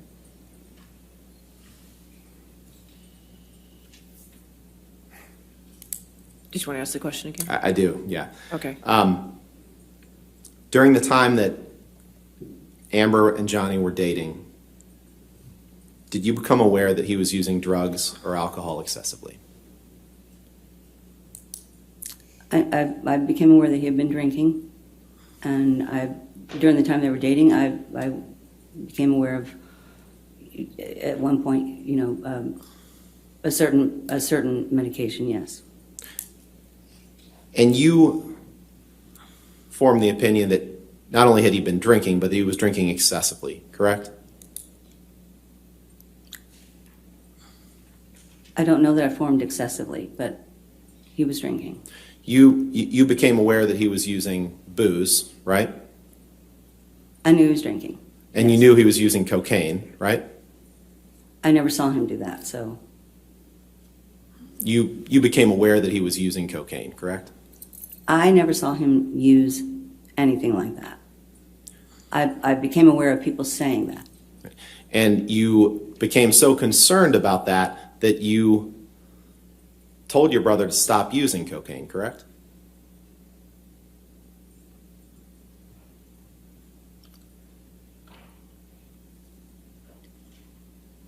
I don't know that I remember telling him to stop using cocaine. I think I might have told him anything that he was doing, he should stop doing. Heather, can you pull up Exhibit 214, please?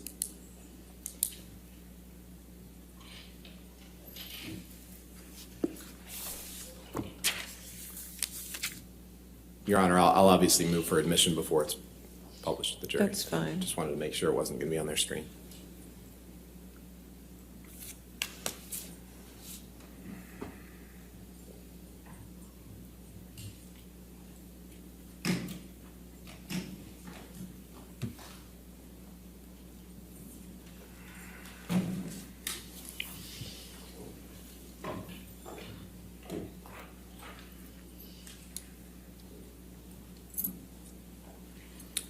Can you flip it?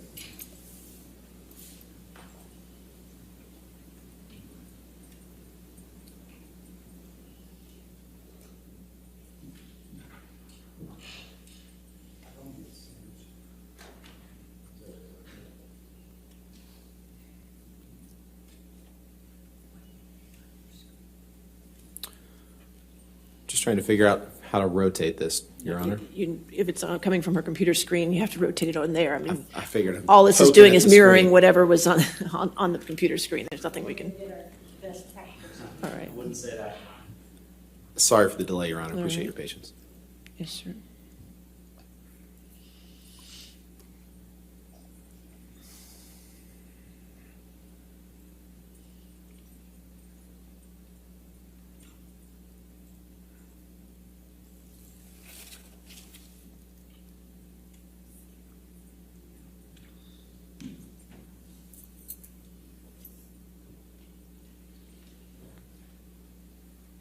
If I may, Your Honor, the issue is what's on the screens, Okay. not on All the right. laptop, so that's the difficulty.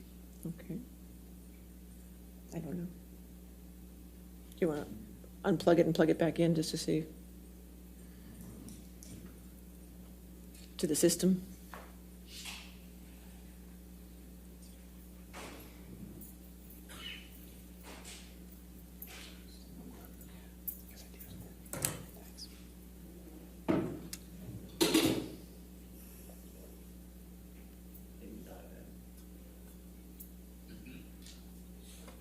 Thanks, sir. Appreciate it. Thank you. All right, I think we have it. When you turn it off and on, it works at everything. That's right. That's the secret.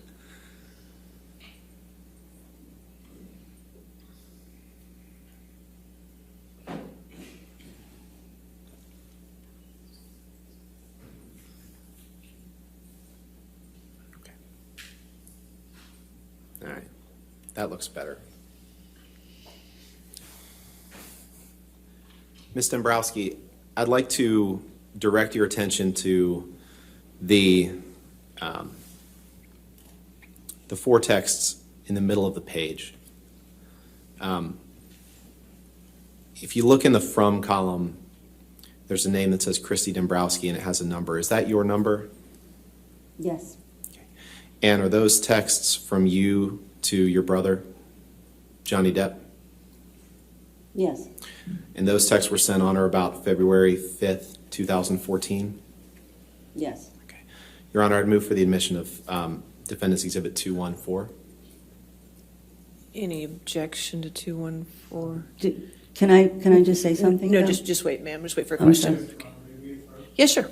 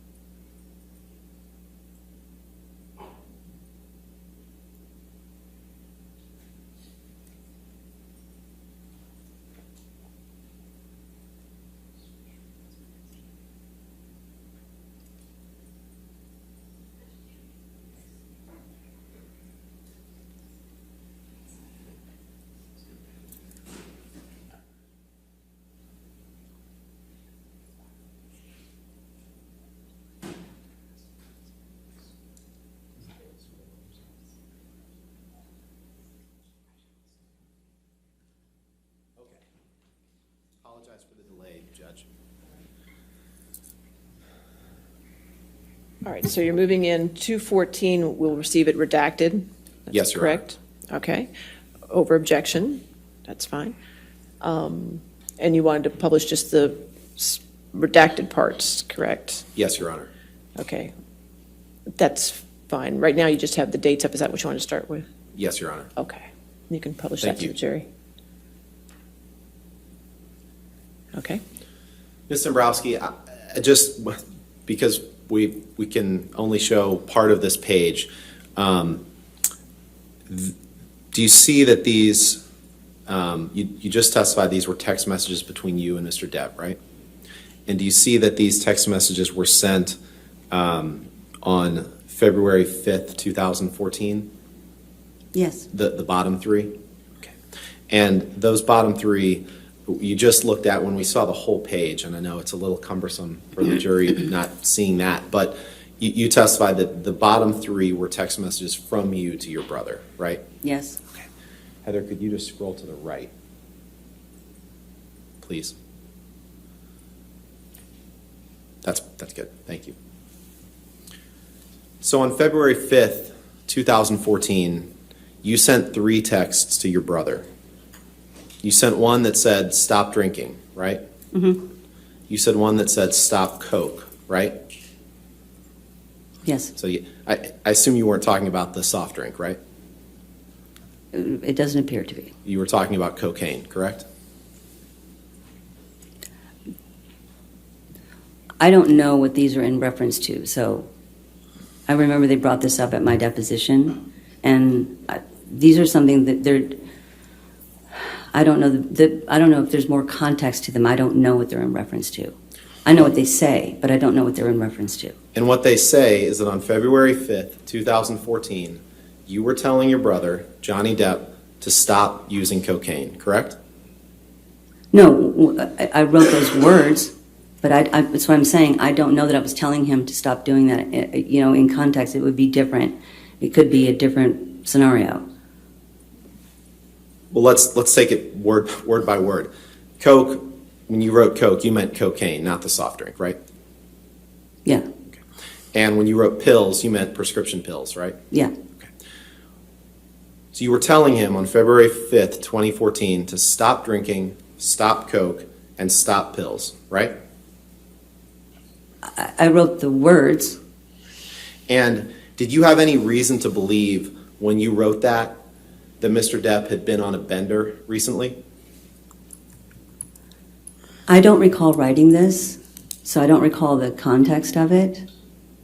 I understand that the words are there, but I don't recall the timing or the writing of it. I don't recall anything about it necessarily. You weren't joking when you wrote that, right? It wasn't a joke, right? I probably was not joking, but maybe I was repeating something that someone else told me to write. You were telling your brother to stop drinking, stop cocaine, and stop pills because you believed that he had a problem with drinking cocaine and pills, correct? I didn't believe he had the problem as much as someone else was trying to make me believe that he had the problem. Did you have any reason to believe that Mr. Depp had been on a recent bender? I didn't witness benders. I don't, you know what I mean? So I'm not involved in the benders. Understood. I'm asking, at the time when you sent these 3 text messages on February 5th, 2014, did you have any reason to believe that Mr. Depp had been on a recent bender? I couldn't tell you about February, whatever date that is back then, and what I would know at this moment. Did you have any reason to be worried about Mr. Depp when you sent these texts? Again, I don't know what was happening in life at that time. I don't recall that period, the dates. I don't recall I don't recall anything about that time. These texts, I know what the words are, but I don't know what the context is of them. Right, and so I'm asking you a question as best I can, which was, when you sent these texts, did you have any reason to be worried about Mr. Depp's use of alcohol, cocaine, or pills? Again, I don't recall the time period of sending these texts, so I don't know that I would have any reason at that time. I don't know. Would you have sent the text if you didn't have a reason to be worried about his use of alcohol, cocaine, or pills? I could send those 3 separate lines like that, 3 separate texts. I could do that if it was, there's different reasons that maybe I could do that. It doesn't mean That was me giving him a message. Have you ever sent texts to anyone else to tell them to stop drinking, stop Coke, or stop pills before? Again, I don't know that I'm telling him to stop drinking, stop Coke, and stop pills. That's what I'm saying. It's the context of this. And I appreciate that, but that wasn't my question. My question was, have you ever sent texts to anyone else in your life telling them to stop drinking, stop Coke, or stop pills? I don't believe I've ever told anybody to stop doing any of those things in a text message, but I also don't know that that's what I was doing here, is what I'm trying to say. But you wrote those words to Mr. Depp, right? I wrote those words. And you didn't love the behavior that Mr. Depp was engaging in around this time frame, did you? I don't know the time frame. I don't know what time frame you're actually referring to. Well, in the days leading up on or around February 5th, 2014, you didn't love the behavior that Johnny Depp was engaging in, did you? I don't recall anyone's behavior from February 2014. I don't recall February 2014. Would it refresh your recollection perhaps to see other text messages that you sent on or around this time to determine whether or not you were worried about Mr. Depp? If there's other context, I guess. I don't know. Why don't we do this? Heather, can you please pull up Exhibit 210?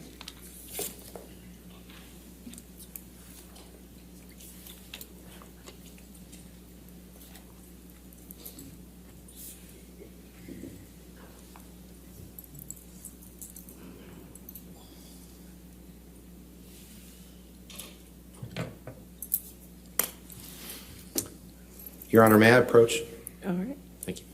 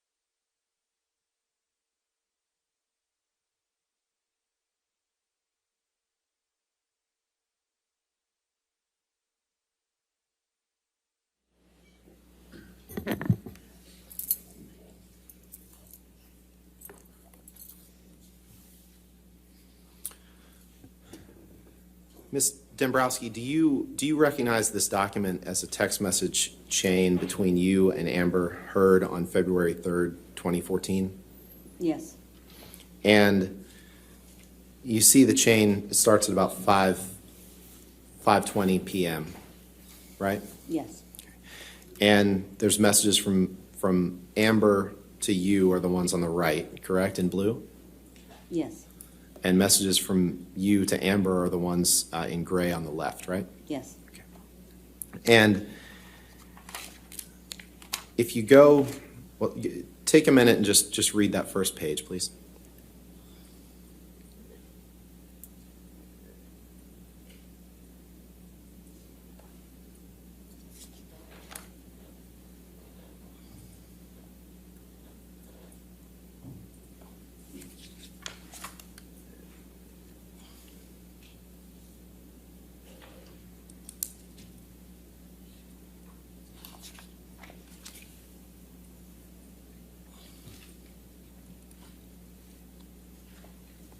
Does this refresh your recollection about a text conversation you had with Amber on or about February 3rd, 2014? Well, I can see this as our text exchange. Okay. And does this refresh your recollection about concern that you may have had about the behavior that Mr. Depp was engaged in on or around that time?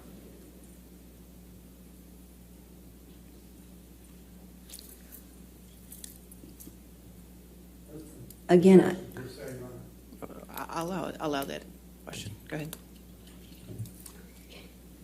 I'll ask it again, does this refresh your recollection about behavior that Mr. Depp may have been engaging in around that time?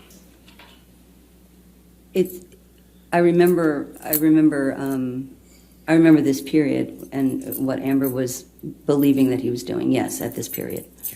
Okay. But does this refresh your recollection about your worry and concern for your brother Johnny Depp around this time? I still don't recall having a severe worry around this time. Okay. Well, before you didn't recall having any worry. So does this at least refresh your recollection that you had some worry? Honestly, I don't recall having a worry. I've had worries in the years, but I don't recall having a worry at this time. I don't recall it. Okay. So did you have any reason to doubt what you were reading from Ms. Heard in these texts? To be honest, she would write things quite often or explain things quite often, and it's a bit more dramatic, maybe, than what we understood it to be, or maybe even sometimes the instances were different than what she was describing. But in any event, this conversation that you had with Ms. Heard gave you concern enough to tell your brother, stop coke, stop pills, stop booze, right? No, I don't think it did. It didn't. And I've asked this before, but we'll take a look at this. Is it true you didn't love the behavior he was engaging in around this time, right?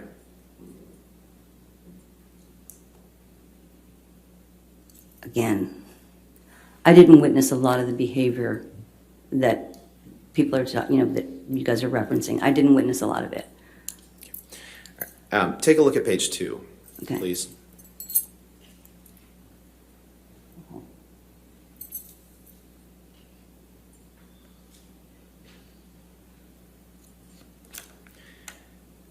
And just take a minute to read that, and then I'll have some questions about both of the pages.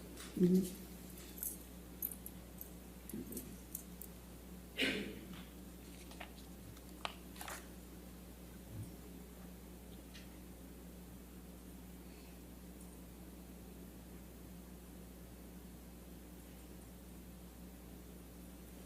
Okay. What you had been told by Ms. Heard on the first 2 pages of these texts gave you concern about Mr. Depp's behavior and made you not love anything that he was engaging in behavior-wise around this time, right?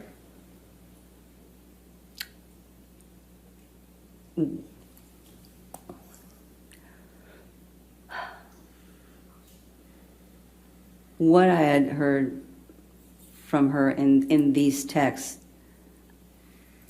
I didn't really love where life was at the time. Your Honor, I'd move for the admission of these 2 pages in their entirety for the reasons that we discussed, both as impeachment of the witness. All right, there are other statements in here that I do find as hearsay, so we can work with it. I'll reserve on that for this time, maybe, and we'll have other issues with it outside the presence of the jury, and we'll work on redactions, okay? That sounds good. Can I ask her questions just about her language? Okay. And then we can work on redactions? Yeah, yes, sir. We reserve our. Okay, yes, sir. On the first page, Your Honor, or I'm sorry, on the first page, Ms. Dombrowski, you write, "Where are the kids?" Why did you write that? I don't Ms. know. Hurd? I don't know. I mean, I remember they asked me that at the deposition. I'm not sure. You wrote that because you had concerns about where Mr. Depp's kids were at this time, right? Well, if she was saying he wasn't home, I was asking where the kids were. Right. Because you were concerned for the kids' well-being, particularly when Mr. Depp was in this sort of state, correct? No, I was curious about where the kids were if he wasn't home. Were you ever concerned about the impact on the kids of Mr. Depp's drug use and alcohol use? No. So when you wrote, "Where are the kids?" you had no concern for their actual well-being. Is that right? The concern, it's not that kind of concern. She's saying he's not home. I was wondering where the kids were so that they weren't alone. When you wrote her on page 2, "Do you want to come to office to talk?" you wrote that because you were concerned about what was going on with Mr. Depp at that point, right? No, actually, I wrote that so that she could come to the office so that we could talk Right. about all of it, All of what? of her text. Your Honor, I'd ask for permission to publish the bottom text on page 2 that I think, It's not up here. You just mean her text. sorry. And I guess while she's pulling that up, I'd move for partial admission of Exhibit 210 with redactions to be. I'm going to reserve on that. Okay. All right, that's. All right, I'm still going to reserve on the admission of it, so I'm not going to show it to the jury at this time. Okay. Okay. Thank Okay. you. But you can ask her questions about it. Okay. Thank you, Your Honor. When you wrote Ms. Hurd on February 3rd, 2014 at 5:42 p.m., Ms. Dombrowski, "Worry about everything," you were telling her to worry about everything and all the types of behavior that Mr. Depp was engaging in at that time, right? I was not telling her to worry about anything. That's the way I wrote that. Sounds like I say, I worry about everything. You're saying that you're worrying about everything? Is that right? Yes, as a whole. Okay, so in contrast to what you testified a few minutes ago, you actually were very worried around this time frame, correct? I was worried about what life was. That's what I had said. Right. And the life that you were referring to here, what was going on in life was Mr. Depp's drug and alcohol abuse, correct? What was going on in life was someone who constantly wanted to point out some sort of drug and alcohol abuse. Is that unfair for a spouse not to want their husband to abuse drugs and alcohol? It's not unfair at all. So was that a negative to you that Ms. Hurd didn't love that? I'm sorry? Was that a negative to you that Ms. Hurd didn't love Mr. Depp's drug and alcohol abuse? Was that unreasonable of her? To me, it was exaggerated is the problem, so. It was exaggerated. But you testified that you personally have no personal knowledge of your brother doing cocaine. I never saw him do it, no. Okay. But you had enough concern to text him, stop doing coke, stop the pills, and stop the drinking, correct? No, I really don't think that's what I was doing with him. And what were you telling? You weren't talking about the Super Bowl, right? You were talking about drinking. I Coke and understand, drugs I and understand. pills. But the way it's written, and I know my writing, the way it's written, I don't feel like what I was doing was me giving him an order to do that. I wouldn't typically do that. So You're recommending- there's other context somewhere that, for that. Right, and that's what we're trying to explore is what is that context? Because you're very direct in those texts that the jury just looked at. Stop the booze, stop the pills, stop the coke. So if you weren't telling him to stop the booze, stop the pills, and stop the coke, what were you telling him? I could have been telling him that, because I've had this conversation before, I could have been telling him, that in order to make her not constantly accusing, this is what she would need. Right. You didn't write those words in your text, though, right? No, I didn't. Okay. And when you said in the February 3rd text message exchange with Ms. Heard, I don't love any of it. I really want to be able to talk with him. That was you expressing concern about Mr. Depp's drinking and drug use, correct? That was me expressing concern about what life was. And there was arguments all the time, and it felt like there was just constant unpleasantness. Right. And would it be unfair? Well, let me ask it this way. That unpleasantness, to your knowledge, was caused in part, at least, by your brother's drug and alcohol abuse, right? I don't know that. Did you ever reach your own conclusion that your brother had a problem with drugs and alcohol? I knew my brother was drinking. I'm sorry. I knew my brother was drinking. But in terms of like drugs, honestly, I had only one medication that I really knew of that, was an issue for him. And what was that? I don't remember the name of the medication. It was a prescription medication. What was it? It was like a pain medication that he had been taking for a long time. Okay. And that was what you were referring to when you said stop pills, was prescription pain medication, correct? Again, I wasn't necessarily referring to anything in particular. I know I wrote those words. I don't know the context of the words. Okay. But in any event, you don't dispute that on February 5th, 20, whatever date that was, on February 5th, 2014, you wrote to your brother, stop drinking, stop coke, stop pills, right? I wrote those words, but I don't know the context of the words. Now, February 2014 wasn't the first time that you had communications with Ms. Heard relating to concerns about drug and alcohol abuse, right? By Mr. Depp, correct? I don't know.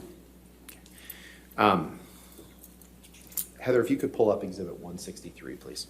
What's the exhibit number? I'm sorry. Oh, I'm sorry, Your Honor, 163.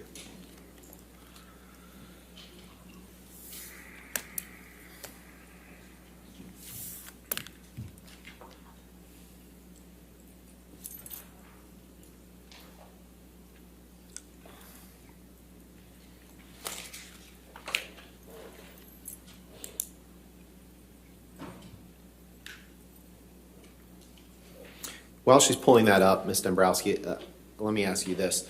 You knew that Mr. Depp's drug and alcohol problem was affecting his relationship with Ms. Heard, right?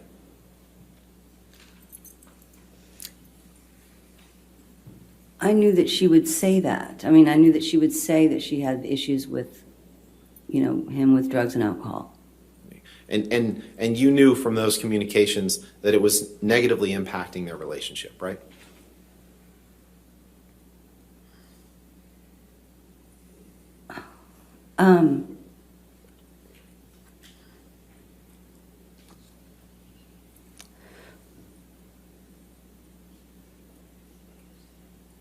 I knew that she would write me about them, you know, and I knew that she would, I know that she would,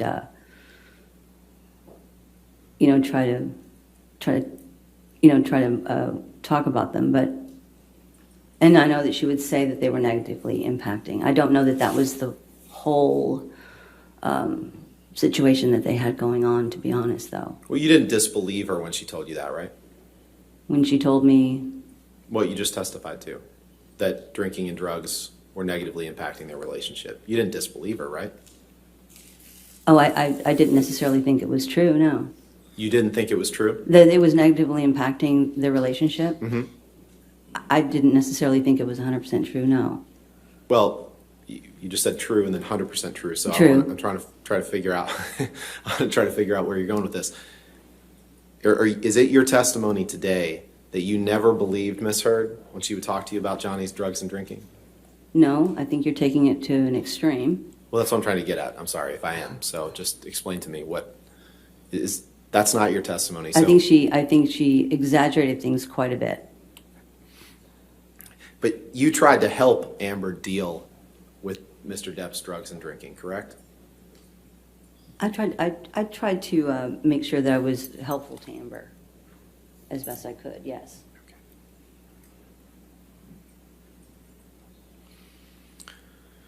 If you can look at the document in front of you, Exhibit 163, please. This is a text exchange between you and Miss Heard on March 22nd, 2013, correct? Yes. Yes. And do you remember earlier you testified about being present during the filming of a documentary about Keith Richards? Yes. This was right around that time frame, correct?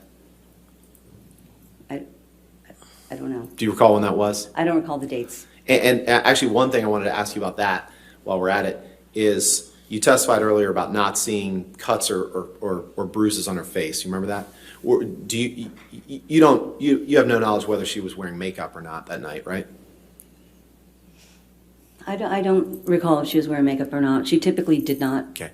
And you weren't specifically looking for cuts or bruises because you suspected that Mr. Depp had abused her, right? I would have no reason to look for cuts or bruises, but I would think if they were there, I would see them. Okay.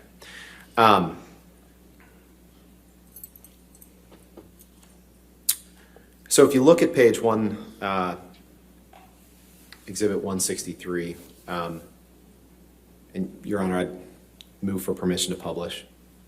No, Your Honor, we object. I'm going to sustain that objection. I figured you would. But Okay, can I do the same thing and ask her about her words to Miss Heard, and then we can reserving the right to publish it to the jury You depending can on ask Your if Honor's it ruling? refreshes her memory about Right. the conversations you're trying to discuss, Sure. yes. Thank you. So, Ms. Dombrowski, do you recall having a conversation with Miss Heard on or about March 22nd, 2013, in which Miss Heard was expressing concerns to you about Mr. Depp's behavior? No, I don't recall dates, so no. Okay. Why don't you go ahead and take a look at this document, please? And let's start with, just tell me when you're done with page 1, please. Mm-hmm.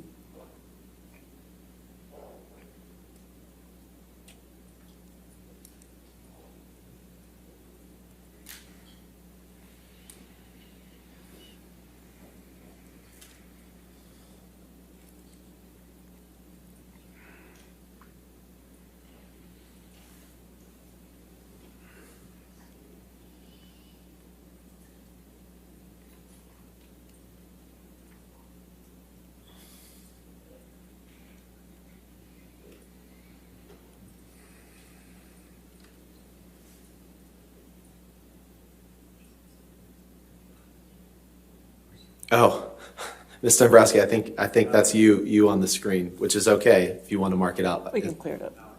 We got it. I didn't. Oh, I'm sorry. Oh, okay. Doing their own redactions. Okay.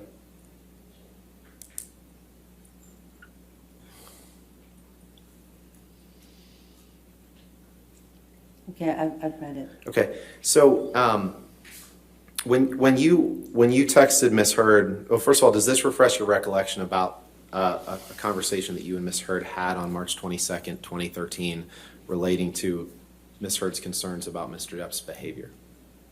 It really doesn't, but I see it here. It doesn't. But you don't dispute that it is a conversation that the two of you had? This is a text exchange between the two of us, yes. Okay.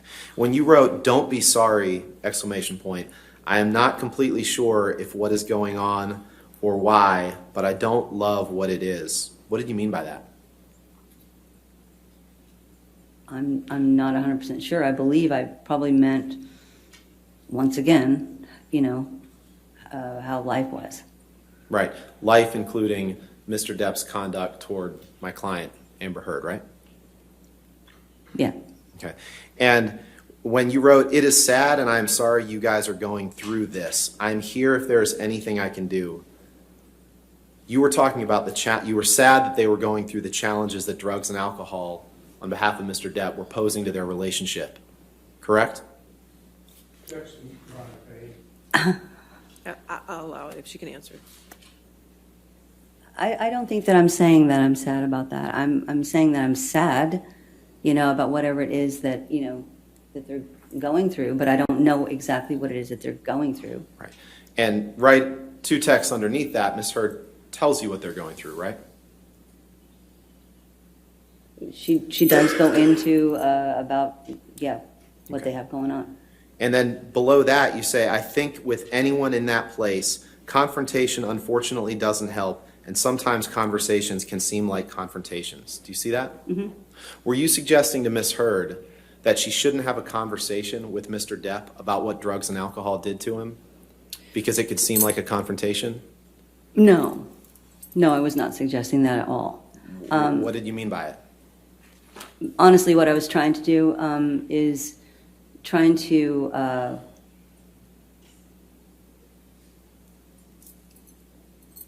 Amber, Miss Heard,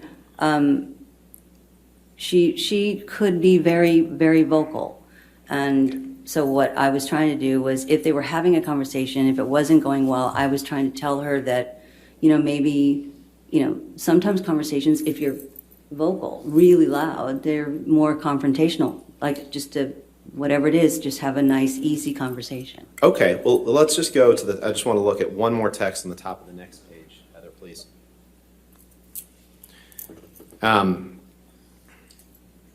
When you write Miss Heard on March 22nd, 2013, you say disagreeing, reasoning, nudging, all can seem like confrontations.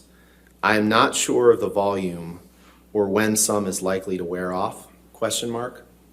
Mm-hmm. First of all,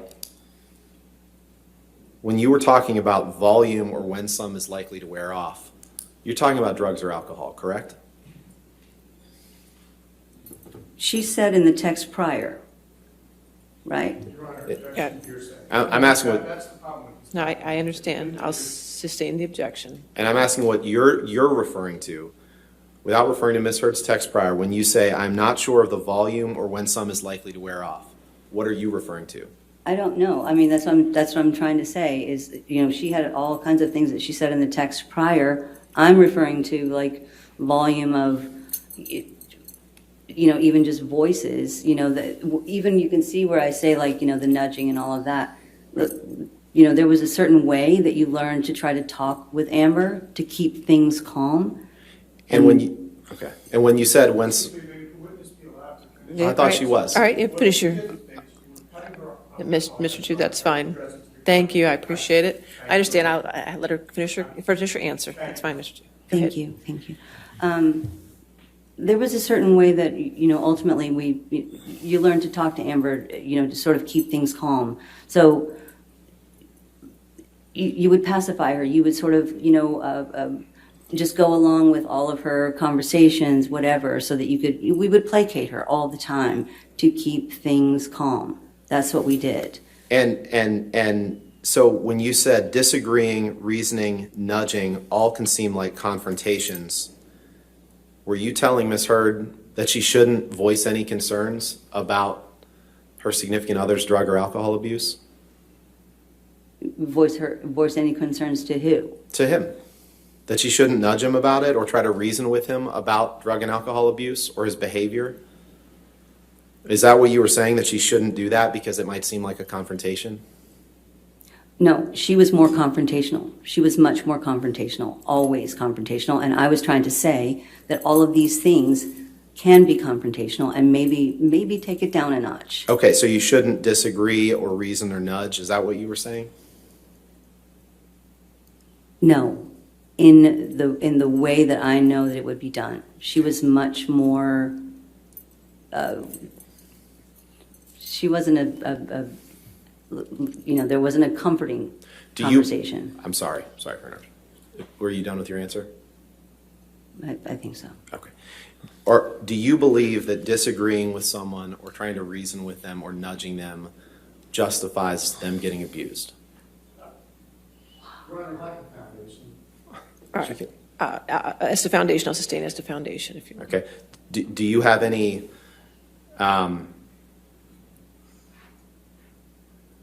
have you ever disagreed with or reasoned with or nudged anyone in anything in your life? This is hypothetical. All right. I mean, these are the words that she wrote. It's late in the day, I know. These are the words that she wrote to my client. Disagreeing, reasoning, nudging, all can seem like confrontations. I'll allow the question. Thank you. I'm sorry? Have you ever disagreed or reasoned or nudged with someone in your life? Yes. Okay. Do you believe that doing any of those three things would justify your being abused? Your Honor. This is I'll sustain the question. Withdraw. Okay, thank you. All right. How much more do you have? Probably A little bit. A little bit, Yeah, okay. Since it's probably 5 an hour. o'clock. All right, about an hour, okay. All right, ladies and gentlemen, since it's 5 o'clock, we're going to go ahead and release you for the day, okay? Just a reminder, as always, please don't do any outside research. Don't talk to anybody about this case. Don't look at the news. Don't watch anything on TV. Don't read the papers, and just have a good, calm, peaceful night, okay? And we'll see you tomorrow bright and early, okay? Thank you.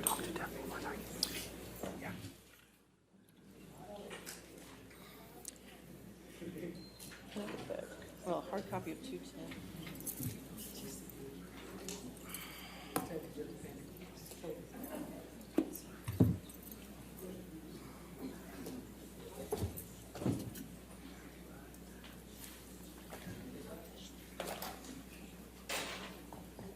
Thank you. All right, Ms. Dombrowski, just a reminder that you are still under oath and you're still testifying. So since you're still testifying, you can't have any discussions with anybody to include Mr. Depp's attorneys or his legal team, okay? All right, and we'll see you tomorrow morning. All right, if you could leave the courtroom, I just have a few And housekeeping matters I that need to take includes care of. Mr. Depp as well, correct? Correct, and Mr. Depp, yes, anybody, okay? Thank Just you. don't talk about your testimony to anybody, okay? Yeah, okay. All right, that's fine. If you can have a seat outside the courtroom, I just have a few housekeeping matters I want to take care of.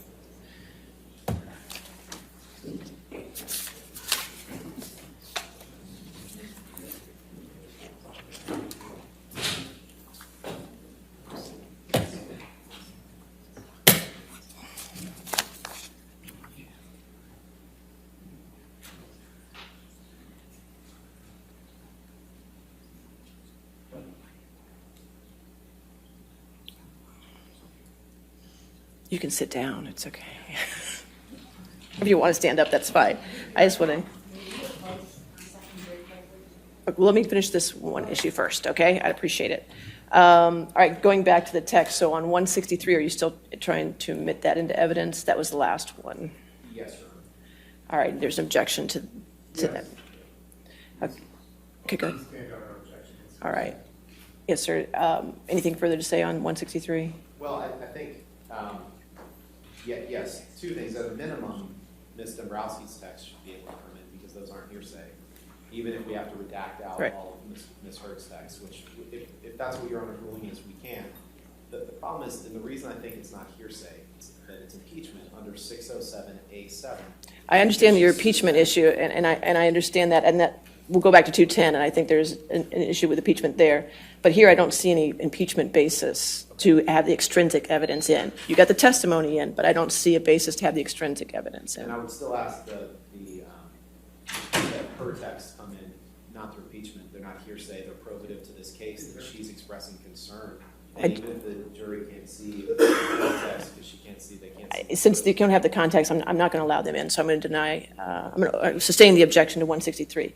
As far as 210, the only impeachment basis was when she testified that she didn't recall anything about a bender or him being on a bender. So I think for impeachment purposes, just the only part that comes in is the, as far as Ms. Heard's text, is the